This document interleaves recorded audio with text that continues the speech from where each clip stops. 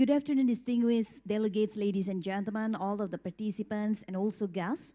Thank you for joining us on the B20-G20 Dialogue, Energy, Sustainability, and also Climate Task Force here at the Nusa Dua, Bali, Indonesia.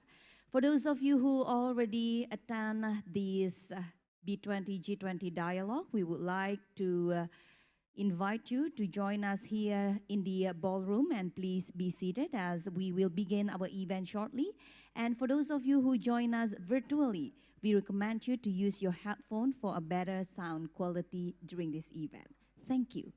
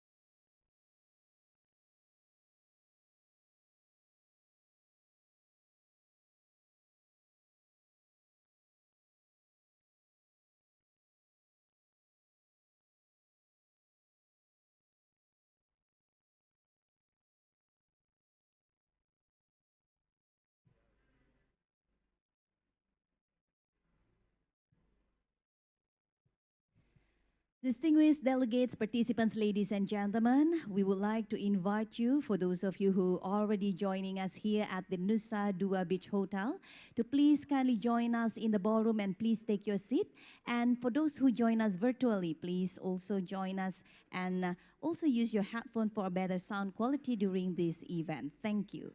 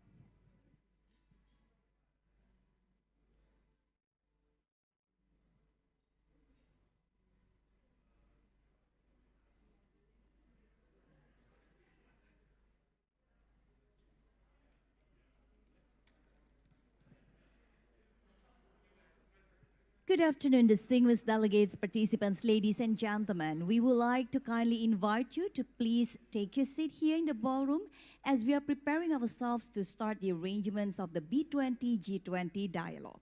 And for those of you who join us virtually, please also use your headphones for a better sound quality during this event. Thank you.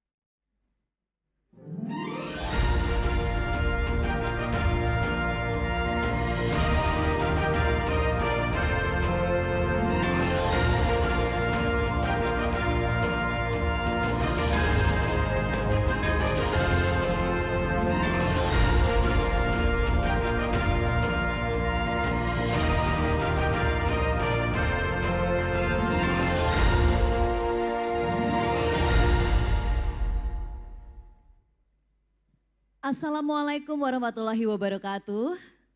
Om Swastiastu, salam sejahtera untuk kita bersama. Namo Buddhaya, salam kebajikan. Good afternoon and welcome to all of you. Ladies and gentlemen, as we are about to start the whole arrangements for this event, once again, we would like to kindly invite you to please take your seat, especially for those of you who are already joining us here in the ballroom of the Nusa Dua Beach Hotel. Thank you so much. Well, once again, good afternoon, ladies and gentlemen, and welcome to this beautiful occasion. And here we are today. We gather for the B20-G20 Dialogue, Energy, Sustainability, and Climate Task Force. So let's give a round of applause for our B20-G20 Dialogue today. Thank you so much for such a very inspiring applause and also full of spirit and powerful for this evening. Well, ladies and gentlemen, for your information that our event today already followed the health protocols and the COVID-19 regulations in Indonesia. So all of the guests, the speakers, the crew as well, and all of the people who are involved during this event are fully vaccinated and also have tested negative for the COVID-19. Allow me please to introduce myself. My name is Dian Ariswari, your host for today, and it is an honor for me to be able to standing in front of all of you and also greet you all during this B20-G20 dialogue. First of all, ladies and gentlemen, we would like to thank everyone for allocating your time during your busy schedules to attend this meeting. So please allow me to also extend a warm welcome to all of our distinguished participants, guests, ladies and gentlemen, for joining us during the B20-G20 dialogue. Well, before we start the whole arrangements, I know that one thing to make sure that everyone will be focused during the panel sessions and also the discussion later on, we have to refill our energy. And to fill our energy for our body, of course, we need food, right? So that's why we will start the event first by having the dinner. So please enjoy the dinner that will be prepared to you, and will have enough and sufficient energy to start the panel session as well as all of the remarks today. So ladies and gentlemen, once again, please enjoy the dinner, and we will come back to the remarks and also the panel sessions later on by 6:30 p.m. local time. Enjoy your dinner. I know it's quite early for the dinner, but it's okay. We'll be very happy and enjoy it. So selamat makan. Once again, enjoy. Thank you. As we enter a decade of decisive action for climate, nature, and people, the global community is coming together to respond to this crucial challenge. And Indonesia is playing a pivotal role. April Group, a leading producer of bio-based renewable products, is taking an active part in this global movement. This is April 2030. April 2030 is our commitment to deliver a positive impact on climate, nature, and people while growing as a sustainable producer of fiber and pulp-based products.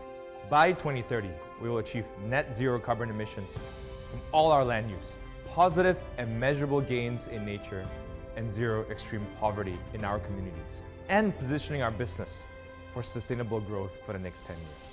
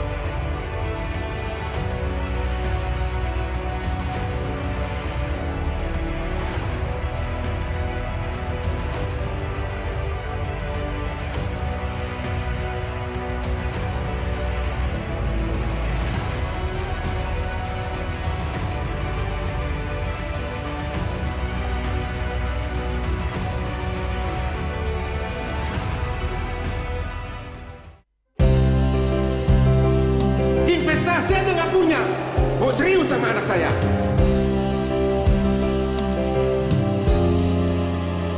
Mau investasi, bikin pusing bukan kepala. Aku bingung caranya, kenyamanannya. Harus punya uang berapa? Atau punya asuransi kalau mesti kemana. Wema-nya dong aplikasi investasi BCA. Mulai dari 100.000 bisa langsung investasi di Wema. Tanpa lengkap dengan proteksi, semua ada di Wema BCA. The digital era continues to move as a result of technological advances and globalization.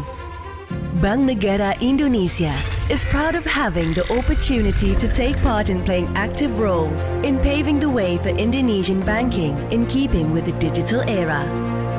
Currently, we are moving to create a digital platform and prepare experts for acceleration in digital banking. Our Go Global concept is one of the roles in accelerating economic change for the better. With the presence of Explorer, we encourage the digitization of micro, small, and medium enterprises, as well as companies in Indonesia to go international by utilizing BNI's overseas network. BNI, Serving the country, the pride of the nation.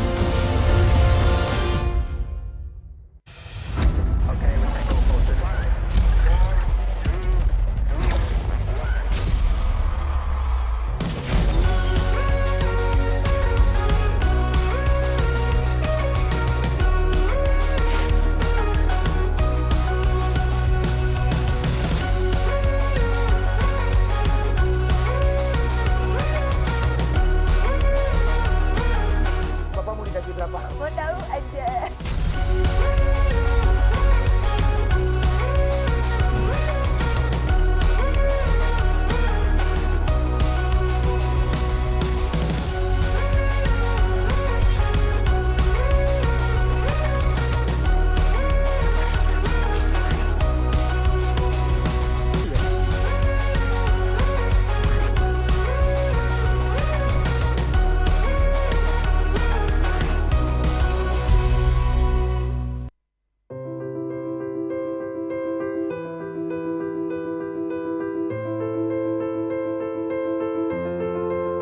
Today, as the world prepares to move forward, businesses across the globe are looking to forge a new path, ready to use their creativity, entrepreneurial spirit, and a digital transformation to drive their nation's economies for the benefit of all. Digital platforms such as Gojek, GoPay and Tokopedia have played an important role in helping governments accelerate the digital transformation. Digitalization of MSMEs supports governments across the world as we promote global digital transformation to recover together, recover stronger.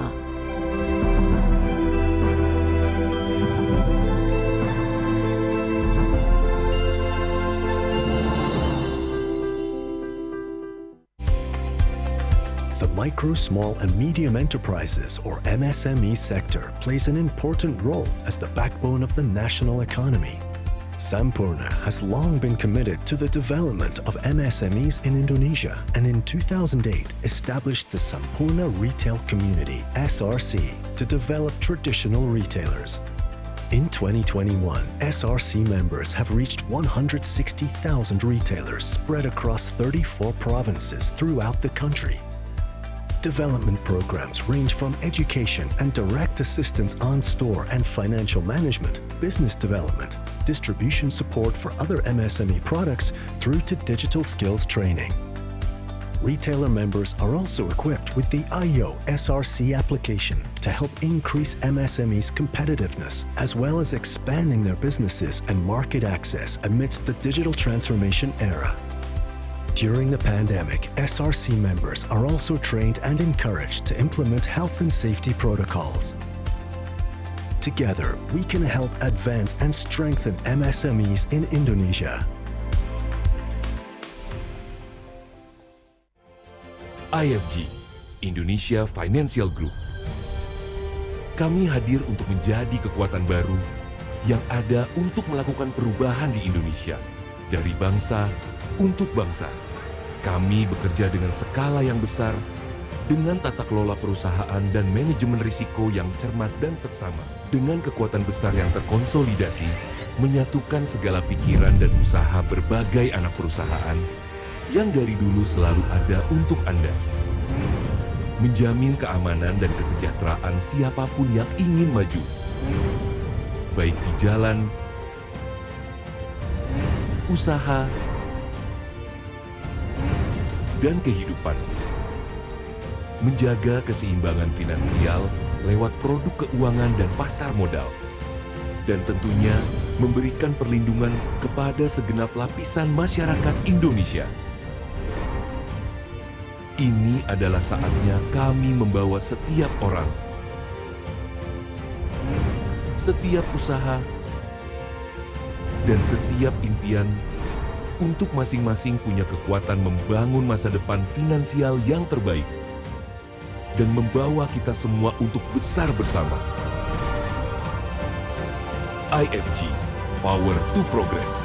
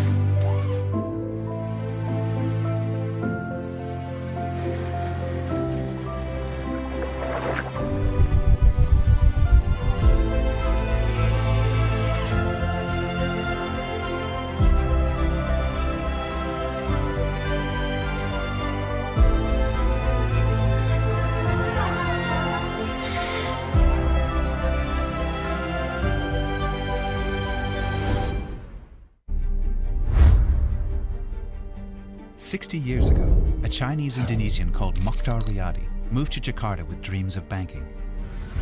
3 decades later, he transformed its banking landscape and laid foundations for Panin Bank, Lippo Bank, and Indonesia's now largest private bank, BCA. So he moved to real estate and used that same financial acumen to build Lippo into the largest listed property developer of the world's 4th most populous nation. Then he took on education, building schools for Indonesia's young population and creating Universitas Pelita Harapan, now with 15,000 students and ranked best in class. And as Asia boomed, next generation Riyadis helped Lippo meet Indonesia's exciting new needs. Malls for an expanding middle class, media for transparency, infrastructure for enhanced communication, banks and funds for wealth and job creation. As Indonesia gained the respect of investors far beyond its home nation, so did Lippo. Today, a Lippo Group company owns the US Bank Tower in LA and landmark properties around the globe. Lippo began as a family business with global dreams and became a global business for every stage of family life. And as it keeps growing, the principles that delivered success to Dr. Riyadi from 1954 will always be at the Lippo Group core.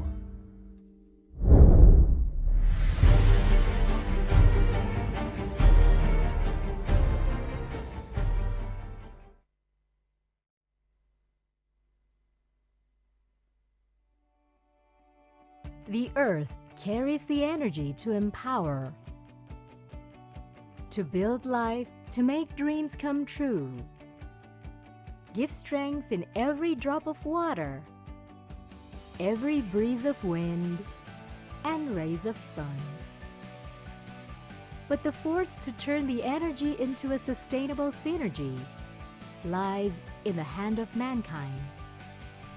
Together with Pertamina, the community is transforming the energy of the future through program Desa Energi Berdikari, or Energy Self-Reliant Village Program.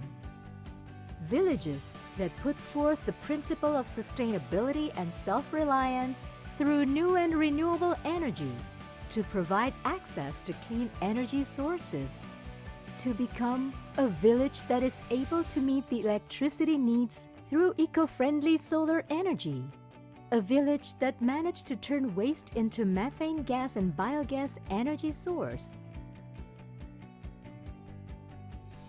a village that takes advantage of the river flow to move the turbine that produce micro-hydro clean energy. A village that optimized hybrid energy from solar and wind to provide electricity for the villagers and to operate fish ponds. A village that repurposes household waste into biodiesel energy. In response to the challenges of society's increasing energy needs and to lessen the climate change, Through this program, Pertamina collaborates with various elements of society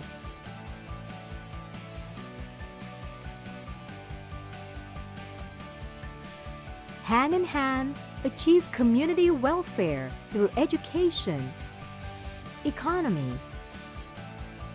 health, and environment.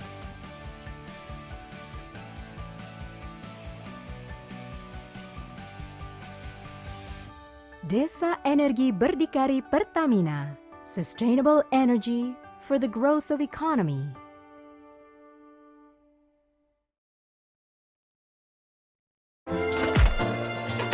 Nunggu dompet. Coba pakai mobile cash deh. Ini.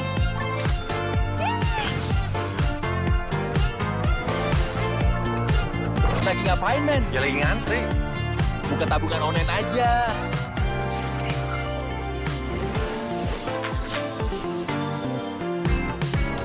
Di sini aja, lebih gampang. Nih, gue beli ini nih, men. Ajuin online aja, bro. Pakai ini. Ini. Ini. Wih, gokil. Yes. Gimana KTA-nya? Dipus, bro.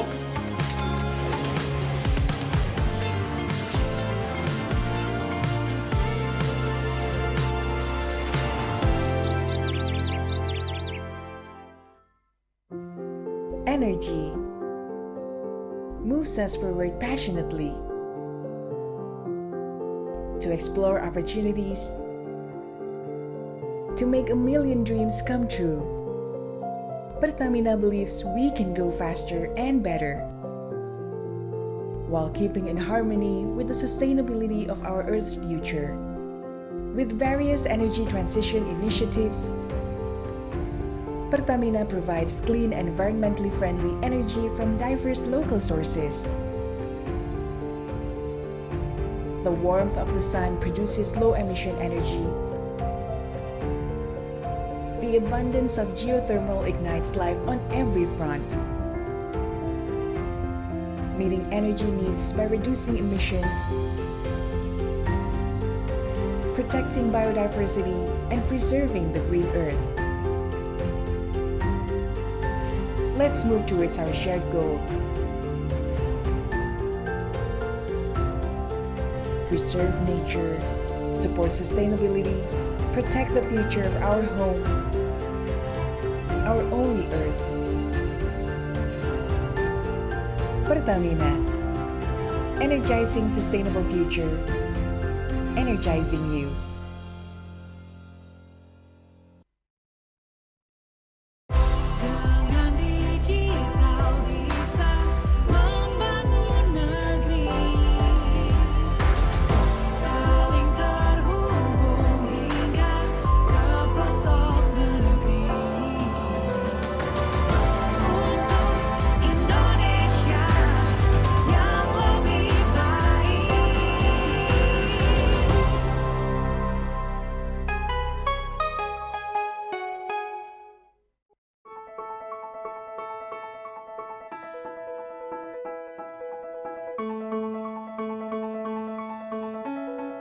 Satu Indonesia, or Astra's unified spirit for Indonesia, exemplifies Astra's active role and contribution in the pursuit of nurturing the people of Indonesia.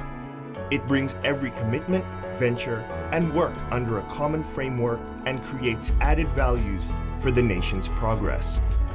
Throughout the years, since founded in 1957, Astra has consistently shown real contribution, dedicated to move Indonesia forward.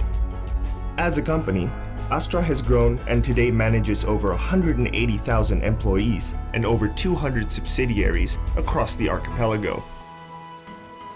In line with one of Astra's corporate philosophy, Caturdharma values, to be an asset to the nation, Astra has an unwavered commitment to social contributions for Indonesia.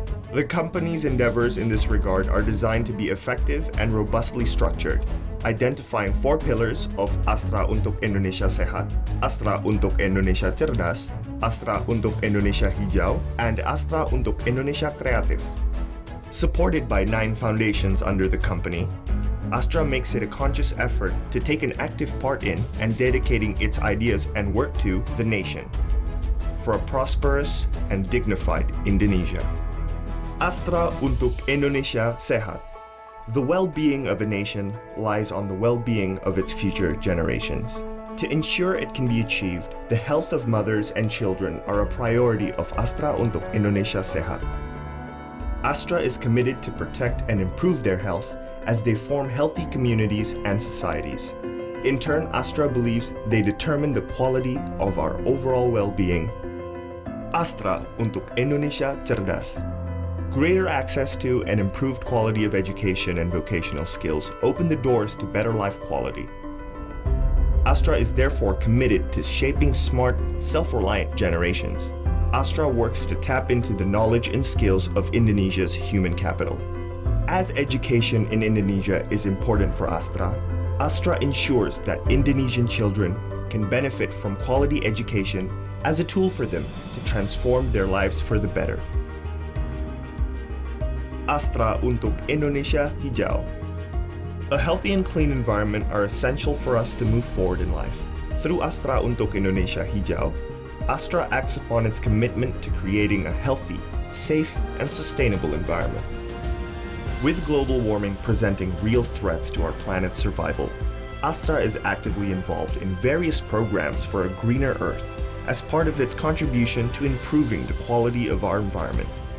Our planet and the future await us and the millions of other beings on Earth.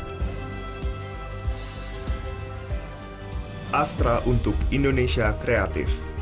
Through Astra untuk Indonesia Kreatif, Astra is on the ground working alongside communities to improve their prosperity by helping and facilitating small and medium businesses all over Indonesia. Astra provides training, coaching, funding, and equipment suited to the needs of the beneficiaries with one goal in mind: raising the nation's prosperity by creating excellent human capital and decent jobs. 133 Kampung Berseri Astra across 34 provinces focus on the development of villages based on 4 pillars, which include entrepreneurship, health, education, and environment. Kampung Berseri Astra continues to be developed based on the numbers and concepts towards Desa Sejahtera Astra. Satu Indonesia Awards. Satu Indonesia Awards is a form of appreciation towards the Indonesian youth who have the initiatives and idealism to share and create benefits for the communities. The awards have 5 main focuses, which include health, education, environment, entrepreneurship, and technology. Since March 2020 until today, Astra, through Nurani Astra, maintains its commitment to help the government, frontline health workers, and the community in facing the COVID-19 pandemic in Indonesia. To be an asset to the nation, Astra continues to embrace and work towards realizing Indonesia's dreams and to achieve sustainable growth, because your smile and the smile of the people are the smile of Astra, the smile of Indonesia. We are united, and together we shall achieve triumph as we walk towards an advanced and prosperous Indonesia. Astra, prosper with the nation. May we have your attention, please, distinguished participants, ladies and gentlemen. We kindly invite you to please return back to your chair as the food or the dinner will be served to your table directly. Once again, distinguished participants, delegates, guests, ladies and gentlemen, we would like to kindly invite you to return back to your chair as the hotel will serve your dinner directly to your table. Thank you.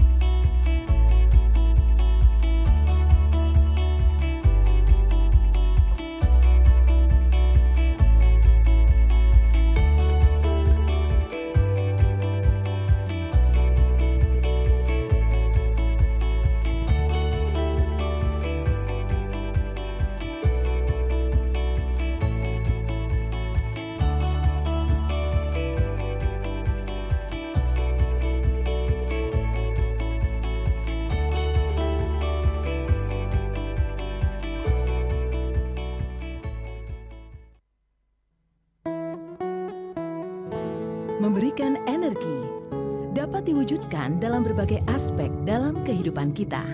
Melaju cepat, dinamis, dan relevan sesuai dengan perkembangan zaman. Memberikan energi untuk masa depan Indonesia yang berkelanjutan.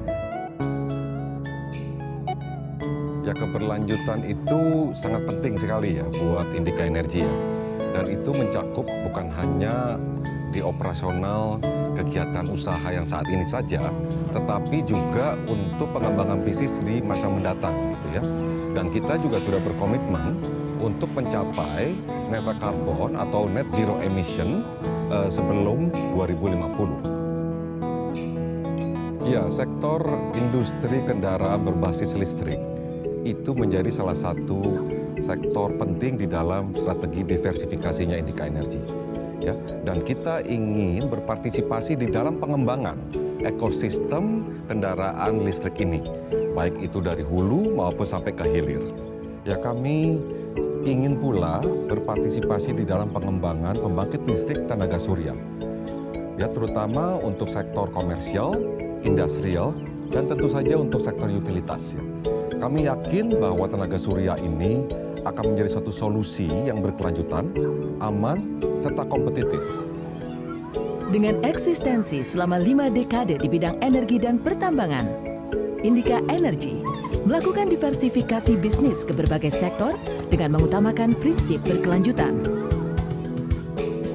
Ya, Indika Energi ingin berpartisipasi di dalam pengembangan solusi berbasis alam, energi biomas, kehutanan energi, agroforestry, ya, ataupun konservasi ekosistem dan juga pengembangan masyarakat. Iya, ada beberapa provinsi di mana kami berinvestasi. Ya, salah satunya adalah di Sulawesi Selatan, di mana kami berinvestasi di pertambangan emas, yang merupakan salah satu pertambangan non batubara, di mana merupakan bagian daripada diversifikasi kami. Indika Energi terus berkontribusi mewujudkan Indonesia maju, kuat, dan sejahtera.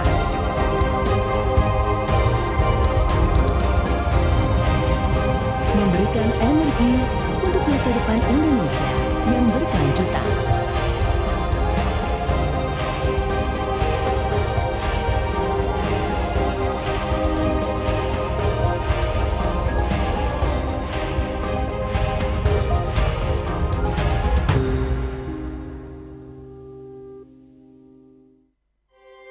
Inspired by the everlasting golden rays of the sun, which gives light and life, Eka Jipta Wijaya began his business, now known as Sinar Mas, in the city of Makassar in 1938. Fueled by the founder's passion and indomitable spirit, Sinar Mas has now flourished into 7 main pillars of business that provide products and services to cater to daily necessities. First, Asia Pulp and Paper. Paper has become an integral part of daily life, from stationery to food packaging. To cater to this demand, Asia Pulp and Paper, Sinar Mas or APP, Sinar Mas, produces paper pulp, paper, tissue and plastic packaging, with sales to over 150 countries, while applying principles of sustainable forest management. Second, agribusiness and food. To cater to the demand for high-quality food and nutrition, Sinar Mas Agribusiness and Food has successfully produced high-quality palm oil derivatives. Sinar Mas, through Golden Agri Resources, operates integrated palm oil estates, which focus on sustainable production of palm oil, while increasing production of high value-added goods, such as biodiesel, a renewable and sustainable fuel. Third, Sinar Mas Land. Everyone aspires to have a nice and comfortable home. Sinar Mas, through Sinar Mas Land, which operates in the developer and real estate sector, has developed a number of successful integrated towns and smart cities. Sinar Mas Land also develops hotel, industrial and business districts, as well as trade and shopping centres in Indonesia, other Asian countries and Europe. Fourth, financial services. Economic activities are part and parcel of our everyday lives. Sinar Mas, through Sinar Mas Financial Services, provides various services which include insurance, securities, multi-finance, banking, and other services to provide integrated solutions for the community. Fifth, communication and technology. Likewise, communication has become an indispensable part of everyday life. In the telecommunications sector, SmartFriend has emerged as the leading provider for telecommunications services, including cellular data. Furthermore, the arrival of My Republic has enhanced its offering with the provision of triple play services. In line with rapid technological advancement and digital transformation, Sinar Mas is steadfast in pursuing innovation and has spread its wings in the digital sector. Sinar Mas believes that technology innovation will play a critical role in shaping the future. Sixth, energy and infrastructure. Energy is essential to life. For this reason, Sinar Mas Energy and Infrastructure is a business pillar engaged in electricity generation, coal mining and trading, infrastructure and multimedia. 7. Healthcare. Sinar Mas continues to strengthen its commitment in the healthcare sector. Sinar Mas believes that access to quality healthcare is the foundation of a nation's resilience. In addition, Sinar Mas is dedicated to strengthening education initiatives so that the quality of skilled human resources can be improved. Through various social initiatives, Sinar Mas also endeavors to support the welfare of the community to build a better Indonesia. Every single one of Sinar Mas's business enterprises is established as an independent entity based on the same values and history, and as a brand, Sinar Mas is managed by the President Office, which bridges communication within the business pillars of Sinar Mas, as well as with external parties. Based on integrity, positive attitude, commitment, continuous improvement, innovative and loyal, Sinar Mas continues to grow both on the national and global scale. Sinar Mas, the nation's asset for the people's welfare.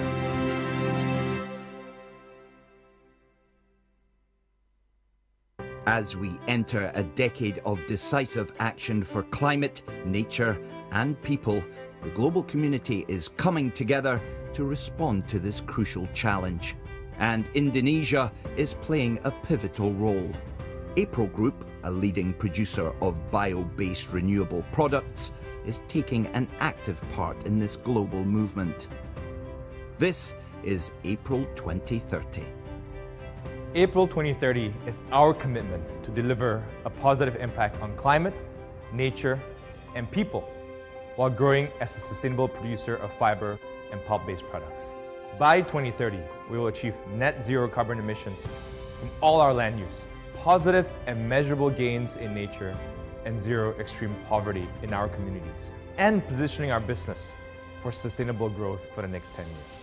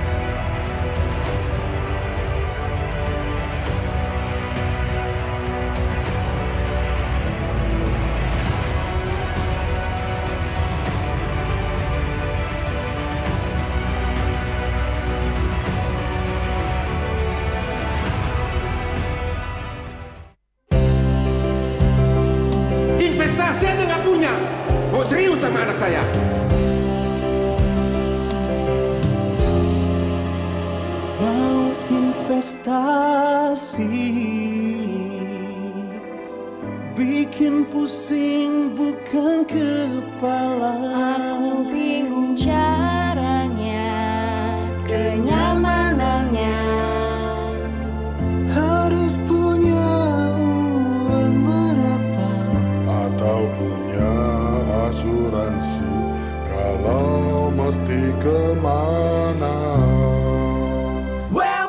Wema-nya dong aplikasi investasi BCA. Mulai dari 100.000 bisa langsung investasi di Wema. Tanpa lengkap dengan proteksi, semua ada di Wema BCA. The digital era continues to move as a result of technological advances and globalization. Bank Negara Indonesia is proud of having the opportunity to take part in playing active roles in paving the way for Indonesian banking in keeping with the digital era.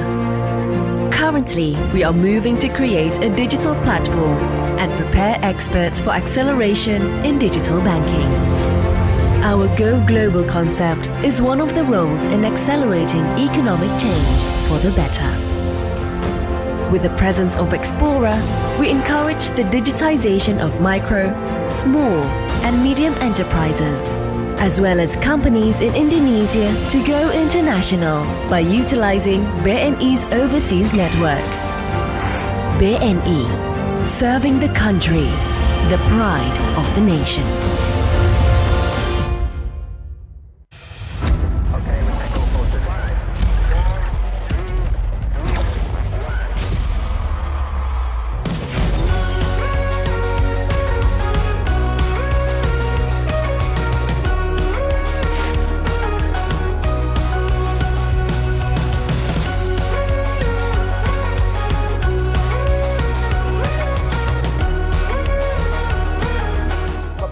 Mau tahu aja.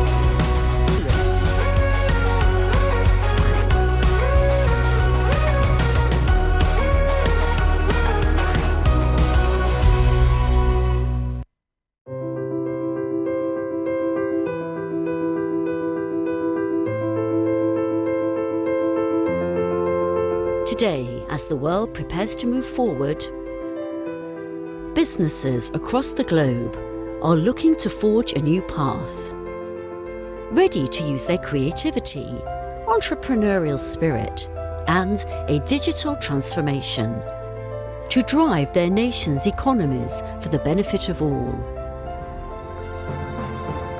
Digital platforms such as Gojek, GoPay and Tokopedia have played an important role in helping governments accelerate the digital transformation. Digitalization of MSMEs supports governments across the world as we promote global digital transformation to recover together, recover stronger.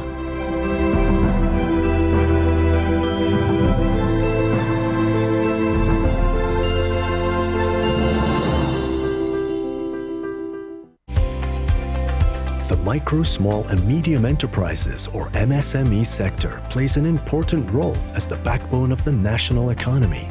Sampurna has long been committed to the development of MSMEs in Indonesia and in 2008 established the Sampurna Retail Community, SRC, to develop traditional retailers.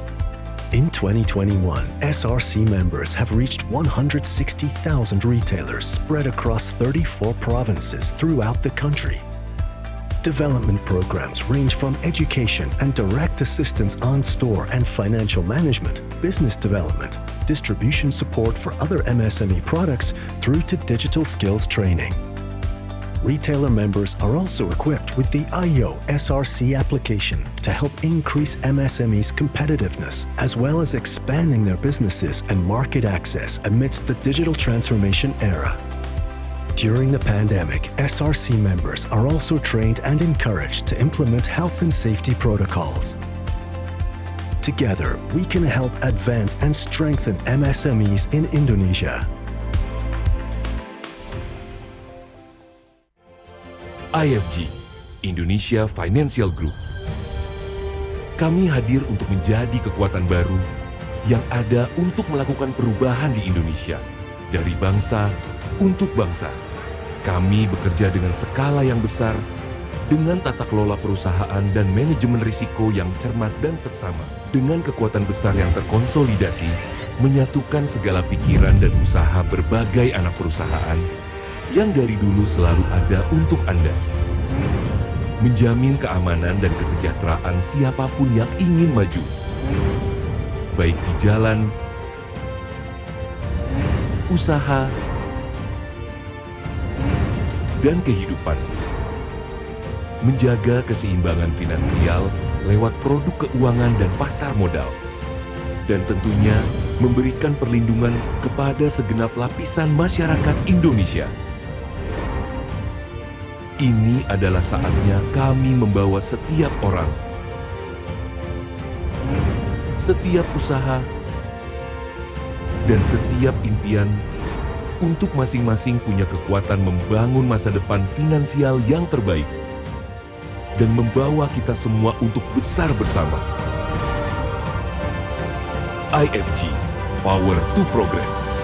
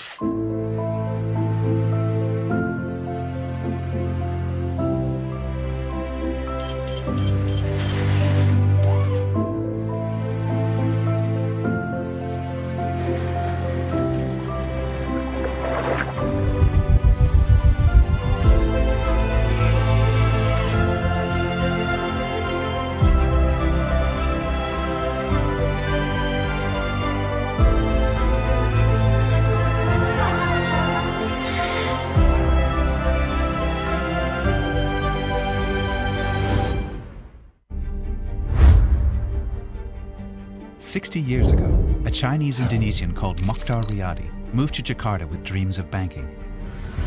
3 decades later, he transformed its banking landscape and laid foundations for Panin Bank, Lipo Bank, and Indonesia's now largest private bank, BCA. So he moved to real estate and used that same financial acumen to build Lipo into the largest listed property developer of the world's 4th most populous nation. Then he took on education, building schools for Indonesia's young population and creating Universitas Pelita Harapan, now with 15,000 students and ranked best in class. And as Asia boomed, next generation Riyadis helped Lipo meet Indonesia's exciting new needs.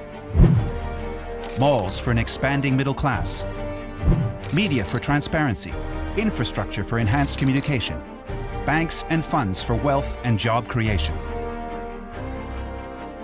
As Indonesia gained the respect of investors far beyond its home nation, so did Lipo. Today, a Lipo Group company owns the US Bank Tower in LA and landmark properties around the globe. Lipo began as a family business with global dreams and became a global business for every stage of family life. And as it keeps growing, the principles that delivered success to Dr. Riyadi from 1954 will always be at the Lipo Group core.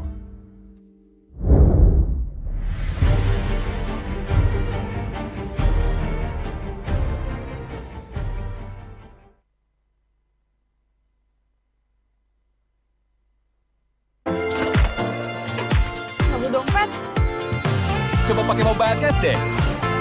Ini.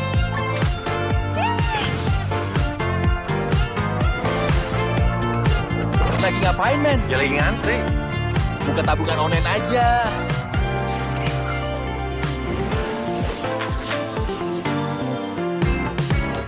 Di sini aja, lebih gampang. Nih, gue beli ini nih, men. Ajuin online aja, bro. Pakai ini. Ini.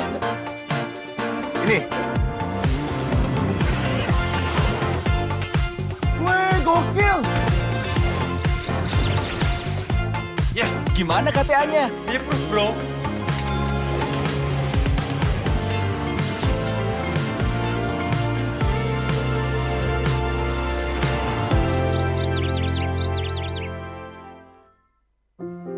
Energy moves us forward passionately to explore opportunities, to make a million dreams come true. Pertamina believes we can go faster and better while keeping in harmony with the sustainability of our Earth's future. With various energy transition initiatives, Pertamina provides clean and environmentally friendly energy from diverse local sources. The warmth of the sun produces low-emission energy. The abundance of geothermal ignites life on every front, meeting energy needs by reducing emissions, protecting biodiversity, and preserving the green earth. Let's move towards our shared goal. Preserve nature, support sustainability, protect the future of our home, our only earth. Pertamina, energizing sustainable future, energizing you.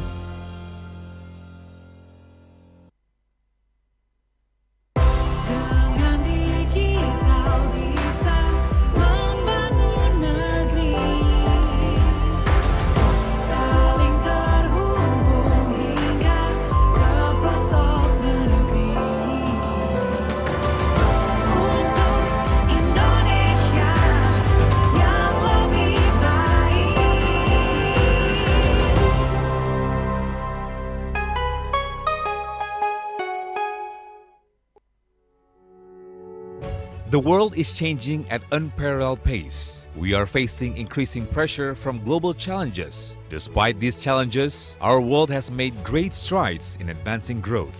The global economy is recovering, and this is our chance to shape a better future for our planet and our people. Since its establishment in 2010, the Business 20 or B20 has served as the voice of the business community in the G20 forum. Together, B20 participants are committed to making impact in the world, voicing out their ideas to push private-led economic transformation forward. As business leaders in the Group of 20, the future relies on you to find lasting solutions to our current global challenges and pave the way forward. This year, Indonesia is honored to be the host of the G20 and B20 summits. As the fourth largest nation, the biggest economy in Southeast Asia, and one of the world's most prominent emerging markets, Indonesia is home to 270 million consumers, 63 million MSMEs, and 12 tech unicorns. Boasting rapid digital growth and emerging sustainable development, Indonesia truly is a land of opportunities. Under this year's theme of advancing innovative, inclusive, and collaborative growth, the B20 stands ready to promote dialogue among business players in G20 countries, provide policy recommendations, and launch initiatives on issues that matter. The themes are aligned with the key messages from inception meeting. Berharap komunitas B20 akan memberikan tawaran-tawaran konkret yang bisa menjadi bagian dari capaian konkret KTT G20. And the leadership of governments like Indonesia is going to be absolutely essential in this decisive decade of our climate fight. The B20 has established several task forces to push progress forward and ensure that we will create recommendations that are actionable, sustainable, and inclusive. These task forces will represent the business community and advocate policy recommendations to the government. In this B20 presidency, we are committed to creating legacy programs that lay foundation for positive, lasting impact across G20 countries, marked by big new ideas, international collaboration, and tangible as well as sustainable impact, prototype in Indonesia and to be scaled globally. We welcome you to become a part of our journey toward a better tomorrow. Join us at the B20 Summit on November 13th and 14th, 2022, and let's collaborate to bring positive, lasting change for our world.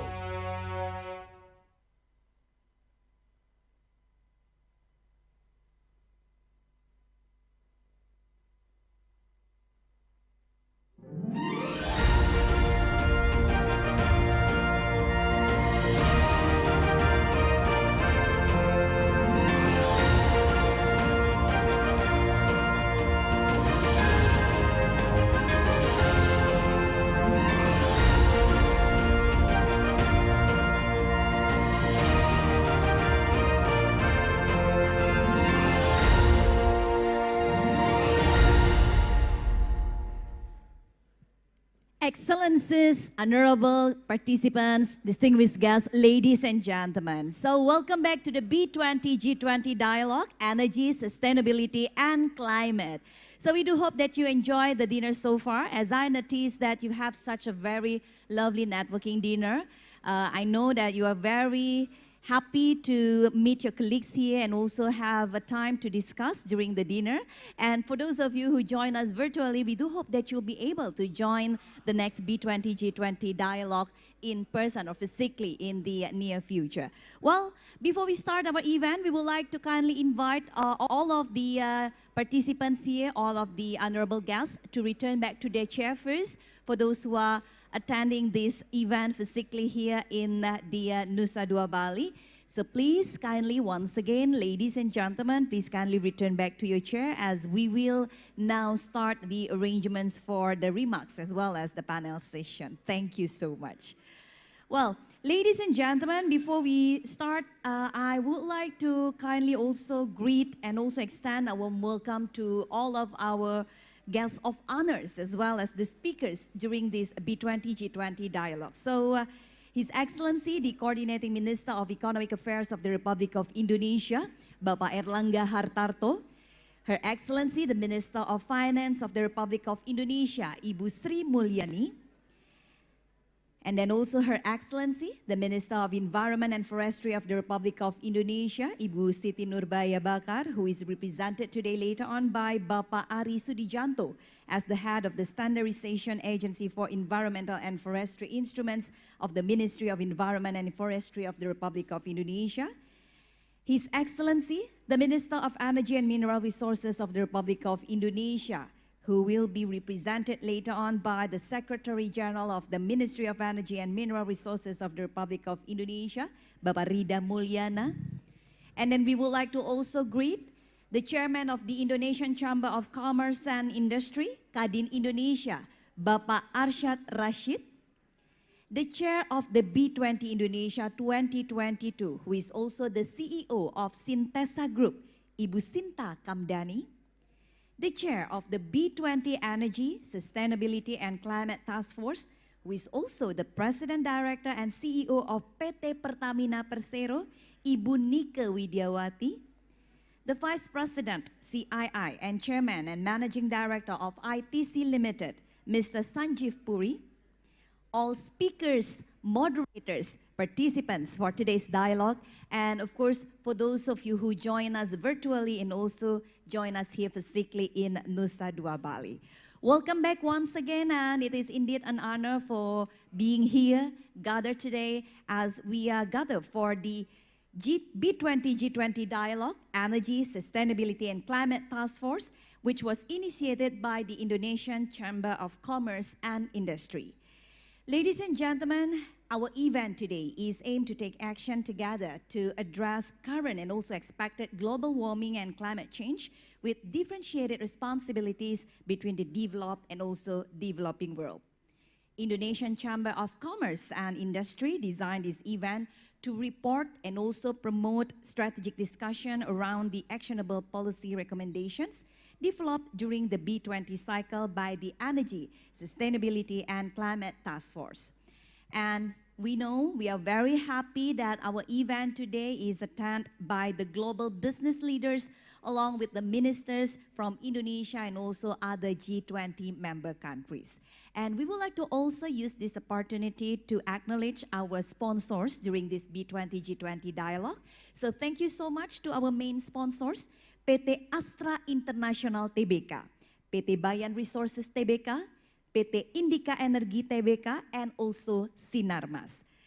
We also would like to acknowledge our bronze sponsors. We have April Group, Bakri Group, PT Bank Sentral Asia Tbk, PT Bank Negara Indonesia, PT Elang Mahkota Teknologi Tbk, PT Goto Gojek Tokopedia Tbk, PT HM Sampurna Tbk, PT Indonesia Financial Group, Indofood, Lipo Group, Permata Bank, Pertamina, and Telkom Indonesia. And of course, our knowledge partners, PwC Indonesia and Boston Consulting Group Indonesia. And don't forget, of course, we also have our network partners. They are World Resources Institute, Asian Development Bank, International Chamber of Commerce, and the World Bank. So please, ladies and gentlemen, join me in giving a round of applause to all of our valuable sponsors during this B20-G20 dialogue. Thank you so much for supporting us. Well, distinguished delegates, participants, ladies and gentlemen, to start our event this evening, it is a pleasure for us to call upon the chair of the B20 Energy, Sustainability and Climate Task Force, who is also the President Director and CEO of PT Pertamina Persero. So ladies and gentlemen, please give a round of applause for the beautiful Ibu Nika Widiawati.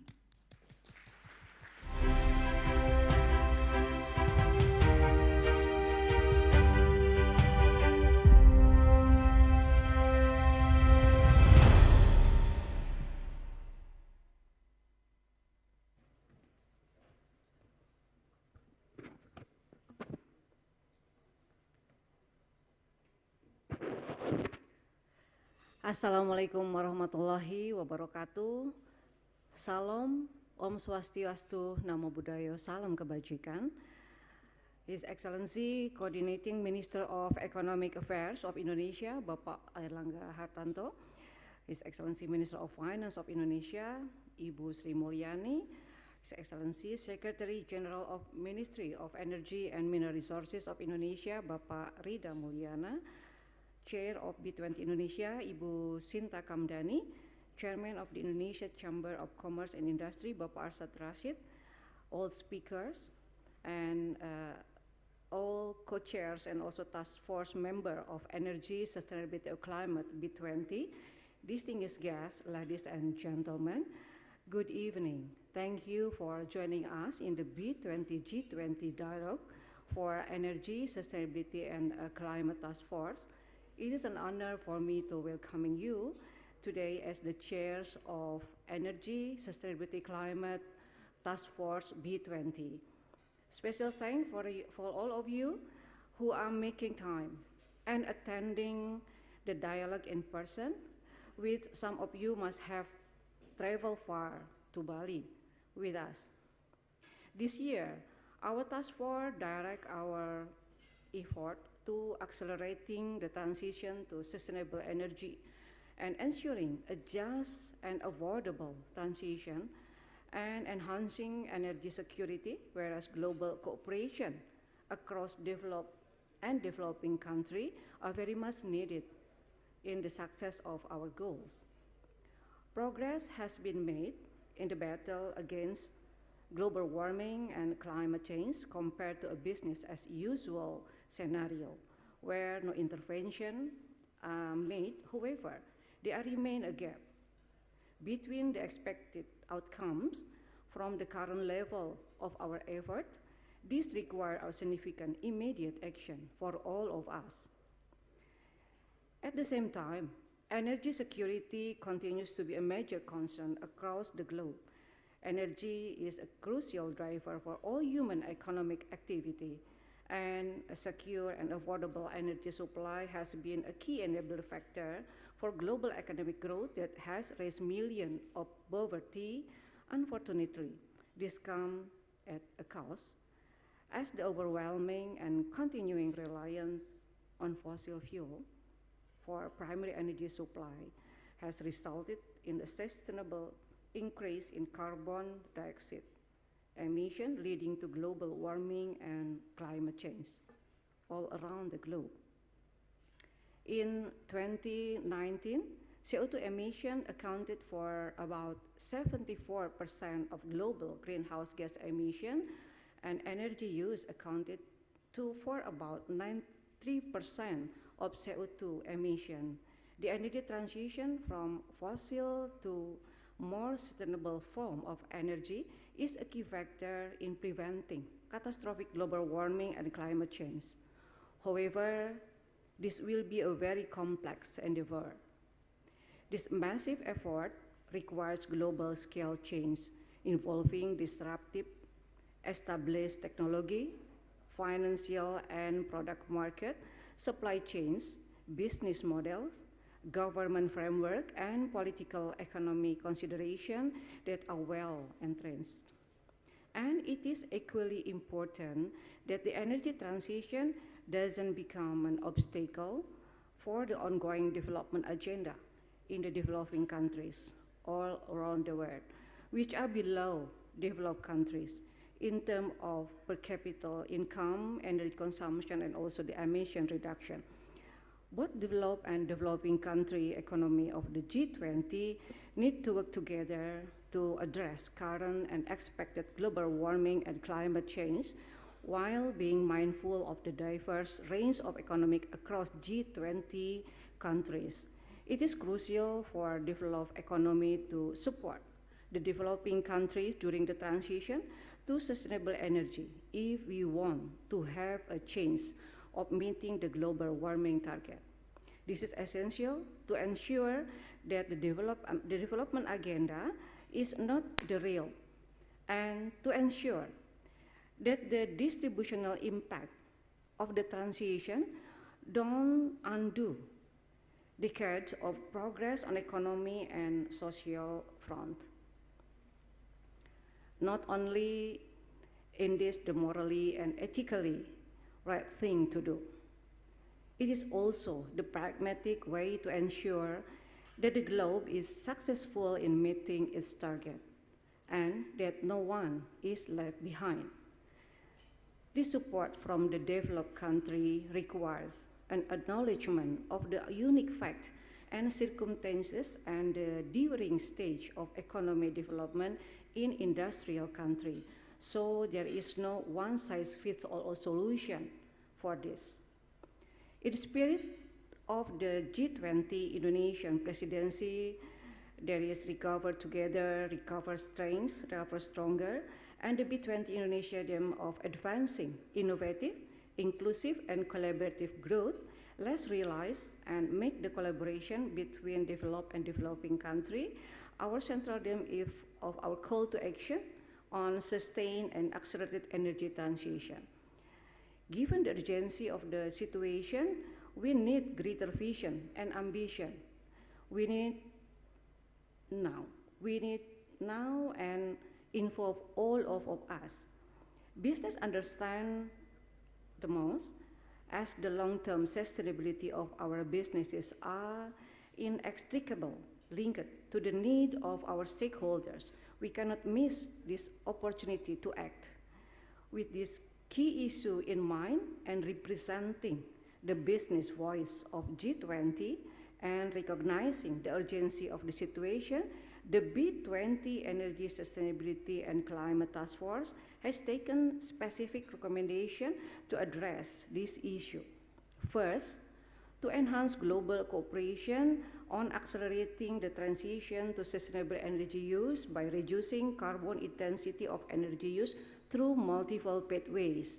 Second, to enhance global cooperation on ensuring a just, orderly, and affordable transition to sustainable energy use across developed and developing countries. And lastly, to enhance global cooperation on enhancing consumer-level access and ability to consume clean and modern energy. For these three recommendations, we have developed concrete policy action which deserve carefully consideration. This recommendation and policy action will be discussed in more detail in the panel discussing session later. In line with other task force, our task force also recognized the importance of measuring the impact of our policy recommendation, and for this, we track our progress with key performance indicators, with some we carry forward from B20 Italy and additional from our consideration. Our success also depends upon the support of G20 government. We hope that G20 can make a strong commitment to support our recommendation. Thank you very much, and I do hope all of you will enjoy this dialogue session. Thank you. Assalamualaikum warahmatullahi wabarakatuh.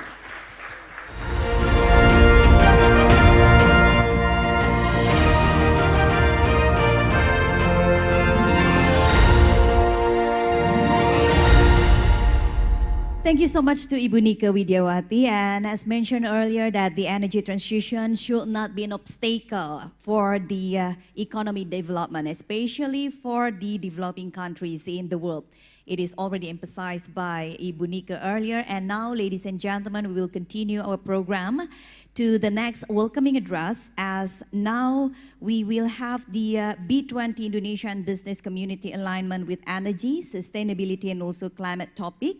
This is an introduction to this topic. So please, without further ado, please give a round of applause for the chair of the B20 Indonesia 2022, Ibu Sinta Kamdani.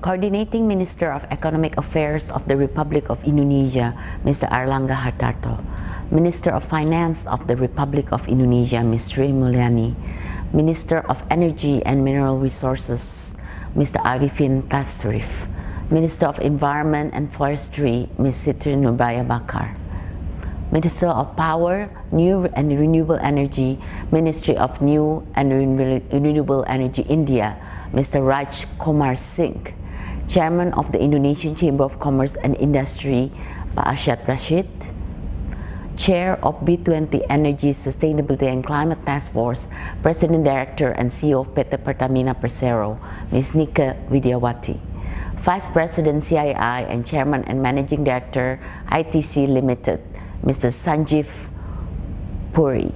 Good evening, ladies, gentlemen, and invited speaker. Thank you for joining the B20-G20 Dialogue on Energy, Sustainability and Climate for ESC. This is the 6th B20-G20 Dialogue so far.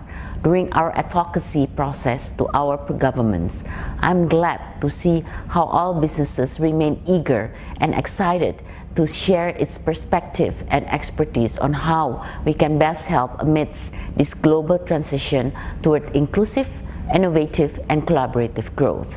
Tonight, specifically, we will convey our policy recommendation with the G20 governments and engage more deeply on the issues that the B20 ESC Task Force has been tackling.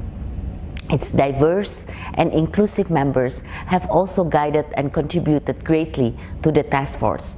This multitude of ideas, goals, strength has helped us create inclusive policy for the wider B20 and G20 communities. My deepest appreciation to the B20 Energy, Sustainability and Climate Task Force that has been working diligently, led by Ibu Nika Widiawati and Bapak Agung Wicaksono. I want to give a big thank you all for our members for your incredible efforts, leading the discussion of B20 members from 40 countries, also the support and dedication of our policy manager, Bapak Oki Morasa, outstanding co-chairs and knowledge partners, BCG and PwC, all of whom have been integral to the success of the task force. Later today, some of the co-chairs will further discuss with you to share the effective practical policy recommendation for the G20 government, so then able to properly plan, calibrate, and communicate policy to accelerate the transition to sustainable energy.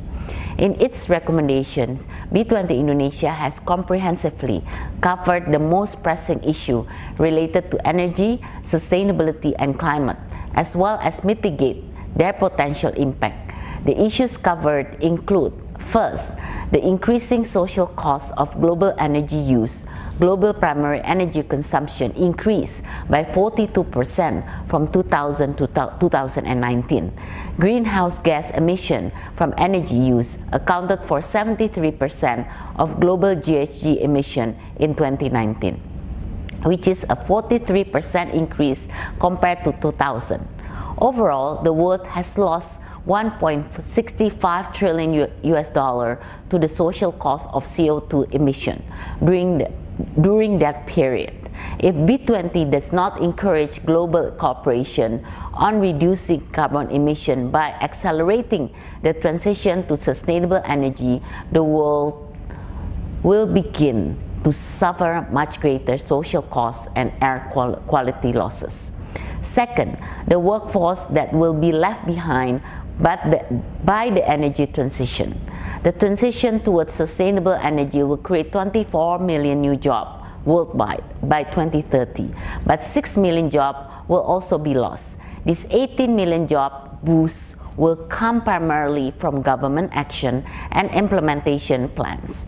To ensure a just transition for the workforce negatively impacted by the transition, there needs to be active capacity building around sustainable energy. If B20 does not help the impacted workforce capture new job opportunities by providing training, seminars, and skill building, affected workers will not be ready for the transition towards sustainable energy. Third, the lack of access to electricity in 2019. 759 million people globally have no access to electricity, with sub-Saharan Africa accounting for 3/4 of that population. If nothing is done to fix this, 660 million people will still not have access to electricity in 2030. One solution is to accelerate the deployment of integrated electricity access solution, including off-grid solution with community participation and grid-based electrification. Without B20 support, and many parts of the world will remain without access to electricity. The business members of the B20 ESC task force have carefully addressed this issue through months of constructive call. Ibu Nika has shared the three main policy recommendations which emphasize the key solution we should continuously advocating for the G20 government. First, to enhance global cooperation on accelerating the transition to sustainable energy use by reducing the carbon intensity of energy use through multiple pathways. Second, to enhance global cooperation on ensuring a just, orderly, and affordable transition to sustainable energy use across developed and developing countries. Third, to enhance global cooperation on increasing consumer-level access and ability to consume clean, modern energy. Are these policies standing alone? Definitely not. These three key focus areas echo and enhance similar key messages from the other task forces, especially those regarding accelerating the sustainable energy transition, and providing a just transition. For example, in the Finance and Infrastructure Task Force, the B20 community has agreed to improve access to green finance scheme, especially for financing green infrastructure. In the Trade and Investment Task Force, the B20 community has agreed to help promote a green economy, for example, through a voluntary carbon market. And in the Future of Work and Education Task Force, the B20 community has agreed to support the improvement of workers' ability to participate in the shift towards green energy. In the Integrity and Compliance Task Force, the B20 community has agreed to support the adoption of environmental, social, and governance reporting in the business. Apart from having the recommendation based on the B20 priority topics this year, under the President Jokowi direction, to resolve tangible and concrete outcomes of Indonesia presidency, the B20 introduced the B20 Legacy Program. These programs are designed to be more than just one-time initiative and last well beyond Indonesia presidency. Today, I would like to highlight two legacy programs that support the ESA Task Force policy recommendation to accelerate the transition towards sustainable energy that is just, affordable, and accessible. First, the Carbon Center of Excellence. This is a platform that will enable the growth of carbon trading through one center of excellence that provides a carbon knowledge repository and enables sharing the best practices. The B20 Carbon Center of Excellence will be equipped with various learning modules on carbon trading that are tailored to all expertise level. The Legacy Program embodies the ESC Task Force first policy recommendation to accelerate the transition to sustainable energy use by reducing the carbon intensity of energy. Second, the Global Blended Finance Alliance. This is a new multilateral organization designed to scale and replicate technological and financial innovation and solution, including blended finance, to unlock investment in climate action and the Sustainable Development Goals. This is also in line with the ESC Task Force priority to accelerate green projects, especially green infrastructure. The ESC Task Force priorities are also aligned with those with the G20 Energy Transition Working Group, which focus on energy security, access and efficiency, the transition to a low carbon energy system, and investment and innovation in cleaner, more efficient technology. Working within the energy transition pillar, the ETWG aims to strengthen global sustainable energy system and just transition while accelerating efforts to achieve the Sustainable Development Goals and mitigate the adverse impacts of climate change. Therefore, as the voice of business, B20 Indonesia is keen to support the G20 ETWG in this effort. The process is only the beginning of a long process to the real implementation. We need your support to keep advocating for close collaborations among business players and between business players and governments, private and public sectors to work together. So, to further these goals, we created B20 Connect. This is platform will have businesses to network, explore new business opportunity, match with the trade and investment opportunities, showcasing products and engaging with potential investors. Check out our website to take part. I'm looking forward to having all of you at our upcoming B20 Summit in November 13 and 14 in Bali. Your valuable contribution and insight will enrich our B20 Summit along with your concrete investment project. Let's push the privately led transformation at the global level. Thank you very much.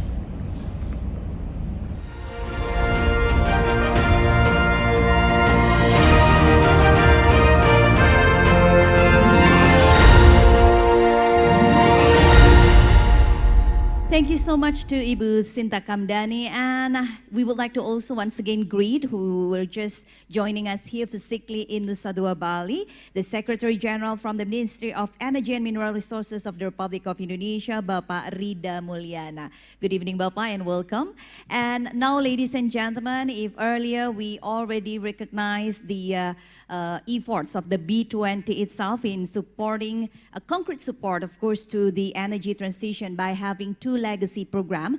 Now we will continue our program to the next remarks with the main topic of the importance of energy transition for Indonesia's growth and development, and how the business community can contribute to accelerate the energy transition. So please give a round of applause to the chairman of the Indonesian Chamber of Commerce and Industry, or Kadin Indonesia. Ladies and gentlemen, this is Bapak Arsyad Rashid.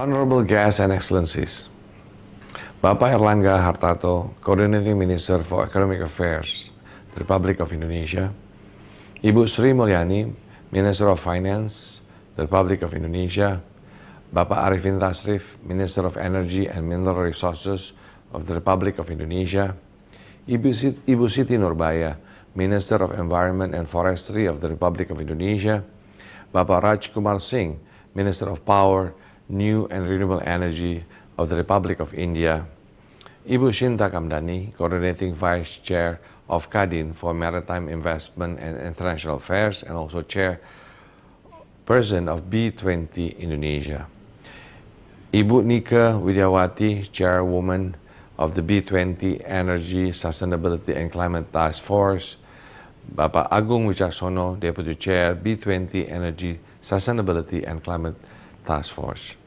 Firstly, on behalf of Kadin, or the Indonesian Chamber of Commerce and Industry, the organizers of the B20 2022, I would like to wholeheartedly welcome government officials, esteemed business leaders, and distinguished participants for participating in today's dialogue. Today, we will discuss and provide feedback on policy recommendations formulated by the Energy, Sustainability and Climate Task Force, which are accelerate the transition to sustainable energy use, ensure a just and affordable transition, and a global cooperation on enhancing energy accessibility. I've been asked to deliver a speech about the importance of energy transition for Indonesia's growth and development, and how the business community can contribute. To answer this in short, it's pivotal, but allow me to explain. The transition to renewable energy relies heavily on storing and transporting these clean energies. The development of batteries and inverters is crucial for harnessing this clean power. Nickel is vital for producing lithium-ion batteries needed for the electric vehicles and energy storage. Nickel is also crucial for the next generation of solar panels, emerging hydrogen technology, and geothermal power. And Indonesia happens to be the world's biggest nickel producer. The industry is well supported by the government in its drive to promote downstream integration and equitable development, a move which has seen nickel exports soar from $1.1 billion in 2014 to more than $20 billion in the year 2021. In 2021, Indonesia accounted for 37% of the global nickel supply. This is nearly 3 times as much as its nearest competitor. And by 2025, Indonesia will account for half of all global nickel production. This highly sought-after mineral is key to unprecedented economic growth for the countries and resiliency in joining the global green economy. Apart from that, by embracing energy transition, Indonesia can also ease the burden of the state budget for fuel subsidies. Currently, the government is cashing out 502 trillion rupiah for the fuel subsidies alone. Reflecting this, to resilience and renewable power is more sustainable in the long run. Domestically, Indonesia is starting to harness this clean power and pledging to be net zero by the year 2060 or sooner. But to realize the grand goal of net zero, Indonesia will need around 200 gigawatt of additional solar capacity and achieve 100% EV sales share in the market by the year 2050. Not an easy feat, but we've seen the shift towards this trend from increasingly pro-green regulation and policies from the government. To strive for an energy transition towards net zero emission in the year 2060, Indonesia still needs an investment around $25 billion per year. Apart from the financing the transition, Indonesia is an emerging economy. Also needs assistance from developed countries in terms of technology transfer and capability building of our human resources for a just and affordable transition to renewables. Concrete outcomes can only be achieved through robust global cooperation. The public sectors can contribute to the transition through several actions. Continues to innovate and accelerate green tech by delivering market-ready products. Leverage net zero market opportunities by aligning business strategy to the net zero narrative. Help the countries by attracting investment and adopting renewable energies. Amplify support for renewable energy generations and policies to garner public support for the transition. Companies that are transitioning and engaging in new sectors need to provide training to upskill their existing employees who are at the risk of losing their jobs. In support of the sentiment echoed by the government, the organization that I lead, Kadin, or the Indonesian Chamber of Commerce and Industry, created the Net Zero Hub to expedite the process of decarbonization and adopting sustainable energy for the private sectors. Net Zero Hub aims to assist businesses in their energy transition journey by providing a knowledge-sharing platform and networking space. Connecting experts with those who are just starting, we aim to harness the power of inclusive collaboration in this platform so businesses of any size can join. In this opportunity, I would like also to invite business leaders attending this session to join the Net Zero Hub. Whether you're just starting or have extensive knowledge of decarbonization, your expertise will be valuable to the community. Lastly, I hope the dialogue that will take place can provide the task force with insight on the best practices to tackle climate change and transition to sustainable energy that is actionable in a real-world scenario, supporting B20 priority of realizing inclusive and sustainable development. Thank you.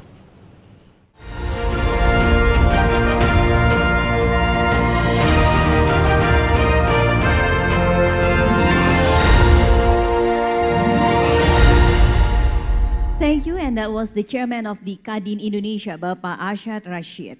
So, ladies and gentlemen, we know that the Indonesia's presidency for G20 promote and also accelerate the energy transitions for a cleaner and also greener energy. And we also would like to reach the target of zero emissions by the 2060. And thus, we will now moving on to our next remarks from the Coordinating Minister of Economic Affairs of the Republic of Indonesia, Excellency Bapak Erlangga Hartarto.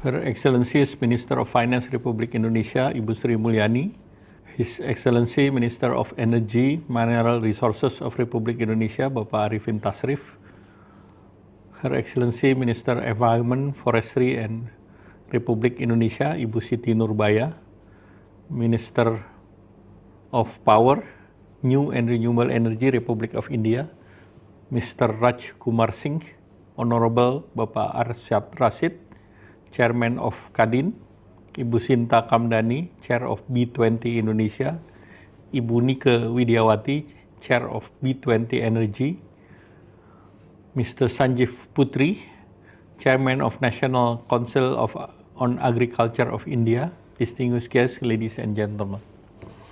Thank you for having me today with distinguished business actors from all over the world.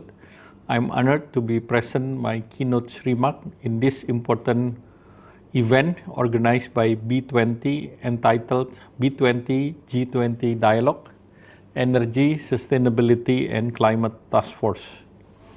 First of all, I would like to share the Indonesian economy, which expanded by 5.4% year-on-year in the second quarter of 2022. This economic performance was even better than recorded before during the pandemic and indicated that the economic recovery continues and getting stronger. Indonesia experienced at 4.94% inflation rate year-on-year per July this year, which is still in managing the inflation. And other indication like the capital inflow reached around 866 million and manufacturing PMI continue to show at expansion level. Those numbers allow us to have more optimistic attitude despite the challenging global environment. I believe the right policy and collaboration will navigate amidst the cloud of uncertainty and further many crises in food, energy, as well in finance. Ladies and gentlemen, the world was way off from achieving its shared energy and climate goals, which while the global emission of CO2 reached an all-time high in 2021, and fuel market shows sign of strain, the investment in clean energy technology has remained far below the level that we need to reach to achieve the net zero emission in the mid-century. Recent geopolitical tension has brought up major disruption to the global system. I identify potential scramble for fuel, which will undermine the additional fiscal space. This will worsen the level of energy security, reducing the effort to achieve sustainable and climate goals. We need to ensure the energy transition to be just, in orderly manner and affordable. We also need to shape them in terms of environmental and social manners. Distinguished participants, Indonesia has selected energy transition as one of the G20 priorities due to some of a few reasons. The world needs to recover together and stronger. Recovering stronger means that we need to address the long-standing call for the production and use of cleaner and greener energy sources. Indonesia has outlined its net zero emission. Different countries would have different targets, but they are all arrive at the same destination to make a better and more livable planet. Therefore, the Indonesia presidency is on the path to deliver the Bali Compact, which will serve the principle to promote and support the implementation of energy transition. Transitioning to more environmentally friendly energy sources would create millions of jobs, decrease the dependence on fossil fuel, and encourage technological of fossil fuel and technological transfer, thus building up the skills to the workforce in primary emerging economy. Just energy transition are likely to create around 26 billion US dollar and creating around 65 million of high value job by 2030. The ultimate key is the public-private partnership, which involved by strengthening the form of collaboration and renewable energy is likely to acquire greater market share in the global market, especially in the electricity sector. The decline of coal and modest growth of natural gas may speed up the expansion of renewable energy, and we would like to underline that the baseload energy is very important in this just transition mechanism. For example, this IEA by 2040, renewable energy will account for about 47% of electricity market, which will mostly be powered by increased demand in the wind and solar panel. Indonesia will use all its strategic international modalities as a G20 presidency and UN GCRG champion this year, and as an ASEAN chair next year, Indonesia aspires to mobilize solutions and develop strategies to help countries addressing the ongoing food, energy, and climate crisis. You can count on Indonesia leadership. Ladies and gentlemen, I am confident that all attendees today are open to share their view on how we can work together to accelerate the just transition while also enhance the energy access. I wish you all productive discussion, and I shall rely on your unceasing commitment toward cleaner energy, better sustainability development, and greater climate action. Thank you. Wassalamualaikum warahmatullahi wabarakatuh.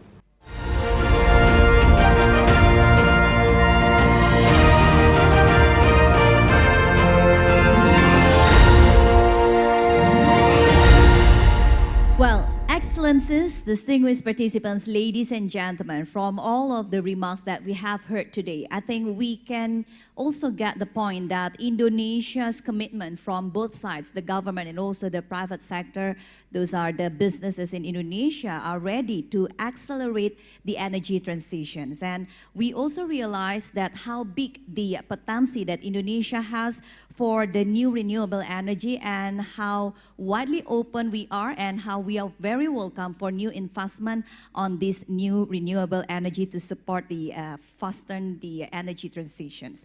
And now let's just move on to another remarks that will be delivered by the Minister of Finance of the Republic of Indonesia, Ibu Sri Mulyani.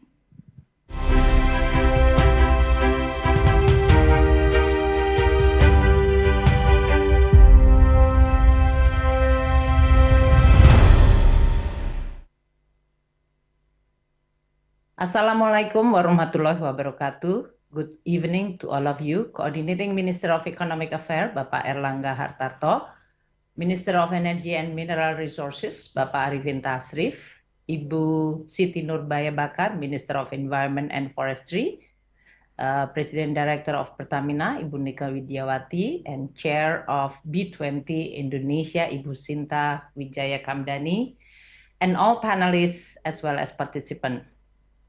First of all, I would like to begin by welcoming you all to the B20-G20 Dialogue on Energy, Sustainability and Climate Task Force. It is indeed an honor for me and also pleasure to be part of this very important agenda, which is very important not only for Indonesia, for G20, but also for the global economy. As we are all still managing and recovering from the COVID-19 pandemic impact, we now also have to face another challenging task, that is geopolitical situation, which creating also supply disruption, which then lead to the high inflation, as well as then followed by the crisis in food and energy. Our economy, as well as all the economy in the world, are facing with this very complicated task. How we are going to continue recovering the economy from the pandemic, but at the same time, how we are going to deal with the geopolitical tension and also a very real threat of climate change. This is really require a collective commitment and responses for all of us to be able to save humanity. Climate change, along with energy transition, is one of the most important issues globally, as well as for Indonesia on our G20 presidency.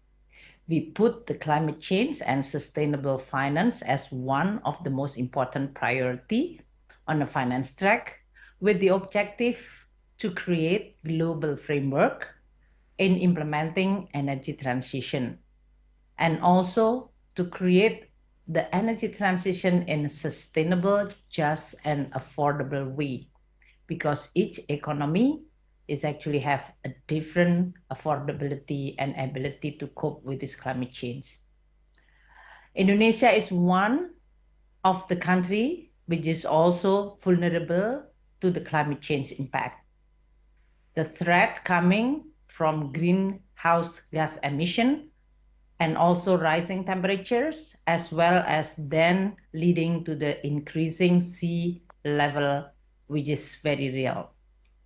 According to one study, Indonesia is going to be affected at the magnitude of 0.66% to 3.45% of our GDP by 2030 because of climate change.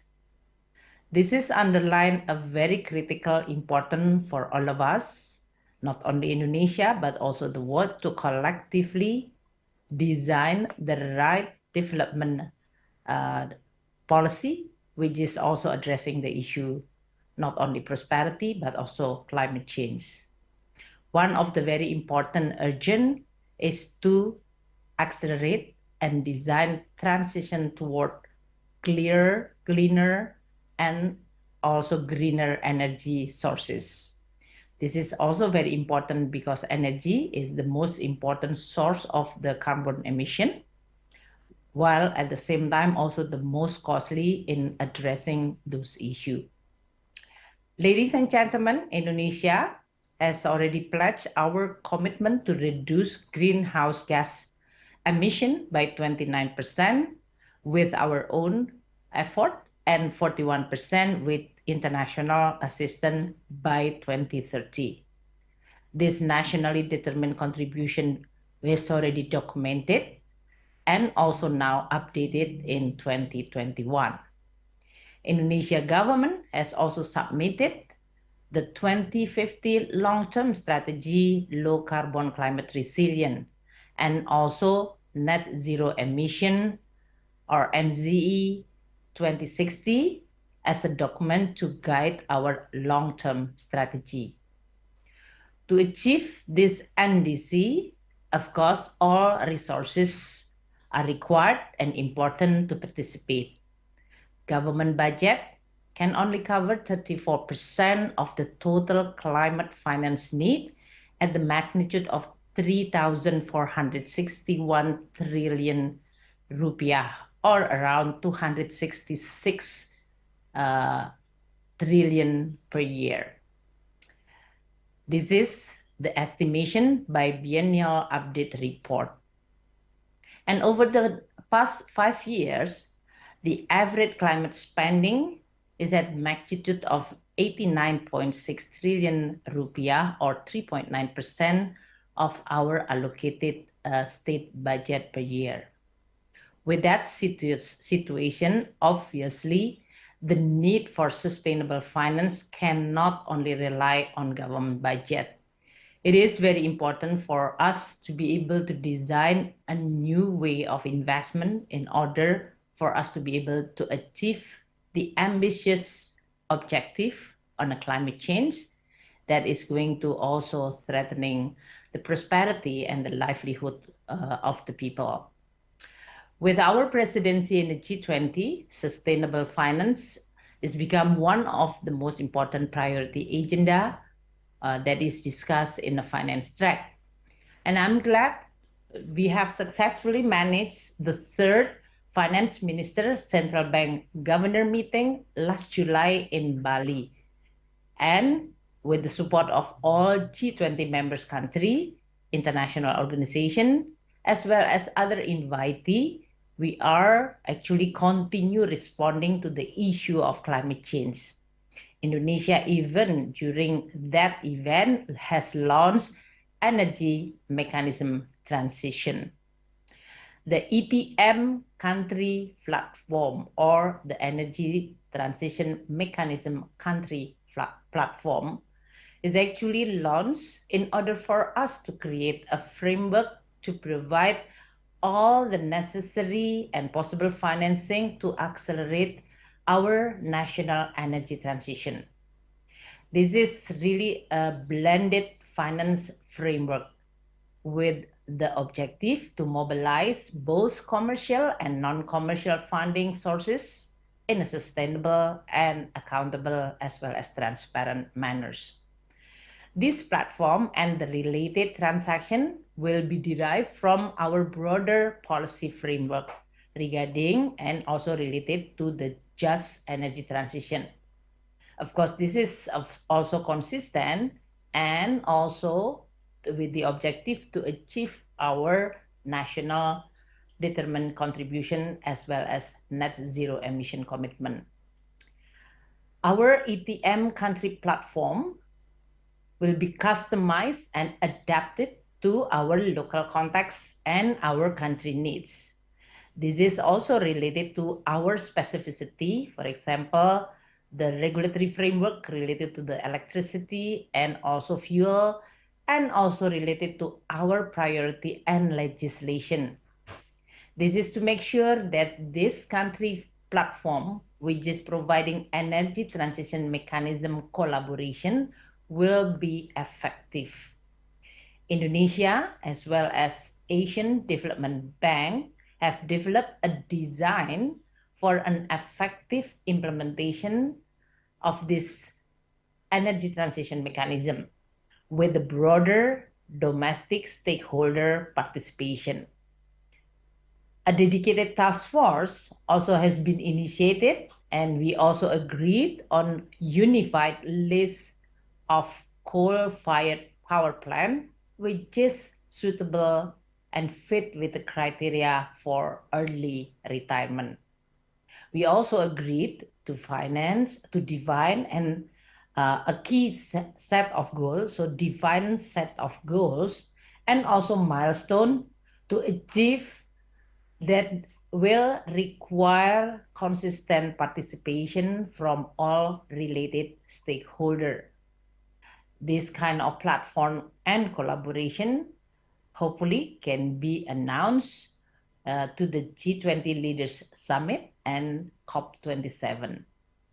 So this is consistent and continued effort by the government of Indonesia, and Minister of Finance is also play an important part on developing this platform. The design of this energy transition mechanism country platform should also abide with the principle of affordability. That is, for the people to be able to pay the energy in an affordable way, industry and economy to be able to also afford to pay the energy access, and also for the government to be able to use our scarce resources in order to provide the right incentive. Local people especially and our economy should not be burdened by the transition in an unaffordable way, because if it is going to be too expensive and cannot be afforded, then this transition cannot be executed. So for the Indonesia, together with ASEAN Development Bank and also other stakeholders, we want to continue build and demonstrate a real project transaction by G20 summit in November. By delivering a real project transaction, we are hoping that everybody can look at how this ETM country platform in action. The Indonesia Energy Transition Mechanism country platform also become one of the most important showcase for our G20 presidency, a concrete deliverable and not only commitment. Ladies and gentlemen, the climate change issue only can be overcome and managed through global collaboration and cooperation from all parties and stakeholders.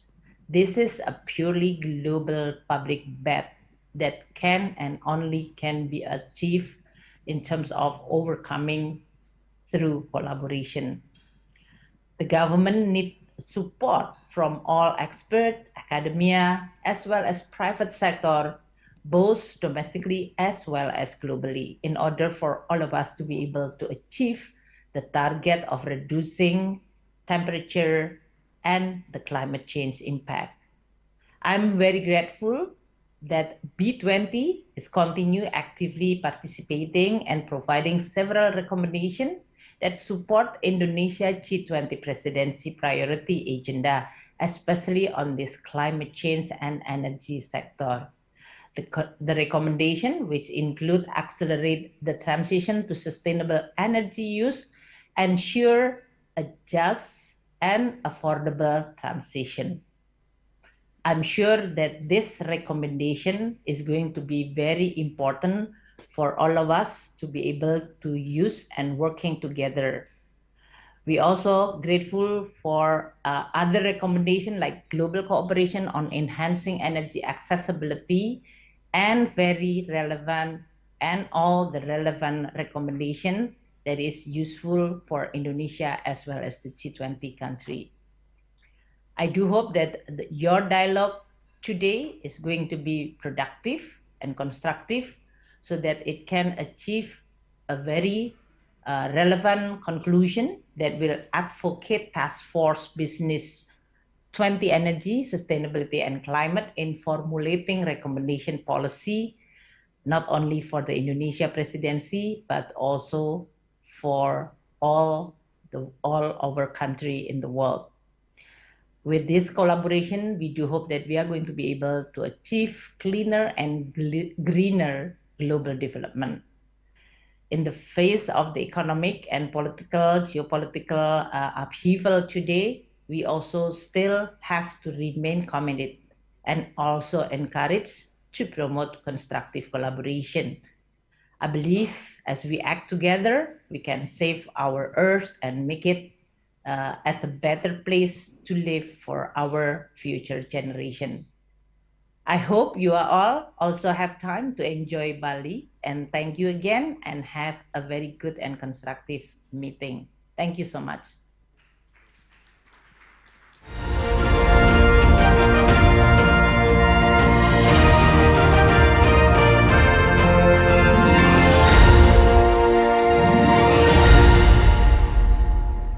Thank you so much to Ibu Sri Mulyani. Well, ladies and gentlemen, we realize that Indonesia's priority agenda on the energy transitions, and we also realize that the G20 as a forum of big economy countries holds a very big impacts and also big role in clean energy consumption. So now we still have several insightful remarks from our ministers before we start the panel session today, before we have a very productive and inspiring discussion. And as we have the representative from the Ministry of Energy and Mineral Resources of the Republic of Indonesia joining us today physically here in Nusa Dua, Bali. So we will now invite the Secretary General of Ministry of Energy and Mineral Resources to deliver his remark. Ladies and gentlemen, please welcome Bapak Rida Mulyana, please.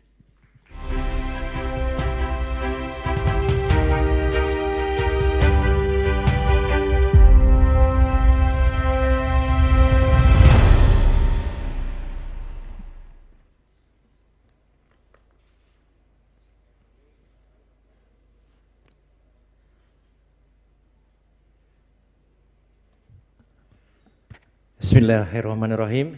Excellency Bapak Erlangga Hartarto, Coordinating Minister of Economic Affairs, Ibu Sri Mulyani Indrawati, Minister of Finance of Indonesia, Ibu Siti Nurbaya, Minister of Environment and Forestry, Ibu atau Bapak Arsyad Rashid, Chair of Kadin, kemudian Ibu Sinta Kamdani, Chair of B20 Indonesia, Ibu Nike Widayawati, Chair of B20 Energy and Sustainability and Climate Task Force, distinguished participants, ladies and gentlemen, Assalamualaikum warahmatullahi wabarakatuh. A very good evening to all of you.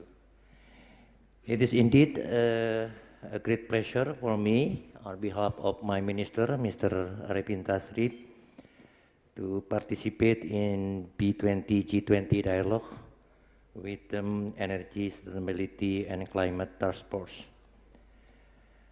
Distinguished participants, ladies and gentlemen, in this critical decade, we need to step up to the call for action to deliver sustainable solution to tackle global challenges such as climate change and energy transition.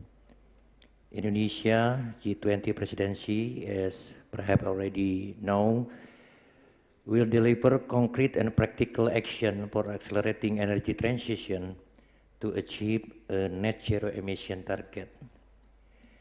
We noted the global economy still faces protracted energy market volatility that affected the energy security. Achieving energy security does not have to come at the cost of our climate and transition objectives. Sustainable transition would strengthen energy autonomy and reduce dependence on fossil energy.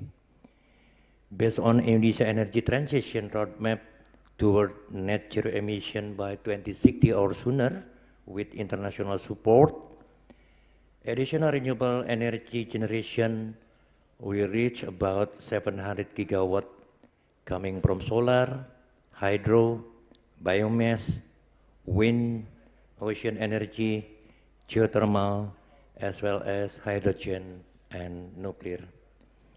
We will also reduce fossil fuel utilization by gradual retirement of fossil power plant, the digitalization program, and deploy clean technology such as CCS or CCUS. We also have several strategies in the demand sector. In transportation sector, increasing biofuel utilization, the penetration of electric vehicle, the use of hydrogen for truck, eco-fuel for aviation, low carbon fuel for shipping, such as ammonia, hydrogen, and biofuel, e-fuel derived from biosyngas, and green hydrogen for vehicle, and also electrification for vessel for short distance. Secondly, in industry sector, increasing electricity share, hydrogen as gas substitution, biomass substitution, and deployment of, again, CCS. And third, in household and commercial sector, penetration on the use of induction stoves, utilization of city gas, implementing energy efficiency program, including optimizing energy management and using high energy efficient appliances. All of this effort from supply and demand side, we reduce emission at about 800 million tons CO2 equivalent by 2060. We will have zero emission from power sector. However, there will be 130 million tons of carbon emission remain in the industrial and transportation sector.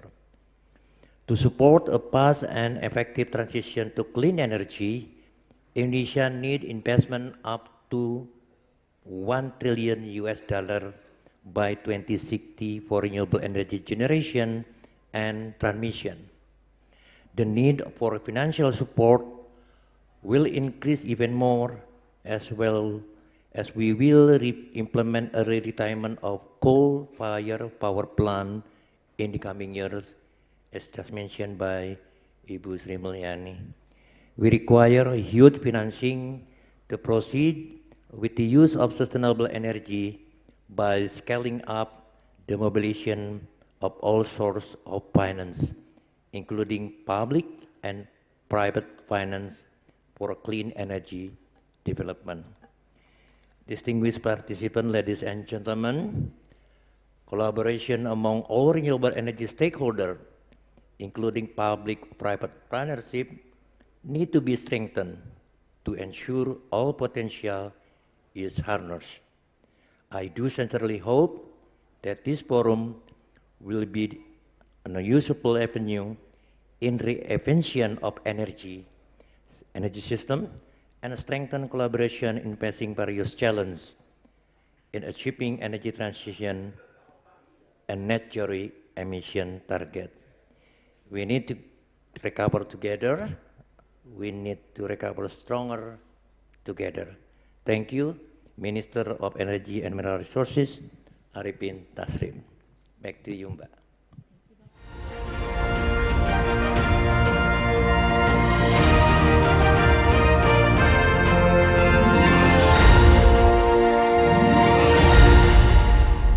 Thank you so much for a remark from the Minister of Energy and also Mineral Resources of the Republic of Indonesia, delivered by Bapak Rida Mulyana, the Secretary General. And now we would like to invite to join us here on the stage for the photo session, Ibu Nika Widiawati, Bapak Agung Wicaksono, Bapak Oki Muraza or Mr. Oki Muraza, and also Mr. Valentin De Miguel, please.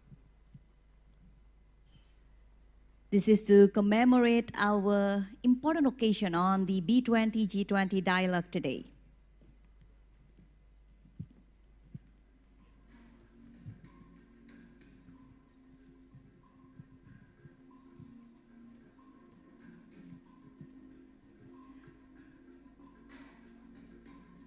Please look at the main photographer, the one that raised his hand in front of all of you,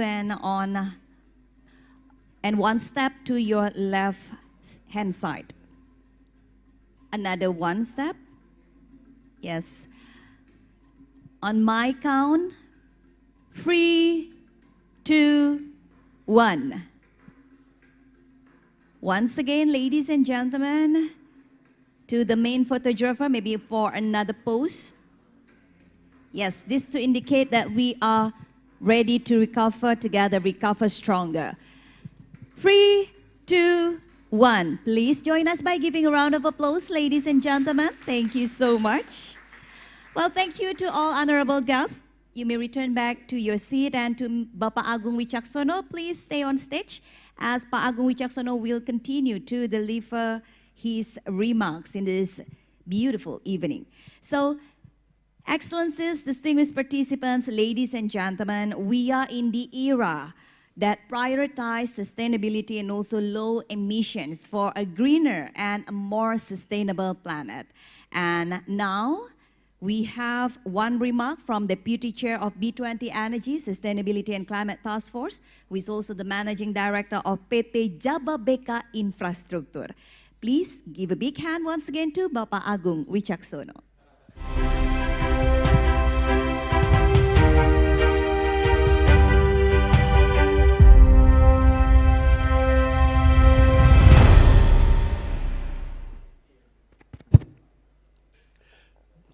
Good evening, His Excellency Coordinating Minister of Economy and His Excellency Ministers, Chair of B20 Indonesia, Chairman of Kadin, Energy, Sustainability and Climate Task Force, co-chairs, task force members, ladies and gentlemen. Before we go to the panel discussion session, please allow me to give the overview of the policy recommendations and policy actions that the task force has been working for the past 6 months. Our task force come up with 3 recommendations and 12 policy actions, all of them centered around enhancing global cooperation. The first recommendation, as we see here in this house of policy recommendation, is about enhancing global cooperation on accelerating the transition to sustainable energy use by reducing carbon intensity of energy use through multiple pathways. There are 5 policy actions under this recommendation. First is to enhance the pace of energy efficiency improvement across the transport, buildings, and industrial sectors. Second is to progressively reduce the carbon intensity of electricity by reducing emissions from coal-fired generation and accelerating renewable energy deployment according to the national circumstances. Third, to accelerate the mitigation of carbon emission from hard-to-abate sectors. Fourth, to progressively enhance the quantum predictability and ease of financing flows to developing countries.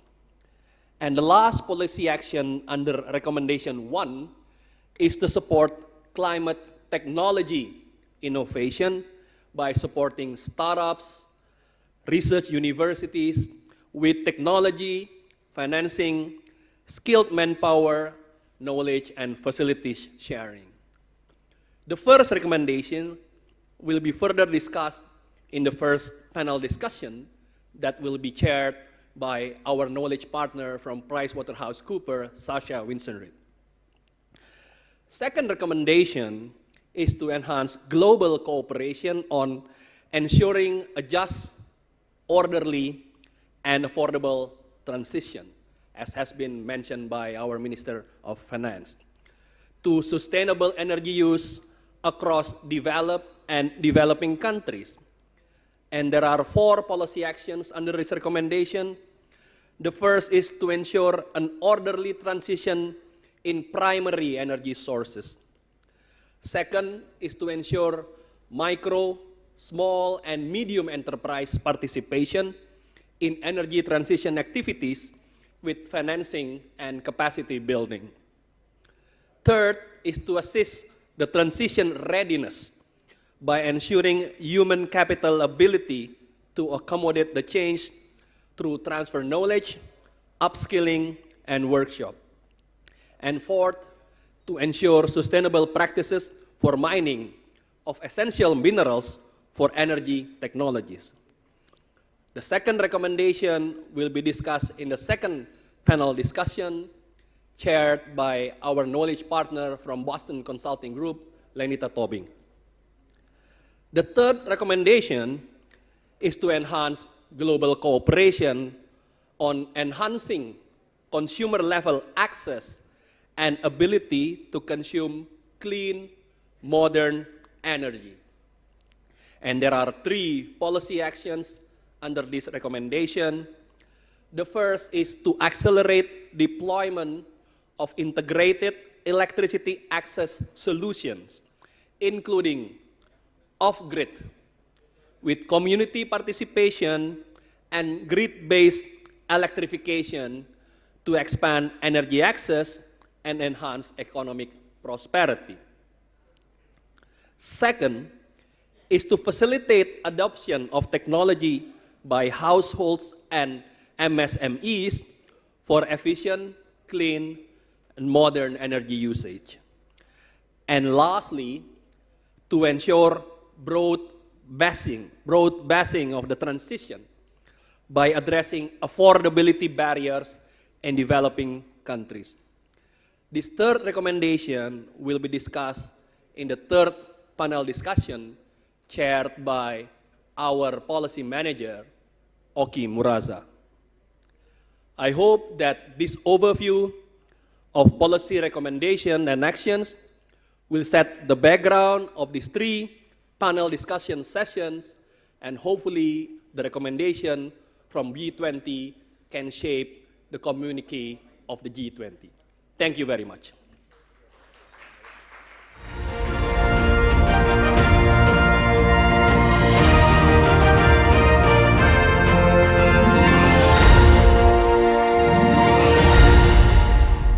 Thank you so much to Bapak Agung Wicaksono, who already gave us a glimpse of the main topics that we will discuss further later on during the panel sessions. As we know, we have 3 panel sessions, but before we start the first panel session, I would like to also again use this opportunity to acknowledge all of our valuable sponsors.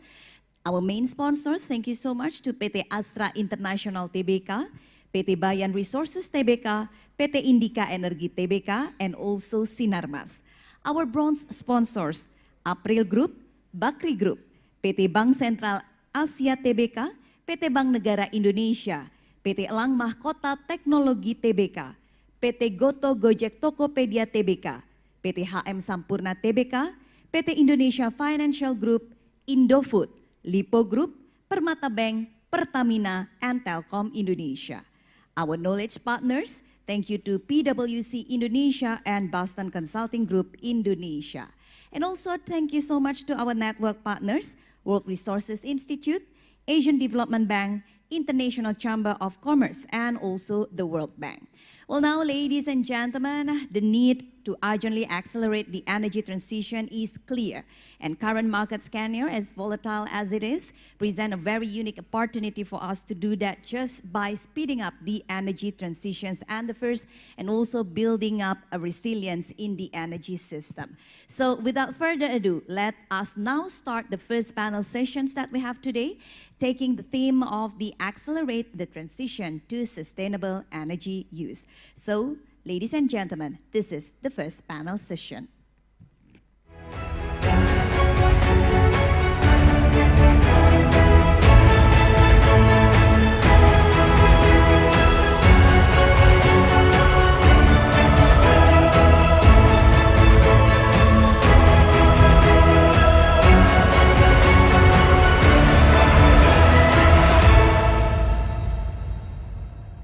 So, without further ado, ladies and gentlemen, please welcome our moderator for this first panel session. We have the B20 Energy, Sustainability and Climate Task Force Lead Knowledge Partner from PwC Indonesia Energy, Utilities and Resources Lead Advisor. Please welcome on the stage Mr. Shasha Winzenreed, the moderator for the first panel session.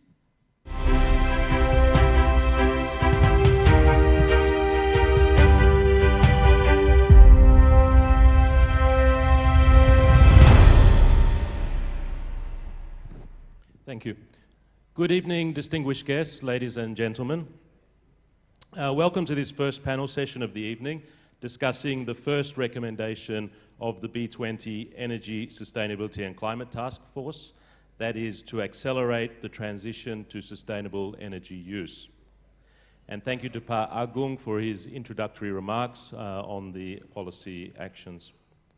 So now I would like to welcome several representatives of our task force co-chairs who will be giving their thoughts on the policy actions proposed under this recommendation, as well as our distinguished panelists who will respond to some questions on these policy recommendations.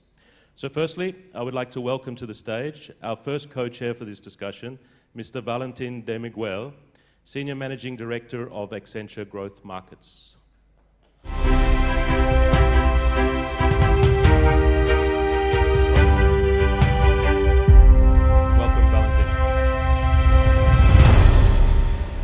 Secondly, joining us online this evening is Ms. Charlotte Roule, Chief Strategy Officer of ENGIE.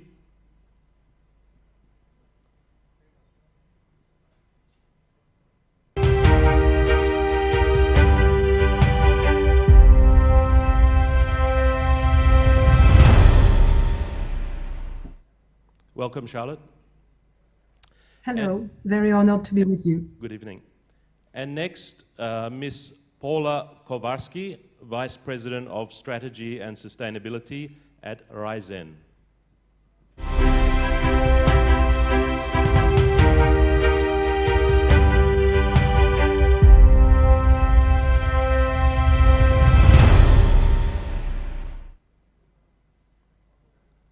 Welcome, Paula.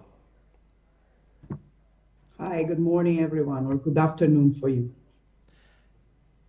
And next, I would like to invite our panelists. Firstly, Ibu Mutia Hairani, from the Climate Change Specialist for the Asian Development Bank in Indonesia. Welcome to the stage.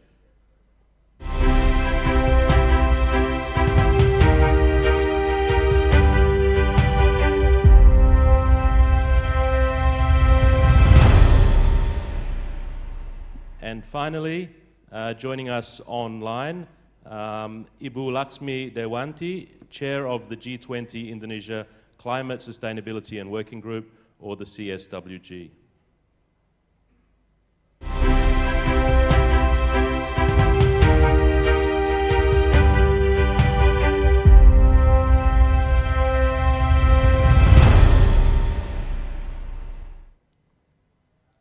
Welcome, Bu Laxmi. Thank you for joining us. So thank you to all our distinguished speakers and panelists for joining us this evening. Acceleration of the transition to sustainable energy use and the move to net zero is one of the key challenges facing the globe, and especially developing economies, over the coming years. It's imperative for business to engage with government and other stakeholders to ensure that the targets that have been set for limiting global warming can be realized, and at the same time to ensure the sustainability of our businesses. As we know, there is more and more pressure on business to meet the ever more stringent requirements of investors and financiers in relation to environmental, social and governance, or ESG concerns, while at the same time demanding the investment needed to support the energy transition. And as the world is realizing now, progressing the energy transition while maintaining security of supply is a difficult balancing act. The G20 can play an important role in providing the investment climate needed for business to support the acceleration of the transition to sustainable energy. And the B20 ESC Task Force policy paper makes some key recommendations on this, as we will now discuss. So firstly, I would like to invite Valentin to give his comments on the first policy action around energy efficiency. Valentin, the floor is yours. Thank you very much, Satya, and thank you all for having me here today. My pleasure and honor to be here today. And yes, first things first, Policy 1.1. And I think it's not a coincidence that we start Policy 1.1 in the task force talking about energy efficiency. Energy efficiency, as you know, has been coined as the first fuel. And the International Energy Agency has indicated that 40% of the reduction of the energy-related emissions over the next 20 years is going to come from energy efficiency. And probably that's true, that's even more true now with the current disruptions on the supply side. Because energy efficiency has got the benefit of yielding results in the short term when compared to the lead times of the capital projects on the supply side. So at the very least, equal focus has to be put on the demand side as we put on the supply side. So as I said, not by coincidence, the task force started Policy 1.1 by stating that it is intended to enhance the pace of energy efficiency improvement in the transport, building, and industry sectors. And this is the case because it certainly will yield environmental benefits, but it will also yield economic benefits. As a task force, we are convinced that it will create jobs, it will create industries, and it will create savings, which are extremely important for, if you think about it, the MSME sector of our economies. But even more importantly, the International Energy Agency, again, has calculated that energy efficiency can create 4 million jobs globally.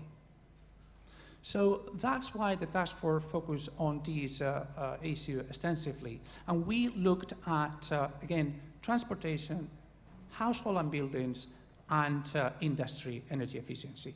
And how are we, as a task force, suggesting that we can deliver the energy efficiency? Well, 3 levers: technology, behaviors, and electrification. So just quickly, on technology, we discuss on the adoption of energy efficiency technologies, 2 types. On the one side, the new generation machinery, appliances, and vehicles that, as you know, consume less and different fuels. But secondly, and equally important, the adoption of digital technologies like IoT or AI that allow us to track, analyze, and optimize the emissions. And this is important for changing behaviors. And you may recall, changing behavior is the second lever we have analyzed in the task force.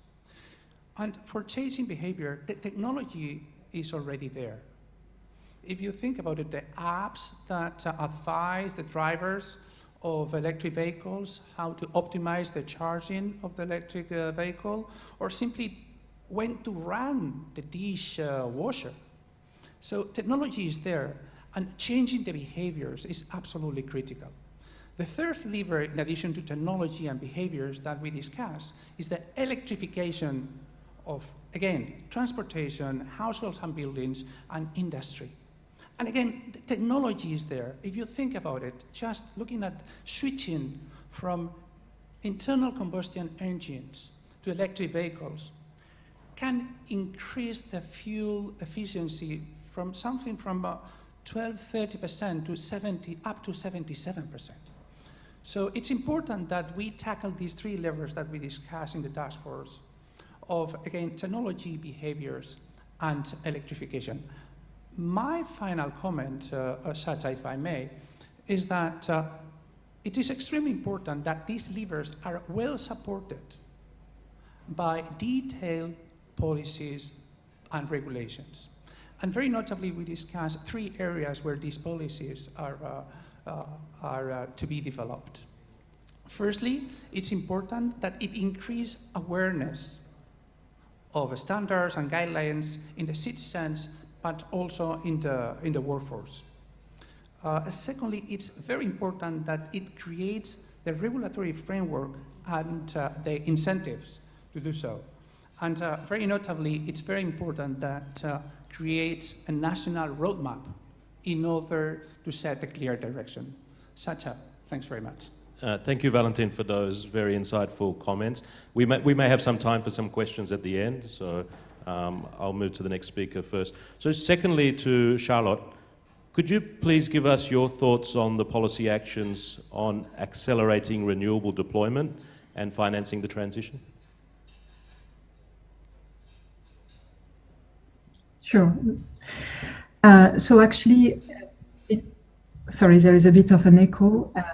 We can hear you. It is very important. Yeah, okay, perfect. Thank you very much.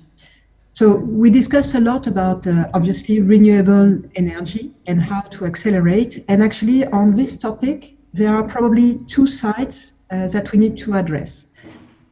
One is about financing, and the other one is about access to technology. And it seemed to us that both were very important and that financing was clearly part of the equation. What you may have in mind, and we spotted it in the report, is that in 2021, 20% only of the clean energy investment were done in emerging and developing markets. So we need to push that figure further, meaning that we need access to financing, including a certain level of maturity. So that's very important to develop further clean energy. In that respect, we are supporting all the initiative around sustainable finance, and typically the G20 But what we also observe, and sorry for my weird way of speaking, I still have the echo, so I hope you still hear me well. We need also to have, and that was mentioned by Valentin de Miguel, an adequate reward of the risk. So that's also a way that the investment will be looked at. Then, if you allow me, I will go just a little bit further on access to technology. And in that respect, I believe that we have a good level of access on technology and typically on renewable energy. So that's really something that we want to develop. By renewable, I mean renewable power, but also renewable gases. And we had the opportunity to discuss extensively in our works about biomethane, notably, and biofuels. I know that will be also something we will tackle. So that's overall what is very important to go to accelerate, first act now gives some indication at a national level and even international level with a common, I would say, taxonomy on what is clean energy investment so that it is consistent for all investors, and then generalize the access to technology, push for innovation in order to accelerate even further. Thank you. Thank you very much, Charlotte. Your comments came across very clearly, so thank you. Thank you. Next to Paula, could you please give us your views on the policy action around hard-to-abate sectors? Thank you, Paula. Hi, can you hear me well? Yes, we can. Thank you. Hello? Yes, we can hear you. Okay, thank you. So thank you very much, Mr. Winsred. I would like to thank the task force management team for inviting Raizen to be part of this dialogue. As an integrated company and global benchmark in bioenergy, with a broad portfolio of renewables, we understand the importance of being here, engaging with governments and different stakeholders to discuss policies and solutions to a faster and inclusive future. I would like to briefly speak about accelerating carbon emissions mitigation actions, hard-to-abate sectors, or those sectors in which electrification is not necessarily a solution or an option, are an important item requiring policy actions and discussed in the B20-2022 Energy Sustainability and Climate Task Force. And I will therefore discuss the role of biofuels in decarbonization pathways as a real solution today and a great potential for tomorrow. First, it is of paramount importance that we, the business and government leaders of the 20 leading companies of the world, maintain our focus in finding solutions that take into consideration the common responsibilities, but different realities of the countries. For the so-called hard-to-abate sectors, the task of finding one solution seems to be even harder. And for the sake of time here, my focus will be on the one in which we in Brazil are very familiar with, which is biofuels, especially from sugarcane and ethanol. So let me start by restating here that ethanol is an affordable, ready-to-use and sustainable solution to decarbonize the light fleet transportation sector today.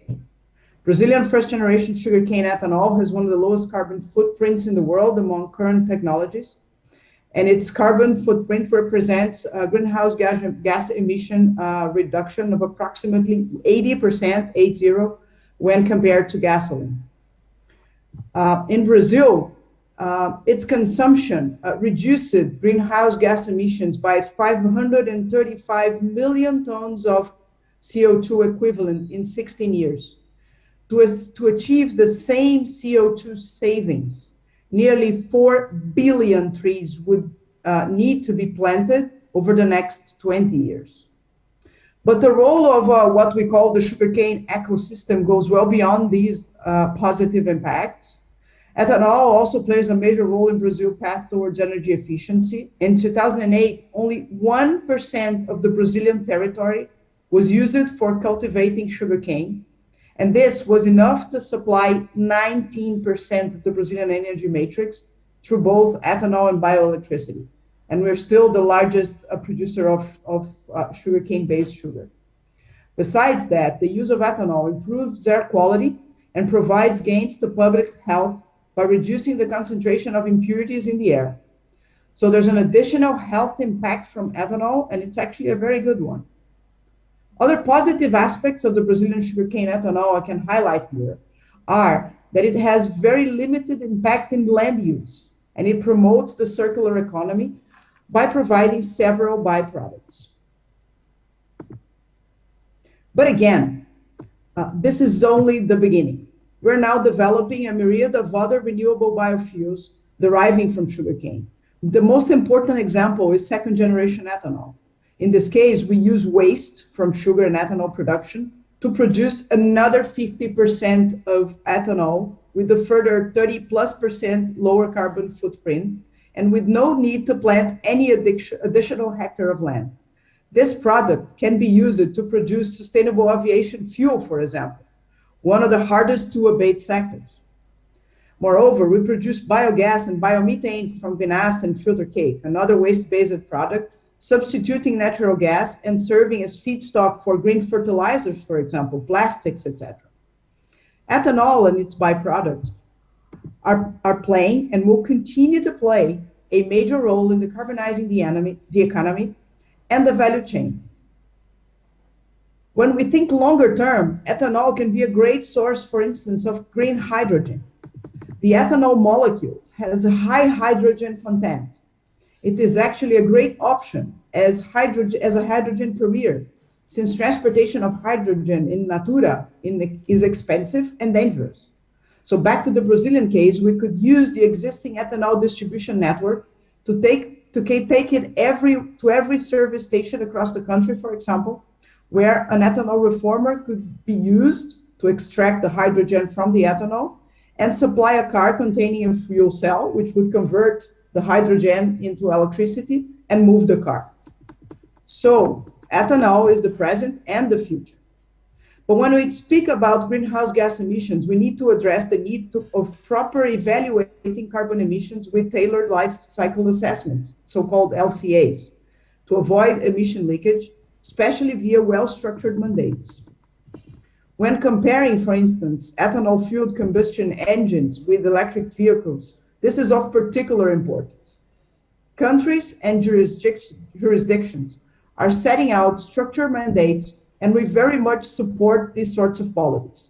They incentivize the industry's use of alternative fuels, support research and innovation to reduce end-to-end costs, and allow governments to develop clear frameworks for the roles of the alternative fuels in their economies.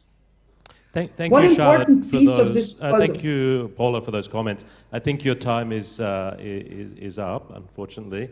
But okay. Thank you for making those points. I think it's very relevant to many emerging markets that are commodities producers as well, which may have similar opportunities to Brazil.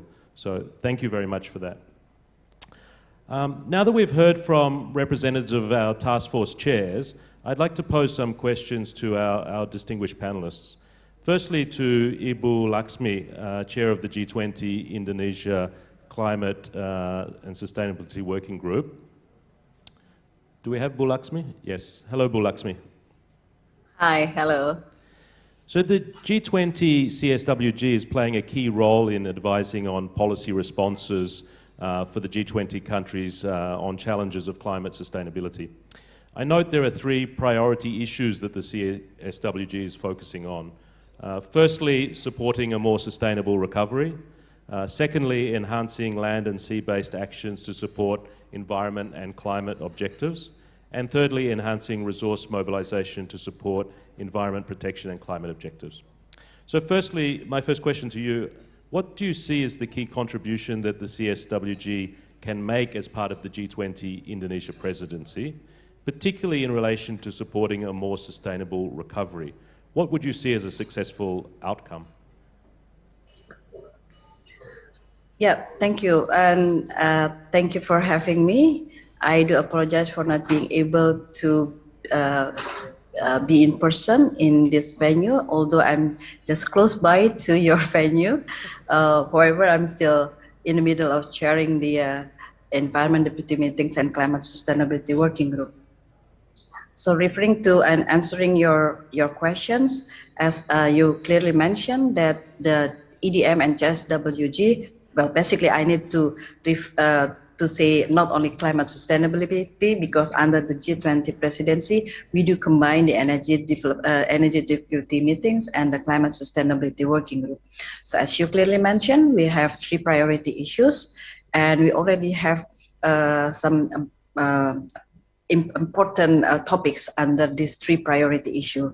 For example, we not only discuss the climate-related issues, which is the mitigation and adaptation, and including the resource mobilization, but also we are discussing the land degradations, halting biodiversity loss, integrated and sustainable water management, resource efficiency and circular economy, as well as the ocean conservation and marine litter. So I just would like to say that the three priority issues that EDM and CSWG have is certainly to contribute to the overarching theme of the G20 Indonesia presidency, which is Recover Together and Recover Stronger.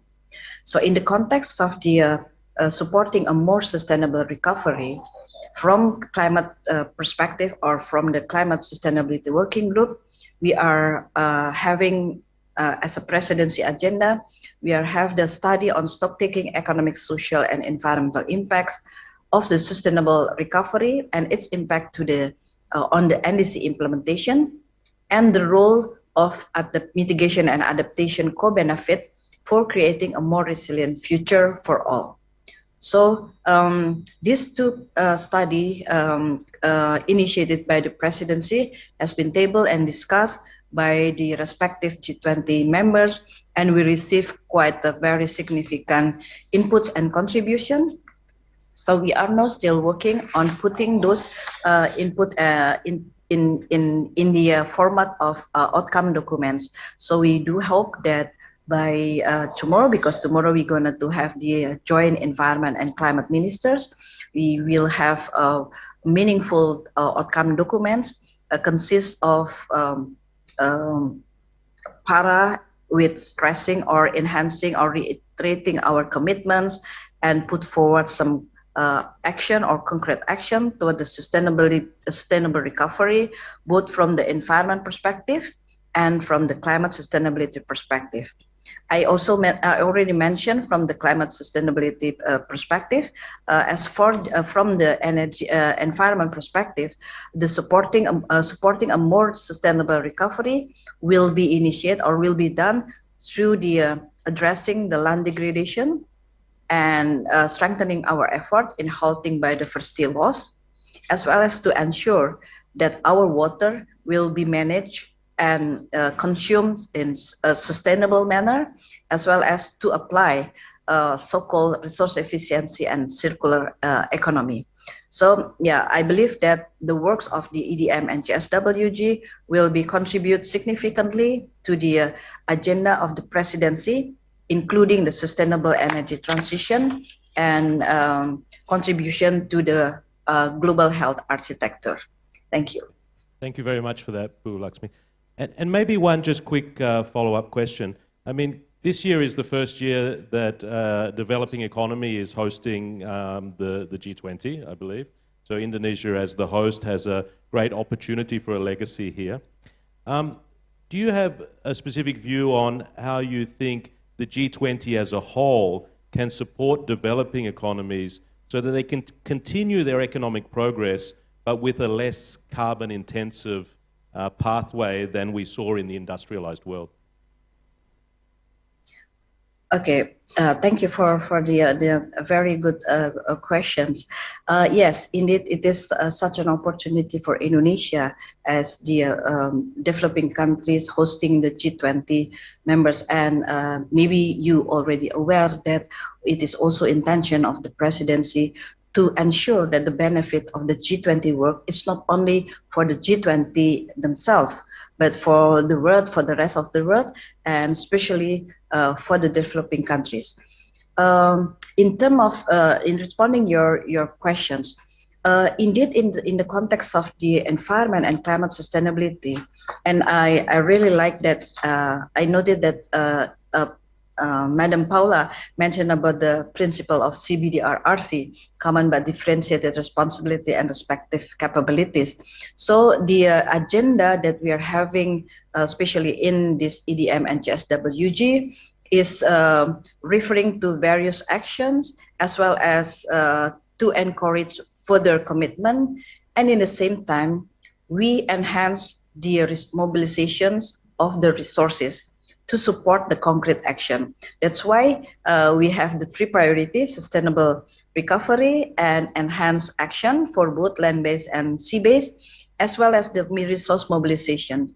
And in this context, the action that will be taken in the context of environment and climate change, it's not only for the large-scale so-called, but it's also to the grassroots initiative. So we very acknowledge the different levels of actions by different or by various stakeholders, because indeed we need to have so-called integrated and collaborative action in dealing with the current challenges. Otherwise, we cannot cope with the current challenges if we only focus on a specific stakeholders at the very specific levels. So that's why the effort, and I believe that recommendation in the outcome documents will be able to ensure and to accelerate the ongoing effort done by developing countries as well as various, especially the various vulnerable so-called stakeholders in dealing with the environment and climate challenges. Thank you. Thank you very much for those very key points. It's good to hear that your comments are very much aligned with some of the recommendations from our B20 Energy, Sustainability and Climate Task Force. So it's very good to see government and business on the same page on some of these issues. So I know your time is very difficult now. You're hosting your own meetings. So thank you very much for joining us, Bu. I thank you. Thank you for having me. Thank you. Next, Bu Mutia, I'd like to move to you with some questions. Your role at the Asian Development Bank is very relevant to this discussion on supporting the energy transition, particularly for emerging economies. It will be important to phase down fossil fuel-sourced power production, particularly coal-fired power, which today supplies the majority of power generation in many parts of the world, including Indonesia. So this need for a phase down in coal-fired power was highlighted at COP26 and also discussed in our B20 ESC Task Force policy paper. So on that, could you explain briefly how the ADB is supporting the phase down in fossil fuel sourced power production, particularly coal-fired power in Asia? Yeah, thank you, Sasha. I think you rightfully point out that in Asia can only realize its climate goal if it pursues a transition away from coal, which is the primary electricity source in Asia. And in order to do that, we need to accelerate this transition. And Asian Development Bank is currently working with international partners to support, study, and pilot the energy transition mechanism, or what we know as ETM. So this is an innovative financial mechanism, again, to accelerate the transition to from coal to clean energy. And it will do it from two ways. First is by retiring the coal-fired power plant, and in conjunction to do that, we have to also unlock the new investment for renewable energy. So ADB is not stranger to government of Indonesia. I think we've been supporting the government by different suites of tools, policy-based lending, result-based lending, public and private sector investment, and we are also developing new financial instruments to support this undertaking. And in the past, we've been working very closely with the energy sector in Indonesia, including PLN. We invest on the PLN on grid infrastructure, geothermal plants, wind and solar PV. So going back to the energy transition mechanism, the ETM will bring in low-cost financing that will replace investment in the existing power plants. So the expected returns can then be achieved within a shorter period of time. So the power plant can be retired early. And then we can also use the low-cost fund to leverage financing for renewable energy, which will then replace or compensate the retired coal capacity. So in that manner, we will not compromise Indonesia's urgent needs to continue in its pathway of economic growth.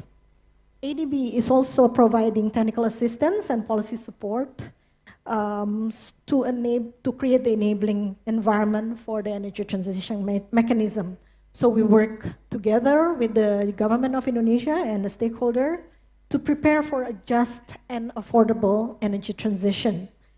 So currently, National Strategic Environment and Social Assessment for Energy Transition is ongoing, and this is to ensure a just, affordable, and fair transition towards cleaner energy. And we are working with a broader stakeholders, including international donor communities and including also philanthropy. Thank you, Bu Mutia. I think you draw out a very important point there, that the phase down together with the investment in a replacement energy source needs to be very carefully coordinated, particularly with the energy security issues we see today, right? Indeed. One quick follow-up question. Obviously, the phase down involves a lot of support for PLN or other state institutions. What do you see the role of the private sector in this transition process? Well, private sector, first and foremost, is an important player in energy provision in Indonesia. I think close to 30% of electric generation capacity is coming from independent power producer. And the government of Indonesia has a particular interest in private sector involvement in order to achieve the economies of scale required to reduce the cost of renewable and sustainable sources of energy. So yeah, the government and Indonesia as a whole recognize the importance of private sector in the private companies in the energy sector. So as highlighted before, ADB works with the full suites of solution for the government, which will facilitate and create that enabling environment, which eventually will enhance the stakeholder capacity to work with the private sector. We need that regulatory framework that will incentivize more renewable energy, and therefore we are working with the government on the policy-based lending to encourage this. But also we have our private sector arm, which is the private sector operations department, and in there we are giving solutions through financing private sector companies in clean energy projects, and that comes through investment via debt or equity investment. We are also mobilizing third-party capital via credit enhancement, and likewise, invest in a structured fund to support the impact for a cleaner energy. Okay. Thank you very much. I think you raise a very key point there as well, that building the institutional capacity to be able to deal with the private sector and the huge amounts of money that need to come in to support this transition is very key. Right? So, thank you very much. So I'm told our time is up. I'm sure we could all talk about this for a lot longer. I apologize to Charlotte and Paula. We weren't able to get back to you with any more questions, but thank you very much for joining us online. And thank you, Valentin Mutia, for joining us today as well. Thank you very much, everyone.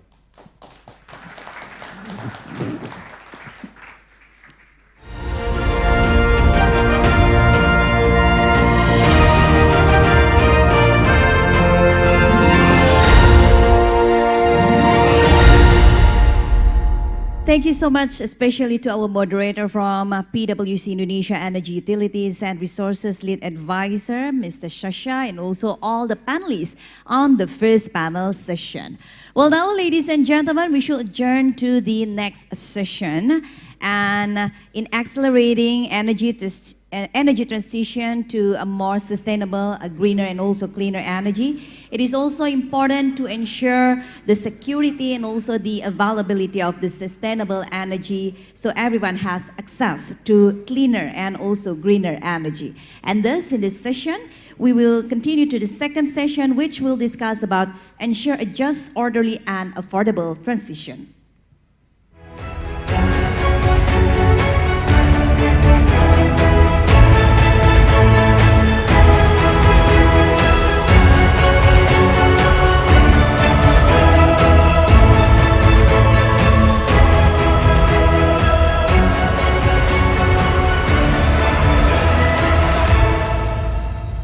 So yes, this is our second panel session. So without further ado, please welcome on the stage our moderator for the second session. Ibu Lenita Tobing, B20 Energy Sustainability and Climate Task Force Knowledge Partner, Managing Director and Partner of AT-BCG Indonesia. Please.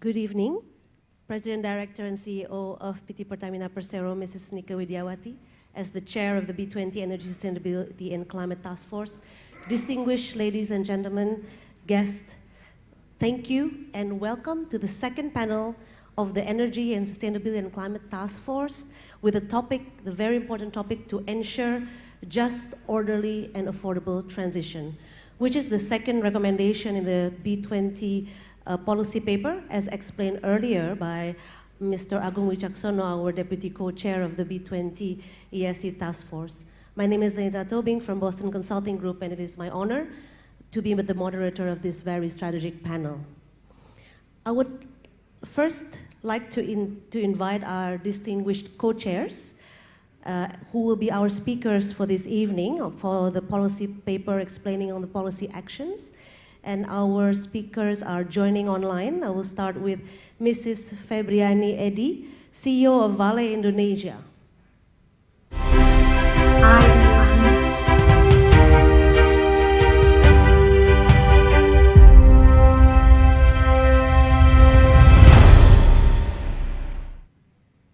Welcome, Mrs. Febriani.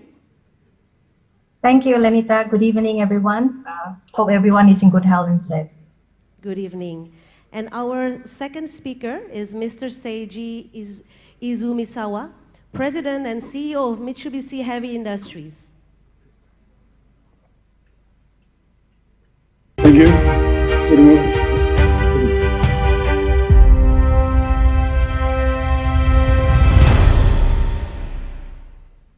Thank you. Good evening, everyone. Welcome, Mr. Seiji. And our third speaker, co-chair, is Mr. Mohammed Al-Khatani, Senior Vice President Downstream of Saudi Aramco.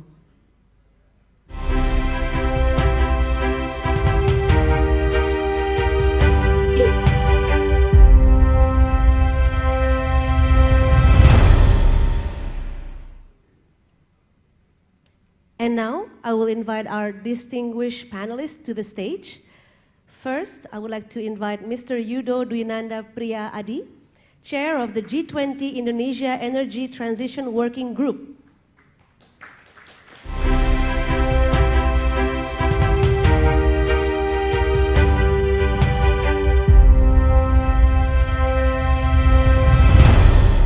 Welcome, Mr. Yudo.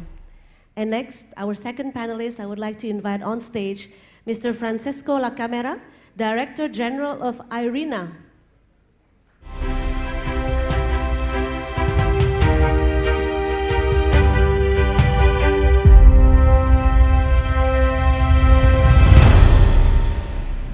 Welcome, Mr. Francesco. Please allow me to start with some background and context on the just, orderly, and affordable transition, which is reflected in our policy paper. This recommendation contributes to address the G20 Indonesia's key priority, which is sustainable energy transition. In particular, promoting low-carbon fossil fuel should address orderly transitions for primary energy sources. This is because energy transition should be orderly and sustainable without jeopardizing energy security. Moreover, all stakeholders must be measured so no one is left behind. Sustainable energy transition should address the environmental and socio-economic impact, including micro, small, and medium enterprises, and also workforce readiness. Finally, mining practice must be sustainable as well, given that essential minerals are required to build carbon energy infrastructure. These minerals play a crucial role in energy security to ensure the higher availability of energy sources. To kick off the session, I would like to welcome our first speaker, Mr. Seiji Izumisawa, President and CEO of Mitsubishi Heavy Industries, to speak about the policy action on ensuring an orderly transition in primary energy sources. Mr. Seiji, the screen is yours. Thank you. Good morning, good afternoon, and good evening to you. I'm Seiji Izumisawa, President and CEO of Mitsubishi Heavy Industries Group. It is my honor to serve as a co-chair of this task force and present you our views on the technology transition today. MHO Group provides integrated engineering, infrastructure, and machinery systems and services for essential sectors such as energy, logistics, and transportation. Over a half century, the energy sector has been the core of our business. And this foundation helps us develop realistic yet innovative solutions for a carbon neutral future. We believe only a just, orderly, and affordable energy transition can achieve carbon neutrality. And thus, we are making efforts centered around 3 pillars: decarbonizing existing infrastructure, developing hydrogen solutions, and building CO2 solutions. First, existing infrastructure. There are a great many people in the world who are relying on broad-based economic development for the improvement of our livelihoods. To achieve carbon neutrality while maintaining economic development, stable and affordable energy supply is essential. Development of new renewable energy alone will not be enough for a realistic transition. It will be important to utilize existing infrastructure coupled with technologies that enable reduced emissions. Natural gas is a reliable and affordable energy source and can be a bridge to carbon-free fuel such as hydrogen. There will be more fuel switching from coal to natural gas, which emitted less CO2 per thermal unit. From around the world, natural gas plays a critical role in flexible demand response power to cope with fluctuation of renewable energy. Nuclear power has contributed to reduce carbon emission over the past 50 years as a carbon-free, large-scale, and reliable power source that will play an important role in achieving carbon neutrality. Second, hydrogen solutions. Hydrogen promised to be the most effective carbon-free fuel to replace or supplement existing fossil fuels. This is because in applications where fossil fuels are currently used, there is a high possibility that they can be converted to carbon-free fuels while utilizing the equipment and system in place today. Hydrogen and ammonia blending at existing coal and natural gas power plants has already begun. 100% hydrogen power generation using gas turbines will be realizing in the very near future. Third, CO2 solutions. Reducing CO2 emissions alone is not enough to achieve carbon neutrality.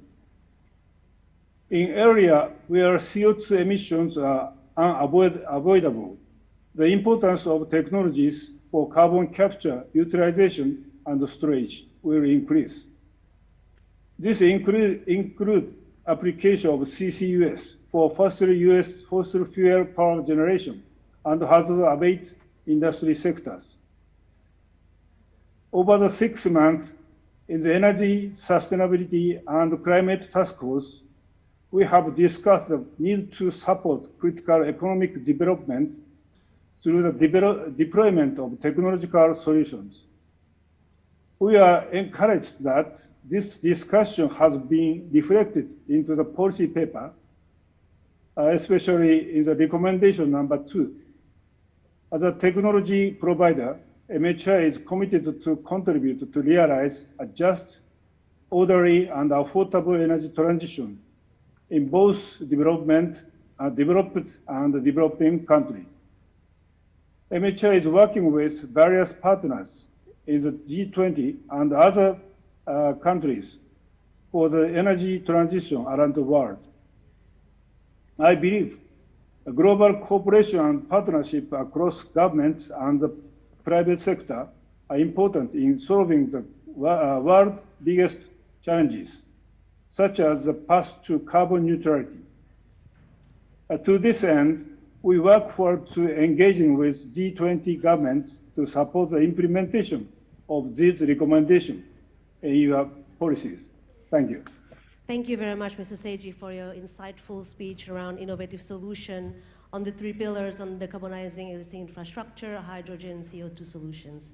So I would like to now invite our first panelist, Mr. Yudo Dwinanda, as the chair of G20 Indonesia Energy Transition Working Group, to provide your perspectives on the policy action. So Mr. Yudo, the G20 Indonesia Energy Transition Working Group is playing a key role in determining the policy that can shape the energy transition in G20 countries while taking into account the global challenges. So my first question would revolve around that.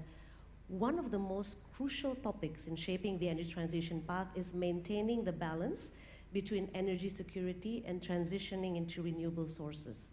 This is crucial to ensure the transition does not jeopardize the energy security of the nation.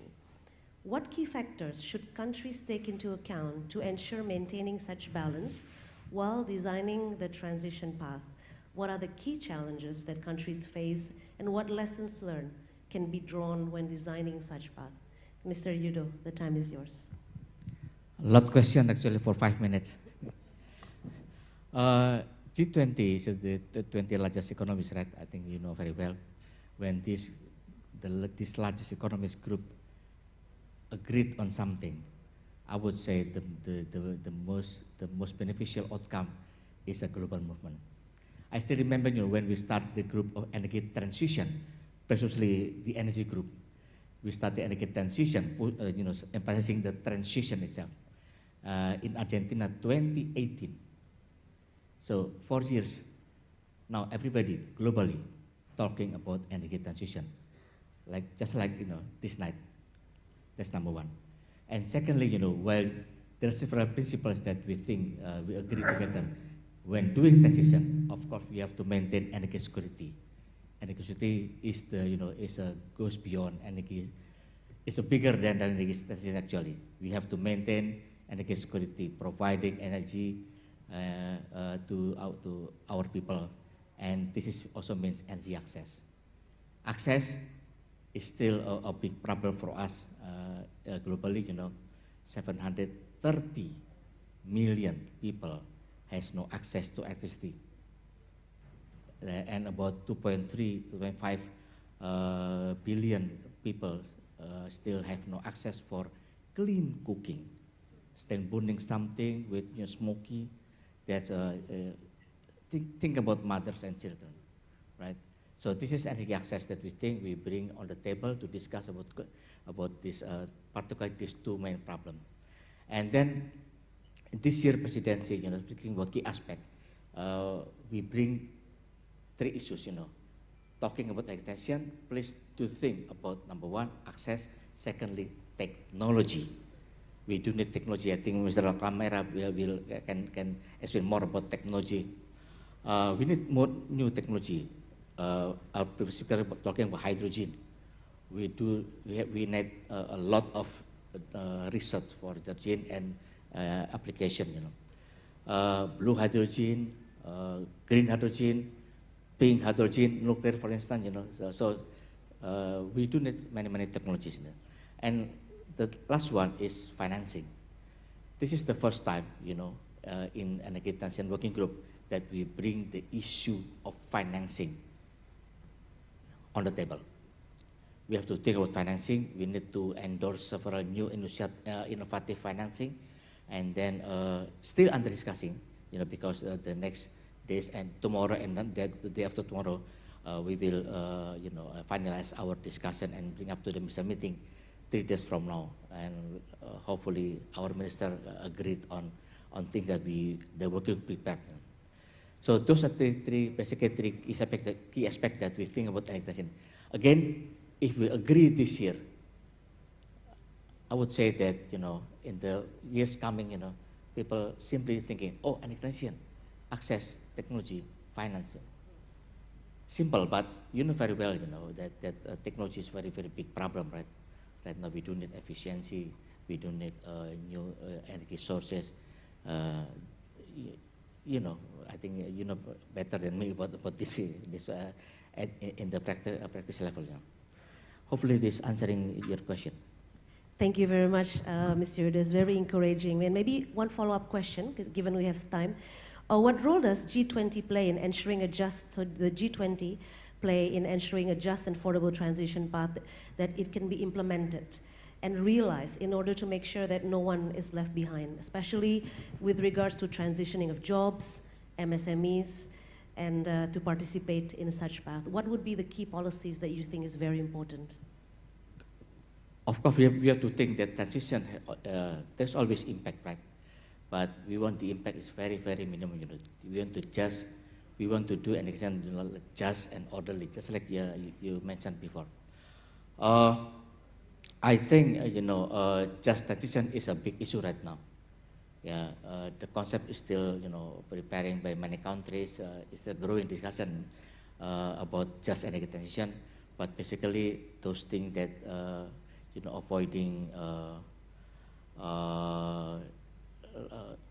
designing a policy that somehow have a very minimum impact. Yeah, I think that's we're still learning about this.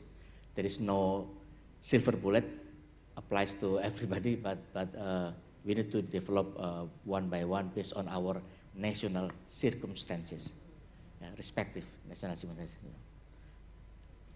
Thank you very much, Mr. Yudo, and that is so insightful and very comprehensive, and especially in reminding us how energy security is key.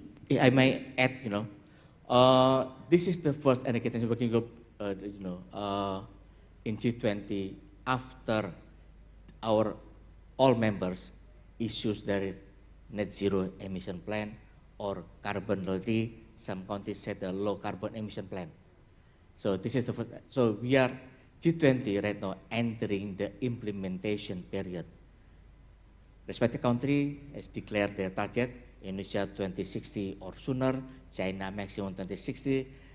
Many countries 2050. So now we are developing our plan. Right now, detailed plan in to my knowledge, only UK and Australia that has a detailed plan about net zero emission, both countries 2050.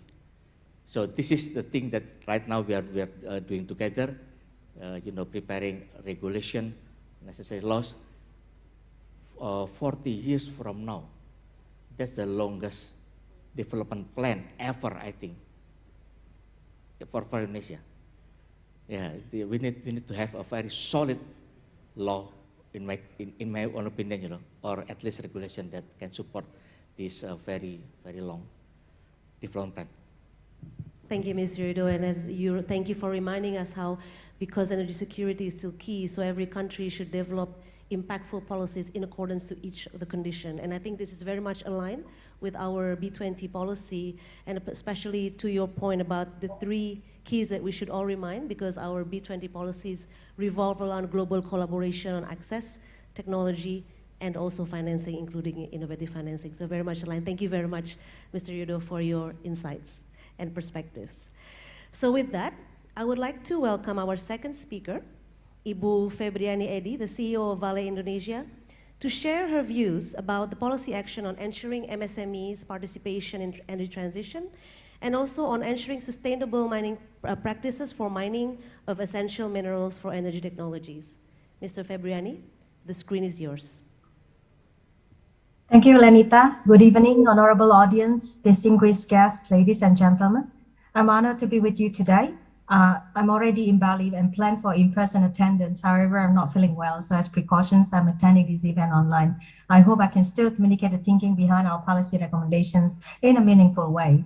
With this opportunity, I'd like to address two key stakeholders.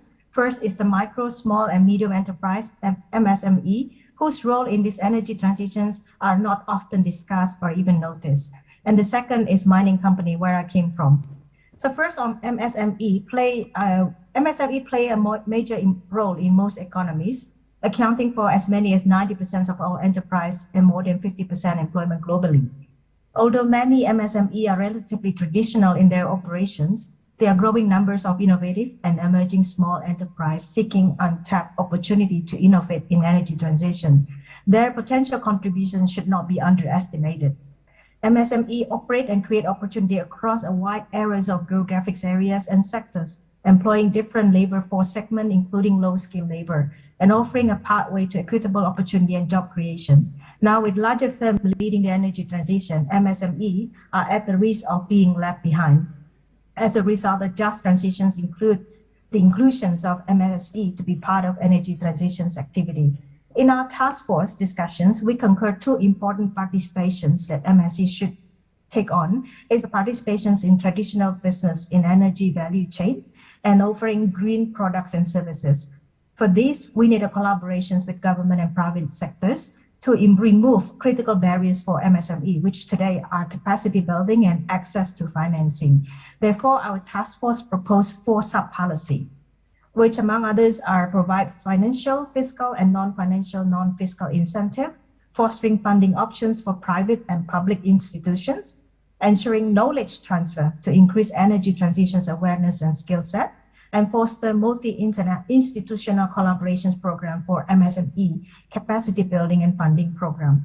Those sub-policy actions are important to increase attractiveness and spark participations for MSME in the energy transition, which in the long term would lead to positive socio-economic impact across the level of economy, provide assurance and improve the risk-taking ability of MSME in energy transition value chain, either in the form of direct or indirect funding.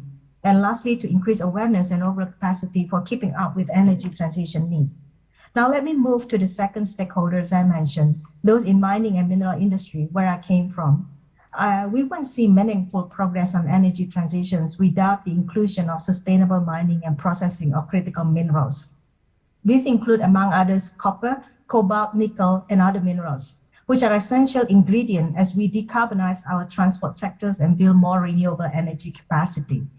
In 2021, the International Energy Agency stated that mineral demand driven by new clean and low carbon infrastructures could be quadrupled by 2040 and even 6 times more by 2050 with a faster transitions. Undoubtedly, there will be significant investment required for these sectors, which create considerable opportunity for economic growth. But at the same time, it will bring challenges on how to ensure that the investment is a sustainable one. As a critical mineral are part of solution, they must be mined and processed in a sustainable way. Otherwise, what's the point? So that said, I often been asked, can mining really be sustainable?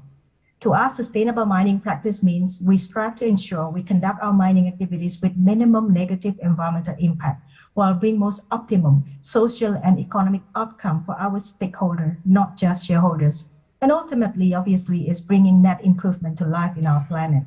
That is not easy when we start looking at the exposure, particularly for mining sectors. We have to deal with such finding low carbon technology for energy intensive mineral processing, effective management of mine effluents, tailing management as it often associated with large scale environmental hazards, and protecting biodiversity while ensuring health safety of our workforce and being responsible corporate citizen in our communities. PT Valley has more than 54 years of history in Indonesia. I can say today with genuine real intent, unwavering commitment, persistency, and with a spirit of open, transparent dialogue with all of our stakeholders, this can be done. There are numerous international guidelines or principles for sustainable mining practices. We, for example, follow ICMM principle, which covers numerous aspects from ethics of doing business, environmental protection, human rights, health and safety, and others measures. The task force agreed to 5 sub-policy actions, which we believe will foster the sustainable mining practices, which are first, adopt a standardized sustainability framework target and reporting guidelines. to improve ESG disclosure transparency in the entire supply chains for essential minerals and align company prioritize SDG. Second, provide incentive to support reuse, reduce, recycle, and repurpose of wastewater and energy to minimize the negative impact of mineral mining and processing activities. The third one is provide multilateral funding for sustainable mining projects. I think it's important to highlight sustainable mining project to help resource-rich developing country to implement sustainable and responsible practices through fund for project with clear social economic benefit. The fourth element is build skill set through targeting training and upskill of program. And lastly, cooperate between countries to accelerate the implementation of sustainable mining practices for essential minerals. This might include collective initiative in climate sustainability, responsible sourcing, labor rights, technical governance, standardizations, funding, and other R&D areas. So that's in a nutshell the policy recommendations on the two stakeholders that I referred to. And last, ladies and gentlemen, our proactive effort for the past few months have shown how we care about our planet, especially these energy transition discussions. We have now come to a comprehensive policy recommendation. Look forward to listen to the feedback and in turn implement the agreed recommendation. Thank you. Thank you for your perspectives on the two very important stakeholders, Mrs. Febriani. And may I also highlight that this is the first time that MSME is very much highlighted and explicitly in the B20 policy paper, so that they are also part of the energy transition. So thank you very much for the perspectives. So let us hear our third speaker, who is a co-chair, Mr. Muhammad Al-Katani, Senior Vice President Downstream of Saudi Aramco, who will give his perspective about the policy action on ensuring an orderly transition in primary energy sources and also assisting transition readiness by ensuring human capital ability to accommodate change. Mr. Al-Katani, the screen is yours. Thank you, ladies and gentlemen. When discussing an energy transition that is just, orderly, affordable, as well as sustainable, it is important to bear in mind that each is a crucial measure of a successful transition. At every level, transition planning must be pragmatic, just, and inclusive, addressing the needs of both developing and developed countries. Unfortunately, the energy crisis currently being faced by the world underscores the flaws in the present transition strategy. So allow me to address first the need for an orderly transition. Energy transition is a complex balance of sustainability, affordability, security, and economic development.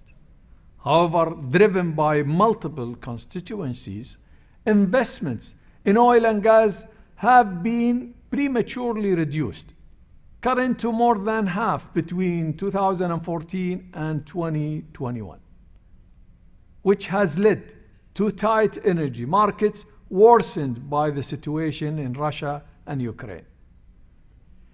This has revealed blind spots and less than robust transition policies. What the world needs is a more realistic and orderly transition, which certainly protects climate goals, which we all support, but at the same time promotes energy security. At Aramco, we keep the existing energy infrastructure front of mind while remaining technology agnostic.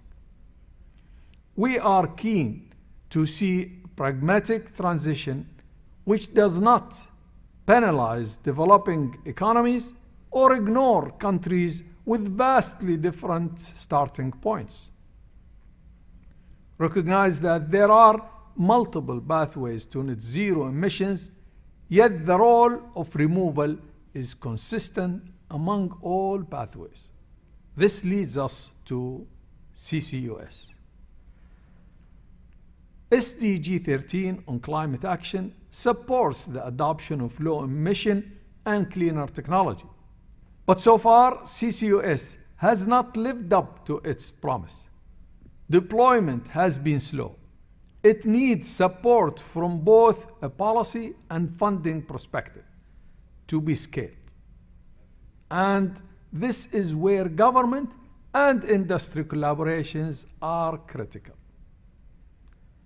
Next, I will address the need for a just and affordable transition. SDG 7 on affordable and clean energy rightly advocates a transition that is inclusive and does not jeopardize energy access for lower income countries. There are about 800 million people who still lack access to electricity. 3 billion still depend on biomass. The WHO estimates close to 4 million die prematurely each year due to health issues stemming from the use of biomass. Natural gas is a key tool in the fight against energy poverty, with LPG providing an efficient and affordable platform, in addition to emitting lower amounts of GHG. So we recommend policies that ensure infrastructure accessibility to households, such as decentralized LPG, and policies that do not hinder investment flows towards clean cooking solutions. Additionally, hydrogen will play a key role in the transition. So we believe global policies should provide appropriate demand signals for its innovative uses. Ladies and gentlemen, in closing, sustainability and reduction in CO2 emissions must continue receiving high priority. At the same time, prematurely discontinuing investments in oil and gas would not only lead to energy security problems, but result in market spikes. The optimum solution is conventional and new energy running in parallel until alternatives are ready to carry the heavy burden. In our view, working together, the world will be able to address sustainability and net zero emissions goals while still protecting energy security and affordability of energy supplies. In fact, this is an imperative. Thank you. Thank you, Mr. Al-Qahtani, for the clear message on how to address the energy trilemma on security, affordability, and while being on the sustainability path. And I think many of the messages are aligned with what Mr. Seiji and Mr. Yudo also mentioned about the role of gas and technologies such as CCUS, and the importance of accessibility for a good transit, for the just transition. So now, because of the time, I will now go to our second panelist, last but not least, Mr. Francesco Lacamera, the Director General of IRENA, for your comments. So Mr. Francesco, IRENA's roles in the supporting the energy transition pathways through not only provides platform for fostering international collaborations, but also supporting investment flow into renewable energy programs, including bioenergy, especially into developing countries such as Indonesia.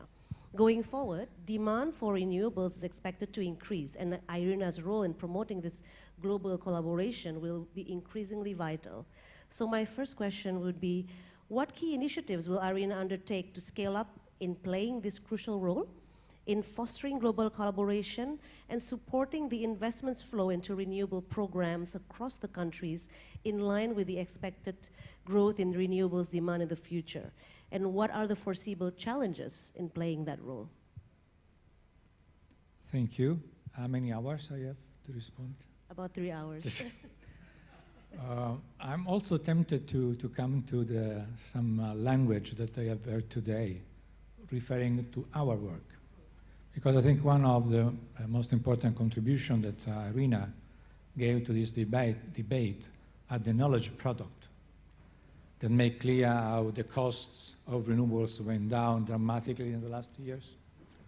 That today, the most competitive way to produce electricity is renewables. It's not nothing else. What does it mean, orderly? Orderly means that the energy transition is already in place. The question is not if it's affordable or not. It's a concept that relies to the whole system. if the old centralized system based on fossil fuel is affordable, and it is not. And the market already have been saying in the last 10 years that installed capacity of renewables has been outpacing the traditional one. Last year, 80% of new installed capacity was renewable. When we talk about concept of how orderly, what we are considering, because we are considering that the group is also dealing with climate change. So the question is, we are orderly moving in the fight to climate change. The question, the response is not. We are not fast enough. So for be orderly along all the objectives of the goal, referring to the Paris Agreement, the transition has to be accelerated. And we also make clear about the concept of just is not only related to the fact that some jobs are going to be lost, because naturally the balance will be much more for creating jobs going for renewables. But the fact is sometimes when we talk about justice, justice is not just job. So the question is how, through a new energy system, we can have a world that is less unequal among the countries and inside the countries. So the concept of just is to be considered in a wider term, not just related to the job. And anyway, shortly we will launch together with the ILO our usual report, annual report on jobs, where always we stress that how could be positive in economic and social terms going for accelerating the energy transition. Our contribution also comes in these days. We will present the preliminary result of outlook for the ASEAN region, where we say what the technologies, what are the policies that are needed. We don't consider CCUS as a technology, I have to say, from my friend speaking from Saudi Arabia. The plant of CCUS has been closing around the world. They are not economical. Today, renewables are competitive with gas. If you want to add or coal or other, if you want to add other costs, they will be not anymore competitive. So we have to talk about what is real on the field. We have the climate investment platform. Why we launched the platform? Because people say the money is there, the projects are not there. Okay, we have worked with many entities. Now in the platform we have all the multilateral financial institutions, big investors, companies, and we have the project too. We have already collected 300 projects. We are assessing the bankability, all this kind of thing.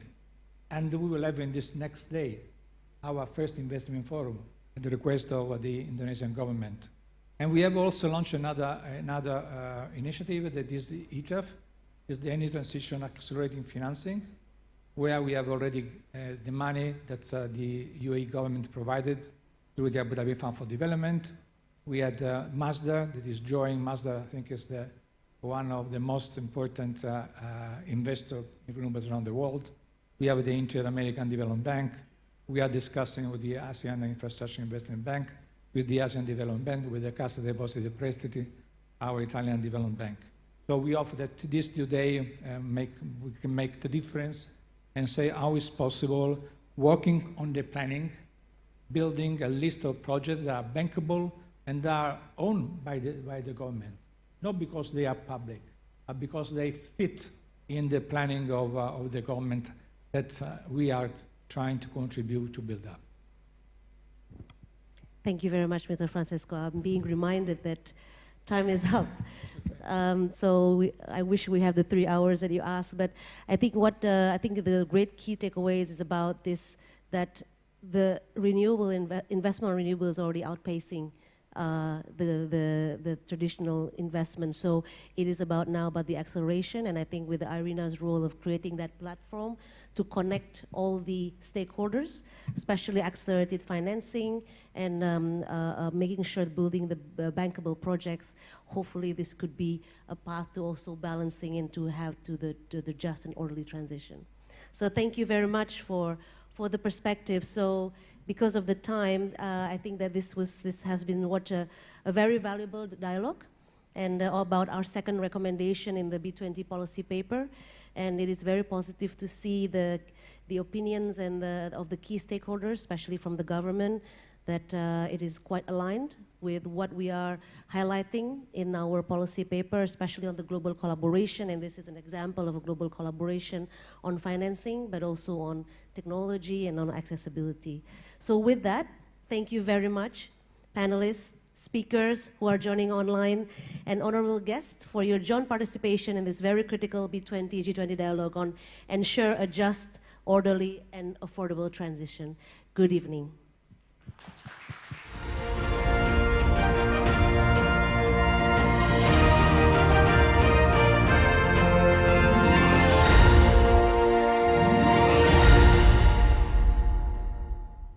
Thank you so much to our moderator, Ibu Lenita, and also to all of the panelists on the second session. Well, now, distinguished participants, ladies and gentlemen, our last panel for today's B20-G20 dialogue will discuss about enhancing consumer-level access and ability to consume clean and modern energy. So without further ado, I present to you, this is the third panel session.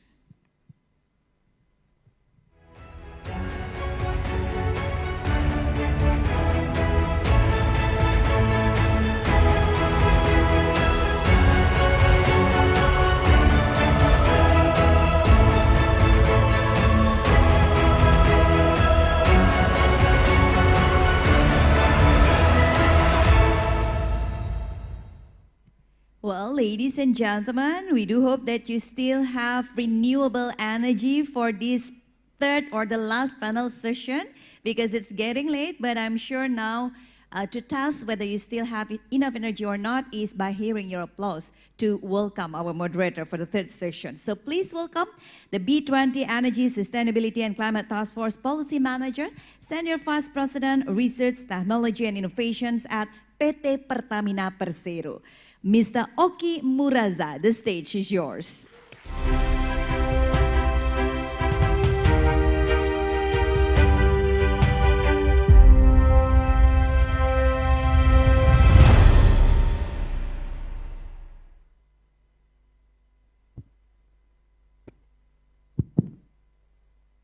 Good evening, our chair, Bu Nika Widiawati, distinguished guests, ladies and gentlemen. Thank you for staying with us until this time. Indeed, we need renewable energy, at least for the next few minutes. Let me introduce myself. My name is Oki Muraza. I'm the policy manager of this task force. It's an honor for me to moderate this third panel discussion, the last panel discussion, in line with our third policy recommendation, enhancing global cooperation on enhancing consumer level access and ability to consume clean and modern energy. So as mentioned earlier, there are three policy actions under this recommendation. The first one is to accelerate the deployment of integrated electricity access solutions, including off-grid, with the community participation and grid based on electrifications to expand the energy access and enhance economic prosperity. Then the second one is to facilitate the adoption of technology by household and the micro, small, and medium enterprises to have efficient and modern energy utilization. And finally, to ensure a broad basing of transition by addressing affordability barriers in developing countries. So affordability barriers means the availability of infrastructure and the capital and financial support. Joining in this third final discussion is our co-chairs as speakers. The first one, Mr. Paddy Padmanathan, CEO of Achua Power.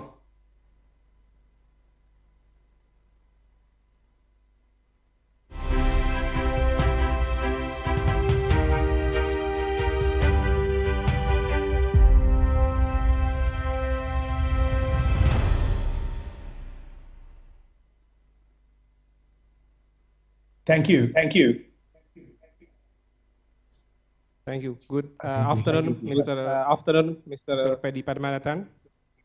Then we have also with us as a speaker Mr. Ma Yongsheng, the chairman of Sinopec.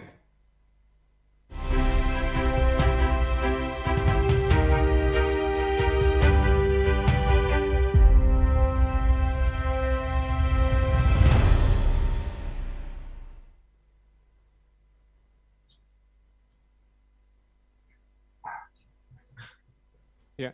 Then we have three panelists who's joining with us this evening. The first one is Mr. Nirarta Samadi, Pak Koni, from World Resources Institute, WRI, the Indonesia Country Director.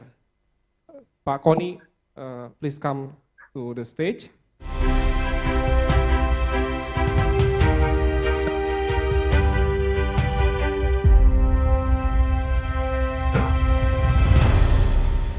Then the second panelist, Mr. Keisuke Sadamori, Director Energy Market and Security, IEA, International Energy Agency.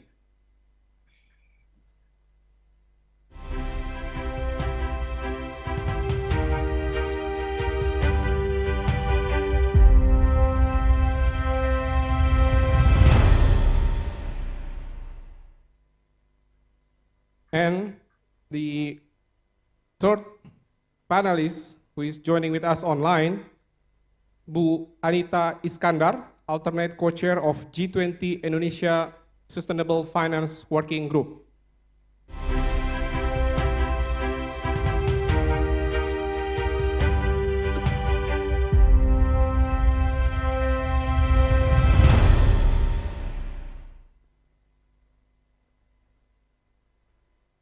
Thank you for joining with us, Bu Anita.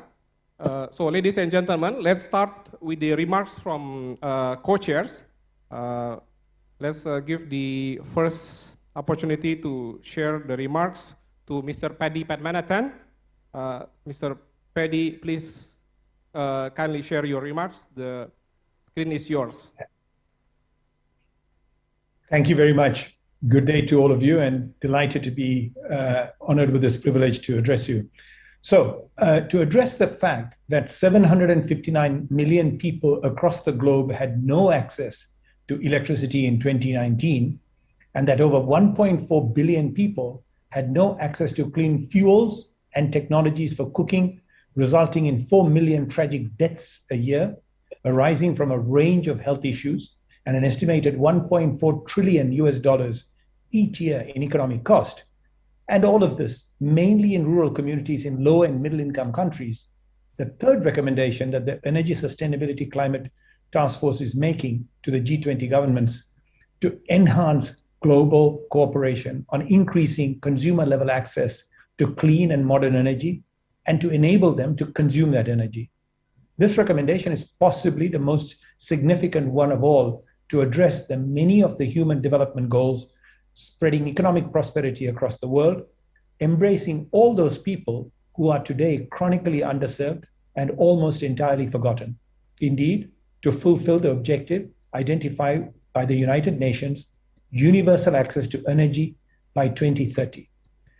With phenomenal advances in technology in the area of renewable energy generation systems, artificial intelligence and digitization enabling smart grids, all then, when combined with ultra-low-cost communication systems charting new business models, we are now able to increase electricity access to the individual households in the remotest locations on the planet, reliably through a range of solutions, spanning from standalone solar panels on a roof with a battery to microgrids to serve a small settlement, thus broadening energy sources and optimizing sources and uses, to mini grids serving larger community at a village level, to the more conventional methodology of expanding grid networks to connect larger generation systems to demand centers. And the good news is that all of this can be achieved with clean energy, while at the same time fueling entrepreneurship and creating employment, all at the local level and all without compromising on the reliability and adequacy of energy supplies to individual households to enable them to enjoy a reasonable quality and standard of living that those who have access to energy today enjoy, and to provide clean energy to local SMEs to fuel development and expansion of economic activity at the local level. Even in the area of clean, efficient, and modern use of energy, both at a household level and by MSMEs, solutions and appliances are now available and deployable, even in remote locations with longer life cycles and lower operation and maintenance burdens. But to deliver the objectives of universal energy access and to advance the adoption and use of efficient, clean, and modern energy usage, G20 commitment will be needed to support training and development of skilled manpower at local level to deliver, operate, and maintain systems and business models, and transfer technology to localize content development and maximize value retention. Support is also needed to draft and implement regulatory and policy reforms spanning from such matters as deprioritization of planning grid electrification from utilities with unclear technology definition and timelines and unviable commercial solutions, to eliminate policies that pursue illogical demand aggregation leading to unviable use cases, but to structure supportive domestic market regulation, optimizing the tariff structure, streamlining permit approval processes, and putting in place incentives targeting clean energy usage technology and appliance adoption, and to providing adequate low-cost financing also by leveraging the capacity of local financial institutions for developers, solution providers, and consumers to gain access to that funding and disbursement, all without undue delay. Thus, our first two specific policy actions to implement these recommendations, that of first to support the acceleration of the deployment of integrated electricity access solutions, including off-grid solutions, including off-grid community participation and grid-based electrification to expand energy access and economic prosperity. And secondly, to facilitate adoption of technology by households and MSMEs for clean, efficient, and modern energy usage. To achieve all of this, funds and knowledge must be made available to developing nations to advance the quest for an inclusive and more equitable world. Thus, our third sub-policy action proposal to ensure broad basing of the transition by addressing affordability barriers in developing countries is to urge G20 countries to recognize the limitations of the funding capacity of the developing countries to deliver on these commitments, and thus to really pursue and deliver on the commitment of $100 billion per year by all measures possible, even in this increasingly challenging public purse-stressed environment. To this end, revenues generated from such actions as carbon pricing from inefficient fossil fuel subsidy reform, carbon taxes, and permit auctions should all be earmarked by all countries for financing energy transition, and also that a portion of the developed country carbon pricing revenues should also be allocated for funding the financing needs of developing countries. Thank you for the opportunity. Yeah, thank you very much, Mr. Padi Padmanathan. Now we will give the floor to the second co-chair, who is also joining with us online, Mr. Ma Yongsheng from Sinopec. Mr. Ma, the floor is yours. 尊敬的卡姆达尼主席、威迪阿瓦蒂主席、G20工作组主席、各位部长阁下、能源界同仁、女士们、先生们，大家晚上好。很高兴参加这次能源组对话会，在卡姆达尼主席和威迪阿瓦蒂主席的领导下，各联合主席与 B20利益相关方紧密磋商，形成了能源组政策报告。下面围绕加快可持续能源发展，我简要谈几点认识和建议。一是关于全球碳减排，碳减排是应对全球气候变化的重要手段，需要我们携手推进。2020年，中国提出力争在2030年前实现碳达峰目标，并正在从源头防控、技术优化、产业结构、消费模式、政策激励等方面积极采取措施，大力推动减污降碳行动，提升生态环境质量，推动全球气候治理。中国石化作为全球第一大炼油公司、第二大化工公司，中国最大的成品油和石化产品供应商，在全球碳减排行动中主动担当。近年来，累计建成地热供暖能力8000万平方米，实现碳减排423万吨每年，建成中国首个100万吨级 CCUS 项目，实现补给、助气、驱油一体化运行。二是关于全球能源转型，我们开展清洁能源，推动绿色低碳转型发展，已成为全球共识。近年来，中国能源结构调整步伐加快，生产消费环节降碳提效成果显著，绿色低碳技术革命正在快速推进。截止2021年底，中国可再生能源发电装机超10亿千瓦，煤炭消费比重降至56%，清洁能源消费比重升至25.5%。中国石化不断加快绿色低碳发展步伐，倾力打造中国第一氢能公司，目前已建成车用高重氢提纯及充装能力约每年1.2万吨，加氢站70余座，年2万吨绿电制氢项目正在加速建设，同时累计建成风光发电装机350兆瓦，海上风电项目前期工作正在加速推进。三是关于全球能源安全，能源安全是全球经济可持续发展的重要基石。我们认为，减排不是减生产力，而是要走生态优先、绿色低碳发展道路，在经济发展中促进绿色转型，在绿色转型中实现更大发展。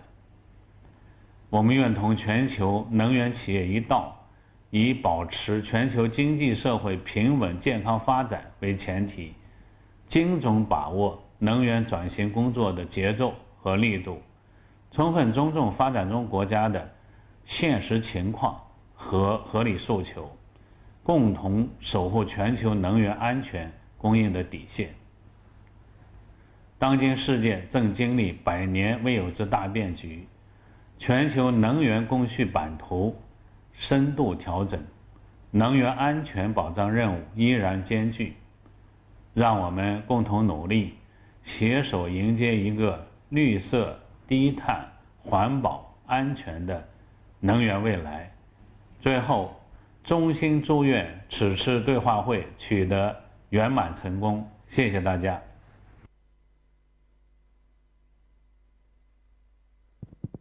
Thank you very much, Mr. Ma Yongsheng, for your remark. Now, let's invite the comments and suggestions from our panelists. Let's start with Pak Koni, ya, Pak Nirarta. Pak Koni, based on our policy paper, the key agent change is changing the user behavior for adopting technology, including the cleaner energy, better accessibility of these technologies, of course, will be useful for us, including the scaling up of the rooftop solar applications, etc. Now, if we see our nation, Indonesia, with a scattered demand of energy and our status as developing country, what are the strategies which are needed in place in such a way that the population will have equal access and the population will have an affordable price of the energy? Thank you, Pa Oki. It's so good to be here. I know it's quite late, so perhaps I'd be a bit quicker and briefer, okay, if you don't mind. Sure. So it is a very interesting question. Scatter demand centers, I believe Indonesia is because we are an archipelagic country with a very real geographical challenges and also uneven distributed population. That is what then materialized in what we call scattered demand centers. Yeah. But I think the government of Indonesia, through the utilities, PLN in this case, are able to come up with a very good, a solution using the load forecasting and also the procurement planning that then enable PLN to come up with the access to the supply of the electricity. So I think this is proven by the electrification ratio that is currently on the second Q of the 2022 that already reached 99.52%, which is quite amazing. And also the plan to have it reach the 100% of ratio by the end of this year. So I don't think that a scattered demand center is quite a real problem here. But I might add a different perspective here, that we do actually have a different scattered demand centers in this case, which is on clean and renewable energy. So to us, this is a new scattered demand centers, knowing that here and there we understand that, like for example, industrial estate, which is very progressive and having a real and strong demand on clean energy. So this is a new center, which has to be, supplied by the government. Yeah. So I think this is what we call as a new, let's say, demand problem, which is a good problem coming from our perspective, and knowing that this is very much on energy transition path. Yeah. So coming back to the electricity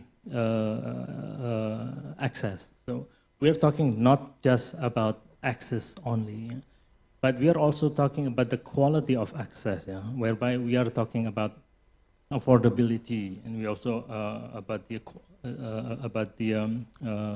important point of sustainability that we are talking for quite some time in this forum. Yeah. So when we are talking about sustainability, then this is where the real challenge has to be overcome, if you like. Yeah. So government need to come up with a new set of, let's say, policies, and also strong coordination among government institutions, so that it will then come up with a very strong provisions of clean and renewable energy to provide or to answer the new demand center, which is again, this is a new way of seeing things in Indonesia, knowing that we are as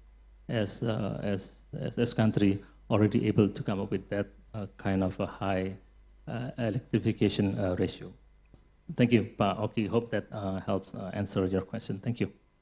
Thank you very much, Pak Koni. It's indeed very challenging, to think about the complexity of an archipelago country like Indonesia. Now, we would like to invite a perspective from another panelist who is joining with us online, Bu Anita Iskandar. Bu Anita is the co-chair in Sustainable Finance Working Group.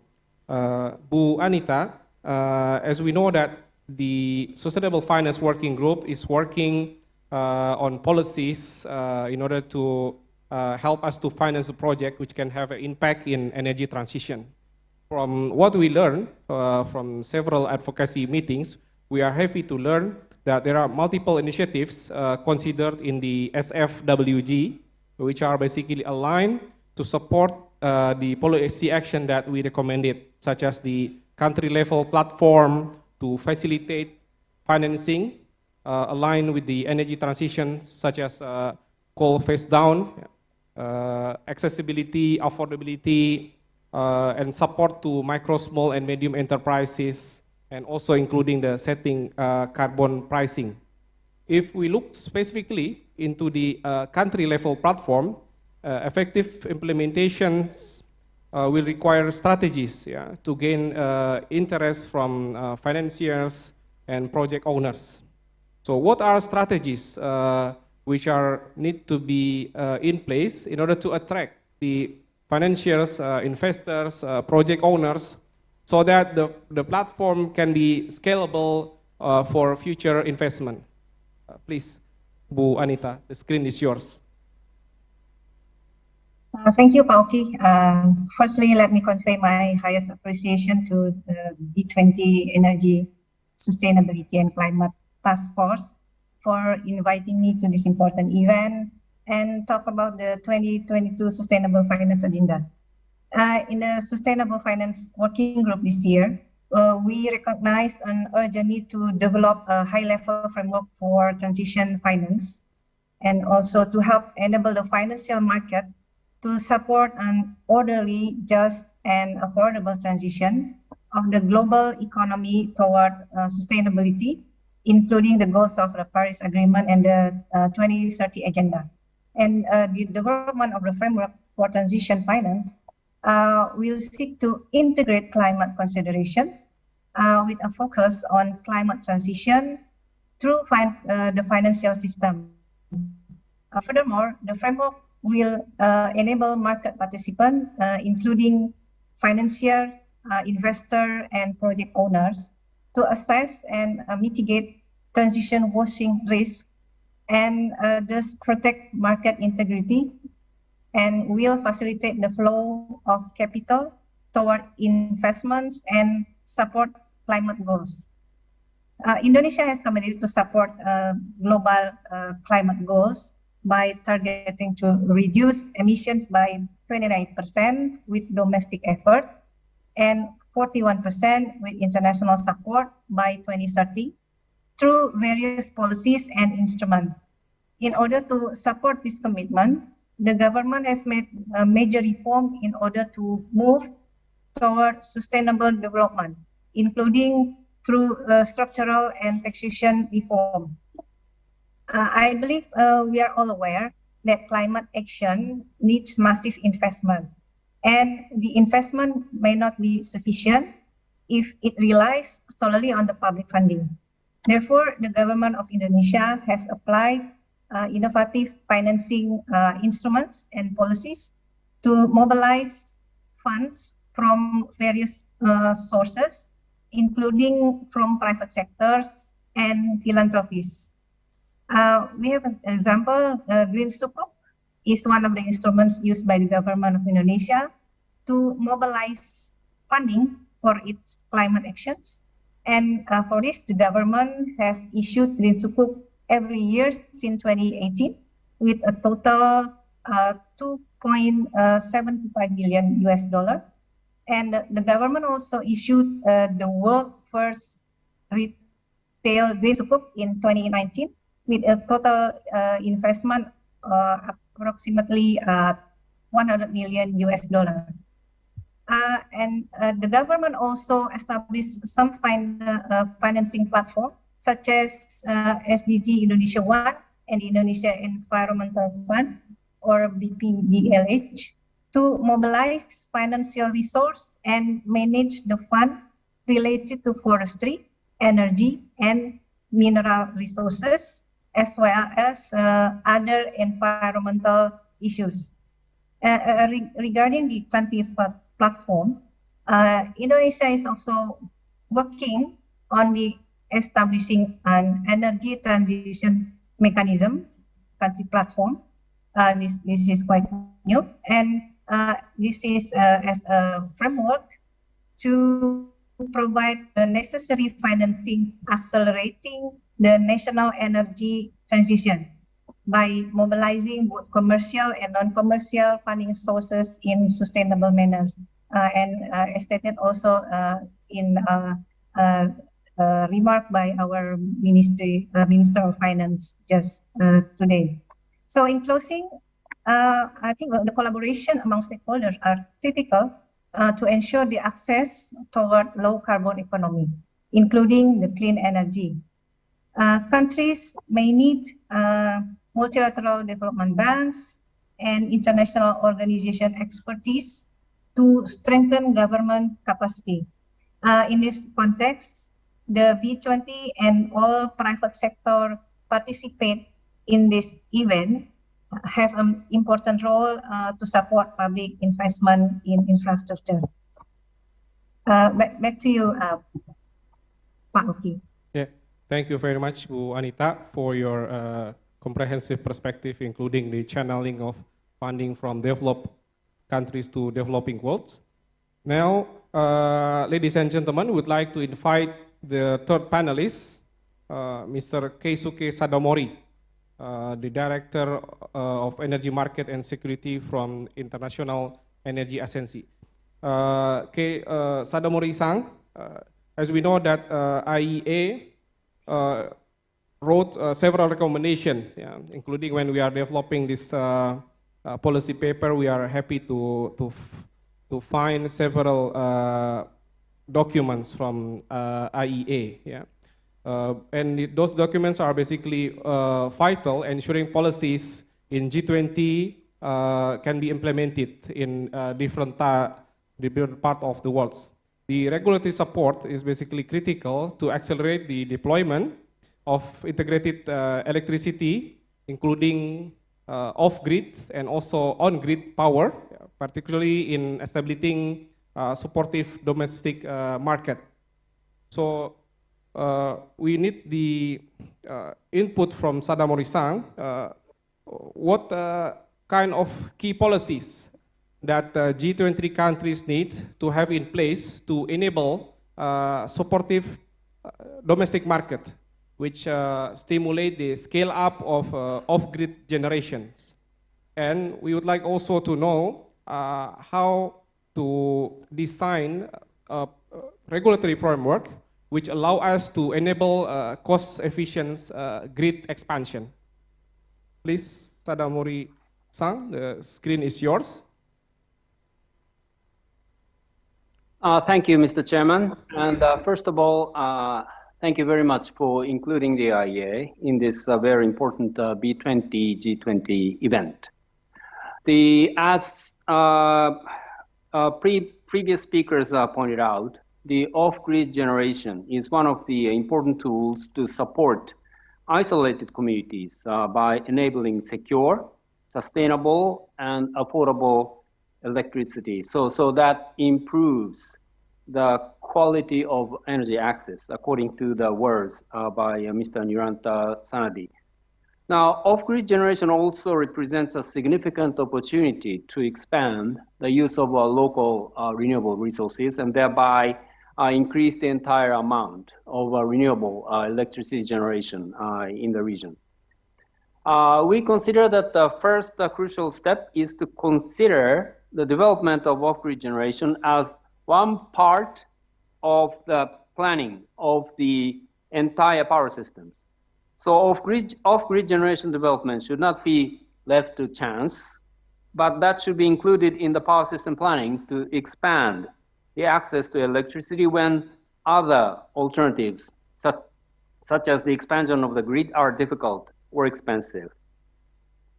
When the off-grid solutions or the microgrids are identified as the best solution for a certain area or a certain region, then it is important for the policymakers to address the key barriers, such as regulatory certainty, lack of regulatory uncertainty is a huge barrier for that. We also need to consider the off-takers limited the ability to pay. And also, what are crucially important would be the access to finance for the projects. This was pointed out by the previous speaker. So in doing so, the cost efficiency of the entire grid expansion should be taken into account. So a broad approach with a holistic view of the system will be the key. The development of grids should go hand in hand with the development of the generation and also the demand side assets. And in order for that, the flexible governance will be necessary because of the nature, the kind of dynamic and the uncertain nature of the building of the future power grids. I'll stop here, and I would like to discuss furthermore. Thanks. Thank you very much, Sada Morisang. Next, we would like to get insights from Mr. Paddy Padmanathan on the economic deployment. Yeah. As we are in the business forum, ladies and gentlemen, it's good to hear from Mr. Paddy Padmanathan on the economic deployment. Yeah. As we know, ladies and gentlemen, one of the key policy action that we have is to accelerate the deployment of integrated electricity access, including off-grid with community participation and grid-based electrifications to expand energy access and to enhance economic prosperity. So what are ACWA strategies in deployment of off-grid or development of microgrid power? For a private player such as ACWA, of course, this is important considerations. What are the key success factors to ensure that the deployment is economic? The screen is yours, Mr. Paddy. Thank you. So, look, as I have already said, the technology is there. There's lots of solutions available. So, in one sentence, I mean, our strategy is to apply the same strategies and work with the same levers that has enabled ACWA Power to challenge cost and reduce tariff for the larger renewable energy plants that we have developed and will continue to develop. Just to give an idea, over a 5-year period, we've managed to reduce photovoltaic generated tariffs on these big plants to sort of levels of 6 cents 5 years ago per kilowatt hour to a couple of cents, and in fact, even in one contract, just above 1 cent per kilowatt hour.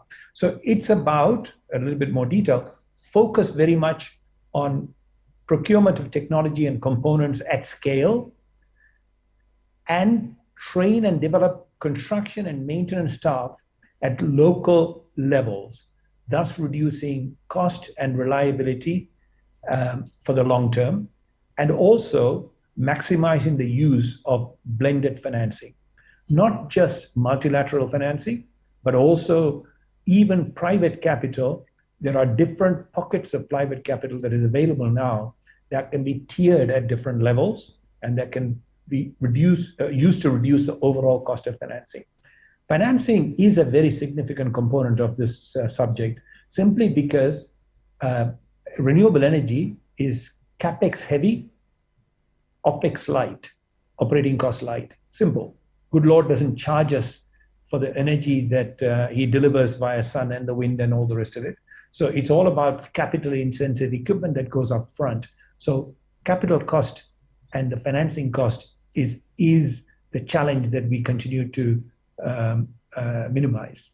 So it's the same technology, it's the same techniques that we use, that we have used as we go forward into the mini and the micro grid environment. Thank you very much, Mr. Paddy Padmanathan. So thank you all co-chairs who are joining with us within the sessions, the panelists who are also contributing to our discussion this evening. We heard several keywords from panelists and speakers about the consumer behavior, about the economics scale, and as well as the importance of infrastructure and also the channeling of the funding from developed countries to developed worlds. With this, we'd like to emphasize that indeed the collaboration synergical effect is really crucial in accelerating the energy transitions. We hope that the last recommendation that we have is ensuring the affordable energy for household, for the micro, small, and medium enterprises, which will get benefit to grow. And with this, we'd like to thank you all. Very good evening. Thank you so much.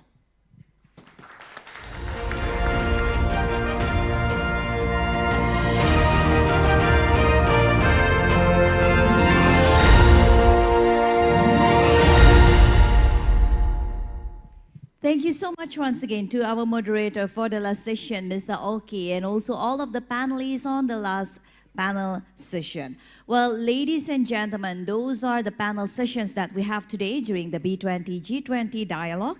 And I do believe that we are now in the same page that we have to accelerate the energy transitions and also make sure that this transition will be inclusive and make sure, just like the spirits of the Indonesia's presidency, so no one left behind. Let us now doing the energy transitions together, even though not the same strategy can be implemented in all countries. So now, ladies and gentlemen, we will continue to the next remark before the closing remark, as we have the Vice President of CII and Chairman, and also the Managing Director of ITC Limited that will deliver his remark today. So please welcome on the stage Mr. Sanjeev Puri.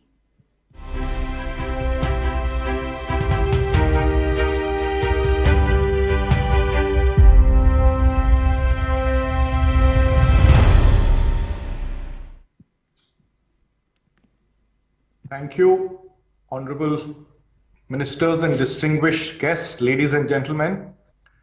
I'm indeed delighted to share some perspectives on this high-level dialogue. And at the outset, may I compliment Indonesia in leading this dialogue. And we in CII do look forward to supporting the B20 deliberations in 2023 with India's stewardship. The comprehensive recommendations from the task force resonate deeply with us in India. Aligned to the Honorable Prime Minister's vision, India has recently updated its NDCs to reinforce its commitment to climate action.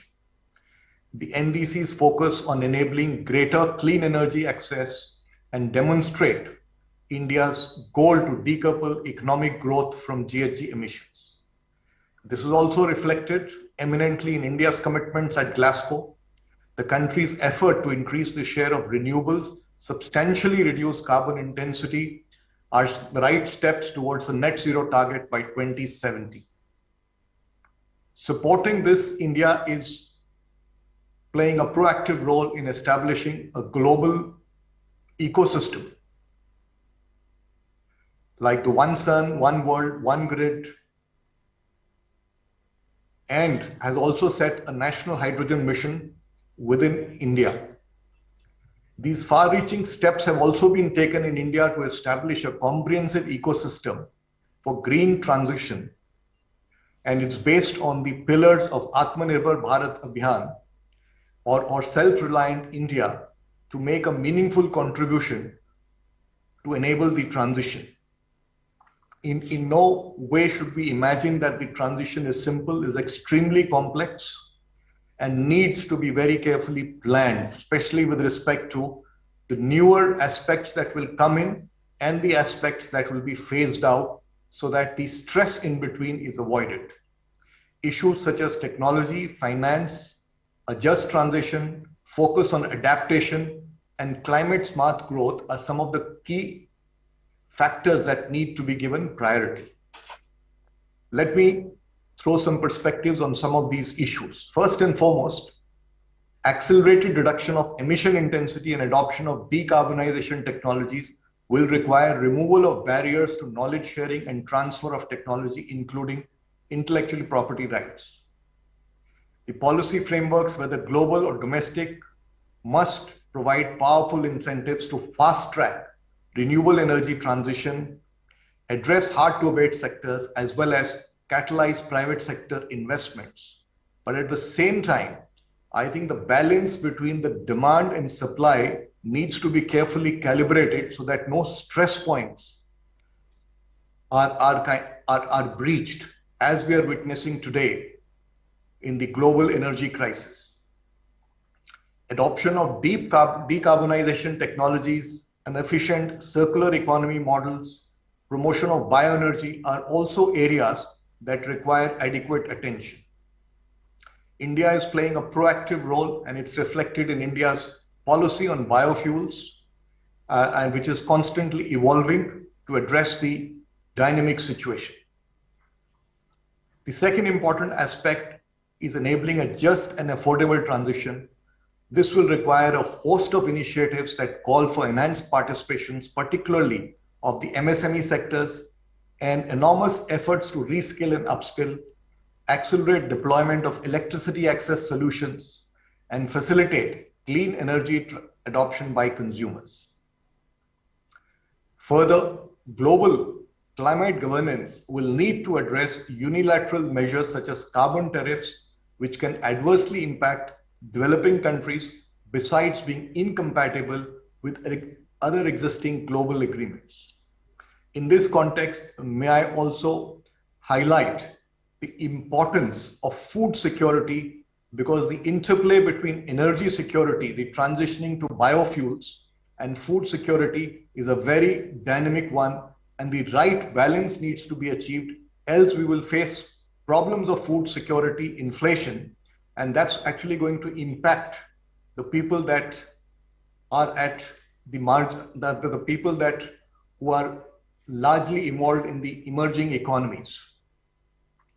Thirdly, global commitment for finance and capacity building would be crucial to ensure technology innovation and transfer, particularly for MSMEs, and the easing of finance to funding options should come with less conditionalities as well as more reasonable co-financing requirements so that the existing debt crises are not aggravated. It will call for innovations in green financing and instruments like green bonds, which will be critical to mobilize greater funds for green infrastructure. And it is important, and I wish to highlight that funds should be made available both for mitigation as also adaptation as twin engines to accelerate climate action. In this context, it's important that reporting frameworks be standardized to avoid ambiguity. I would also like to make a special mention of the agri sector, which needs focused attention, given the critical contribution to food security, livelihood creation, and social equity, particularly in emerging economies. Agriculture is immensely vulnerable to climate change, and of course, it has its shares of GHG emissions. Therefore, it is critical to pursue climate-smart agriculture, scale up research and development, promote nature-based solutions, and make available low-cost green financing to address adaptation and mitigation challenges in this sector. And as I conclude, may I reiterate my belief that B20 can be an immensely effective catalyst to enhance private sector cooperation and help formulate sustainable and inclusive policies. And together, we can make a difference, because G20 represents 80% of the global GDP, 70% of the global trade, and 60% of the people on this planet. And towards this, I look forward to all of us joining hands to create a better and secure future for the generations to come. Thank you, ladies and gentlemen.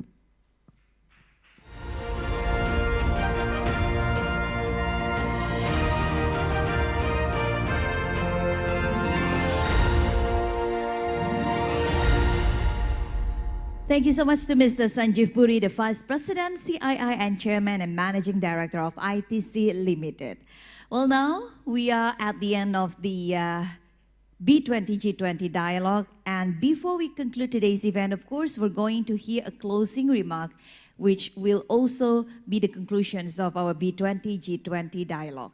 So, ladies and gentlemen, having heard a lot of insights today and also following the panel sessions, now it's time to wrap up the whole dialogue that we have today by hearing the closing remarks by the chair of B20 Energy Sustainability and Climate Task Force, President Director and CEO of PT Pertamina Persero. Please welcome back on the stage once again, Ibu Nika Widiawati.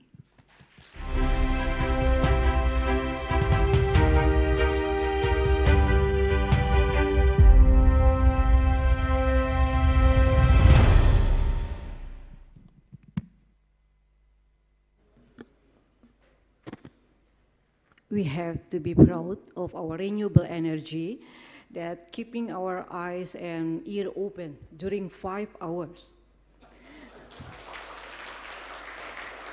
And thank you for all panelists and also for the co-chairs. They already shared the very insightful and interesting view to all of us. And distinguished guests, apology for the running rate, and I will try to make a very short closing remark. We are at the end of the B20-G20 dialogue for energy sustainability and climate task force. I hope all of you had a great experience hearing from our co-chairs and panelists who are experts in their field. In this panel session on the priorities we are addressing in the policy paper, on behalf of B20 Energy Sustainability and Climate Task Force, I would like to thank everyone for the contribution and your commitment to be part of this challenging and yet important journey. The Energy Sustainability Climate Task Force have been working non-stop in developing the policy paper and policy recommendation that we were presented today. There is a collective effort from all the task force members. This is the result of numerous and insightful input from our co-chair and also from our members. More than 140 task force members give the contribution for the policy paper and policy recommendation. We have done numerous stakeholder consultation with relevant organizations within related industries. We have also delivered our 3 key recommendations, all with the goal of achieving the acceleration of just transition to sustainable energy use. Allow me to reiterate of what we have discussed in the panel discussion. In the first panel, we have discussed on how to drive the acceleration of the transition to sustainable energy use, where we highlight the importance of reducing the carbon intensity of energy through energy efficiency that our co-chairs mentioned, that it contributes around 40% of carbon emission reduction. We also discussed about reducing carbon emission from the fossil energy as well as hard to abate industry, and accelerating the renewable energy and also the carbonization program. We heard a lot from the panelists, also from the co-chairs. In the second panel discussion, we have discussed on how to ensure a just, orderly, and affordable transition in primary energy source, but also without jeopardizing the energy security and accessibility. As we say that no one left behind. And we also put in our policy paper on how micro, small, and medium enterprise can participate in the energy transition activity. For the third panel discussion, we discuss about on how to enhance consumer level access and ability to consume clean and modern energy, and how to change the customer behavior. We will also highlight the importance of ensuring the broad base of the transition by addressing affordability barriers in developing countries. We believe that G20 community appreciate the importance and the urgency of the recommendation advocated today We hope that the G20 community will take action on this recommendation and work with the business community in the execution and implementation of this recommendation and action. After today, leading to the B20 summit in November, we will continue hosting the side event to raise more awareness on the topic discussed today. To close the B20-G20 dialogue today, I'm looking forward to welcome you in person at the B20 summit, which will take place in Bali on 13 and also 14 November this year, where we will present our final recommendation to the B20 community. Thank you again for your participation and for staying with us until the end of this event. Thank you.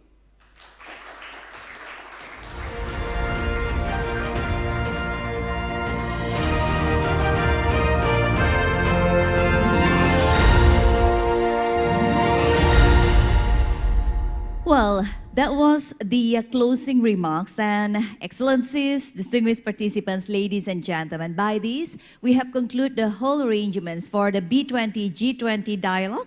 And of course, we would like to highlight that all of you are expected to also join us for the next B20-G20 dialogue for the final recommendations on November 2022. So we had a very thoughtful discussions today and also intriguing insights from all of the panelists as well as all of the speakers today. So once again, thank you so much for joining us today, physically and also virtually during the B20-G20 dialogue, energy, sustainability, and climate. On behalf of all of the organizing committee, we would like to thank you all and also to all of our sponsors for attending this event, supporting this event, and also for your valuable thoughts and also insights during this event. So for the last, I would like to acknowledge once again our sponsors. Our main sponsors, PT Astra International Tbk, PT Bayan Resources Tbk, PT Indica Energy Tbk, Sinarmas. Bronze sponsors, April Group, Bakri Group, PT Bank Sentral Asia Tbk, PT Bank Negara Indonesia, PT Elang Mahkota Teknologi Tbk, PT Goto Gojek Tokopedia Tbk, PT HM Sampurna Tbk, PT Indonesia Financial Group, Indofood, Lipo Group, Permata Bank, Pertamina, and Telkom Indonesia. Our knowledge partners, PwC Indonesia and also Boston Consulting Group Indonesia, and the network partners, World Resources Institute, Asian Development Bank, International Chamber of Commerce, and the World Bank. Once again, we thank you all and see you again on the next B20-G20 dialogue on November 2022. I'm Dian Ariswari. Thank you, have a good rest, good night, and have a great day. Om Santi Santi Santi Om. Wassalamualaikum warahmatullahi wabarakatuh.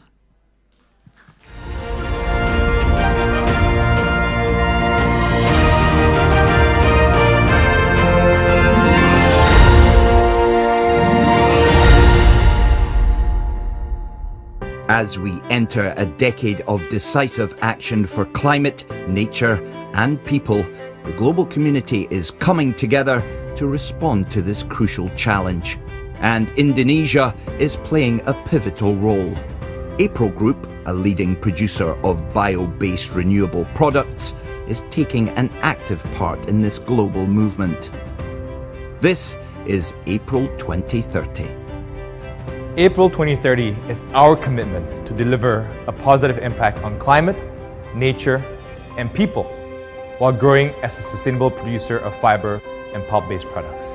By 2030, we will achieve net zero carbon emissions from all our land use, positive and measurable gains in nature, and zero extreme poverty in our communities, and positioning our business for sustainable growth for the next 10 years.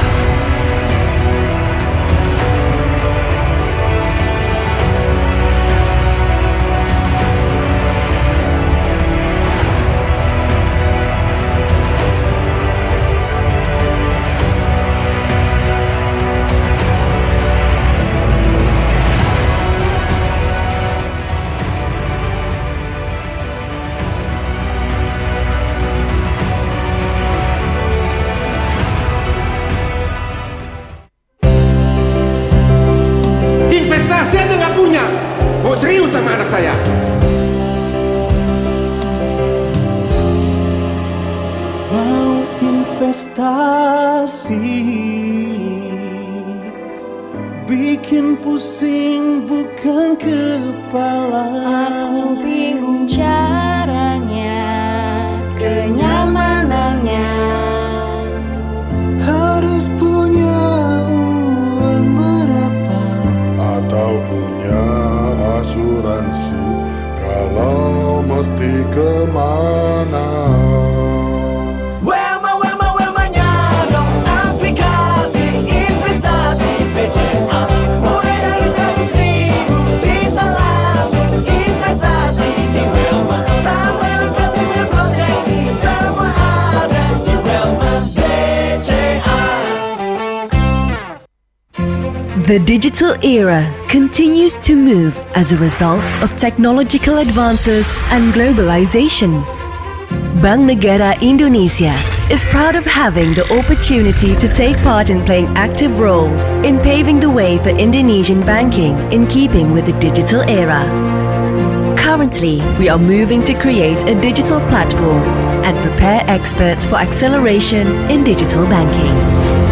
Our Go Global concept is one of the roles in accelerating economic change for the better.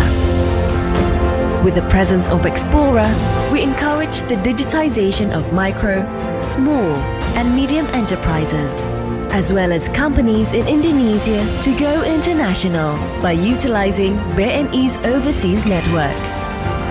BNI, serving the country, the pride of the nation.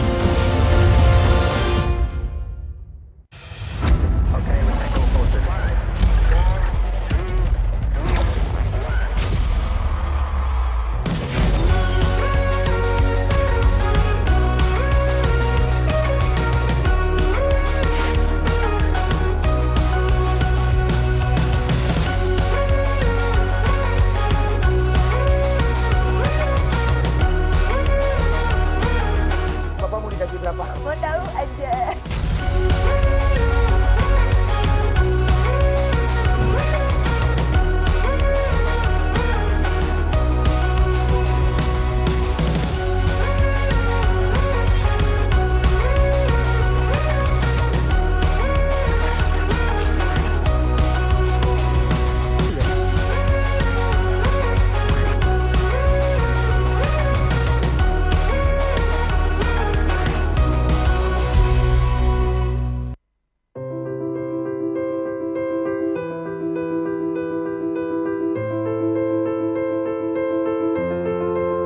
Today, as the world prepares to move forward, businesses across the globe are looking to forge a new path, ready to use their creativity, entrepreneurial spirit, and a digital transformation to drive their nation's economies for the benefit of all.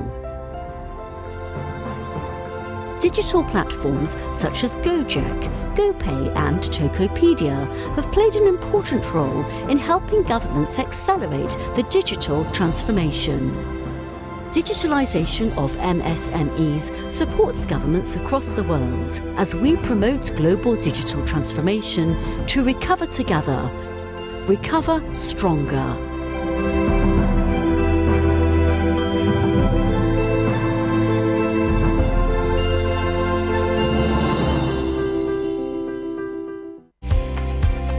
The micro, small and medium enterprises or MSME sector plays an important role as the backbone of the national economy.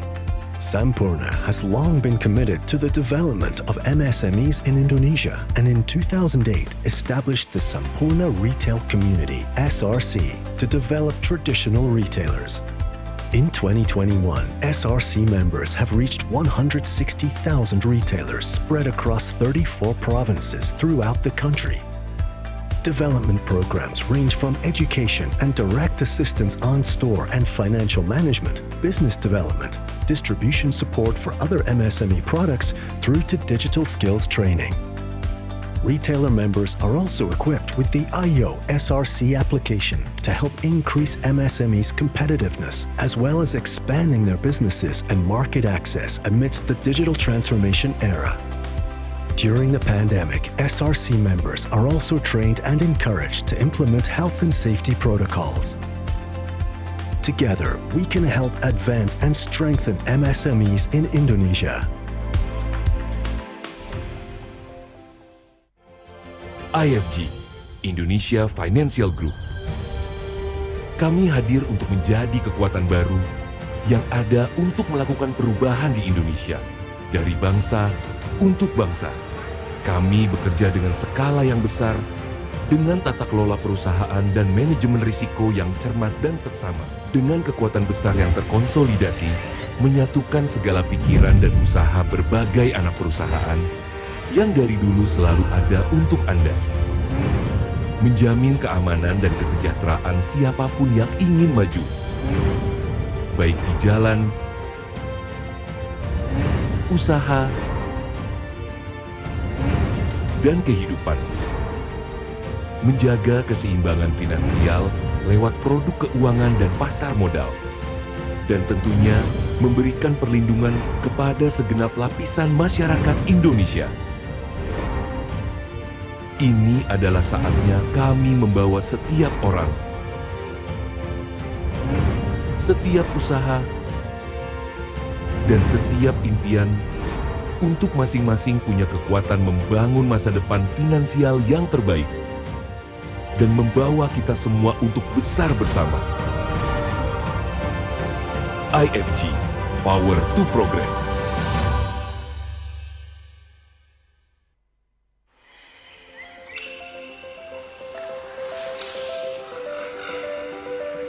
Thank you.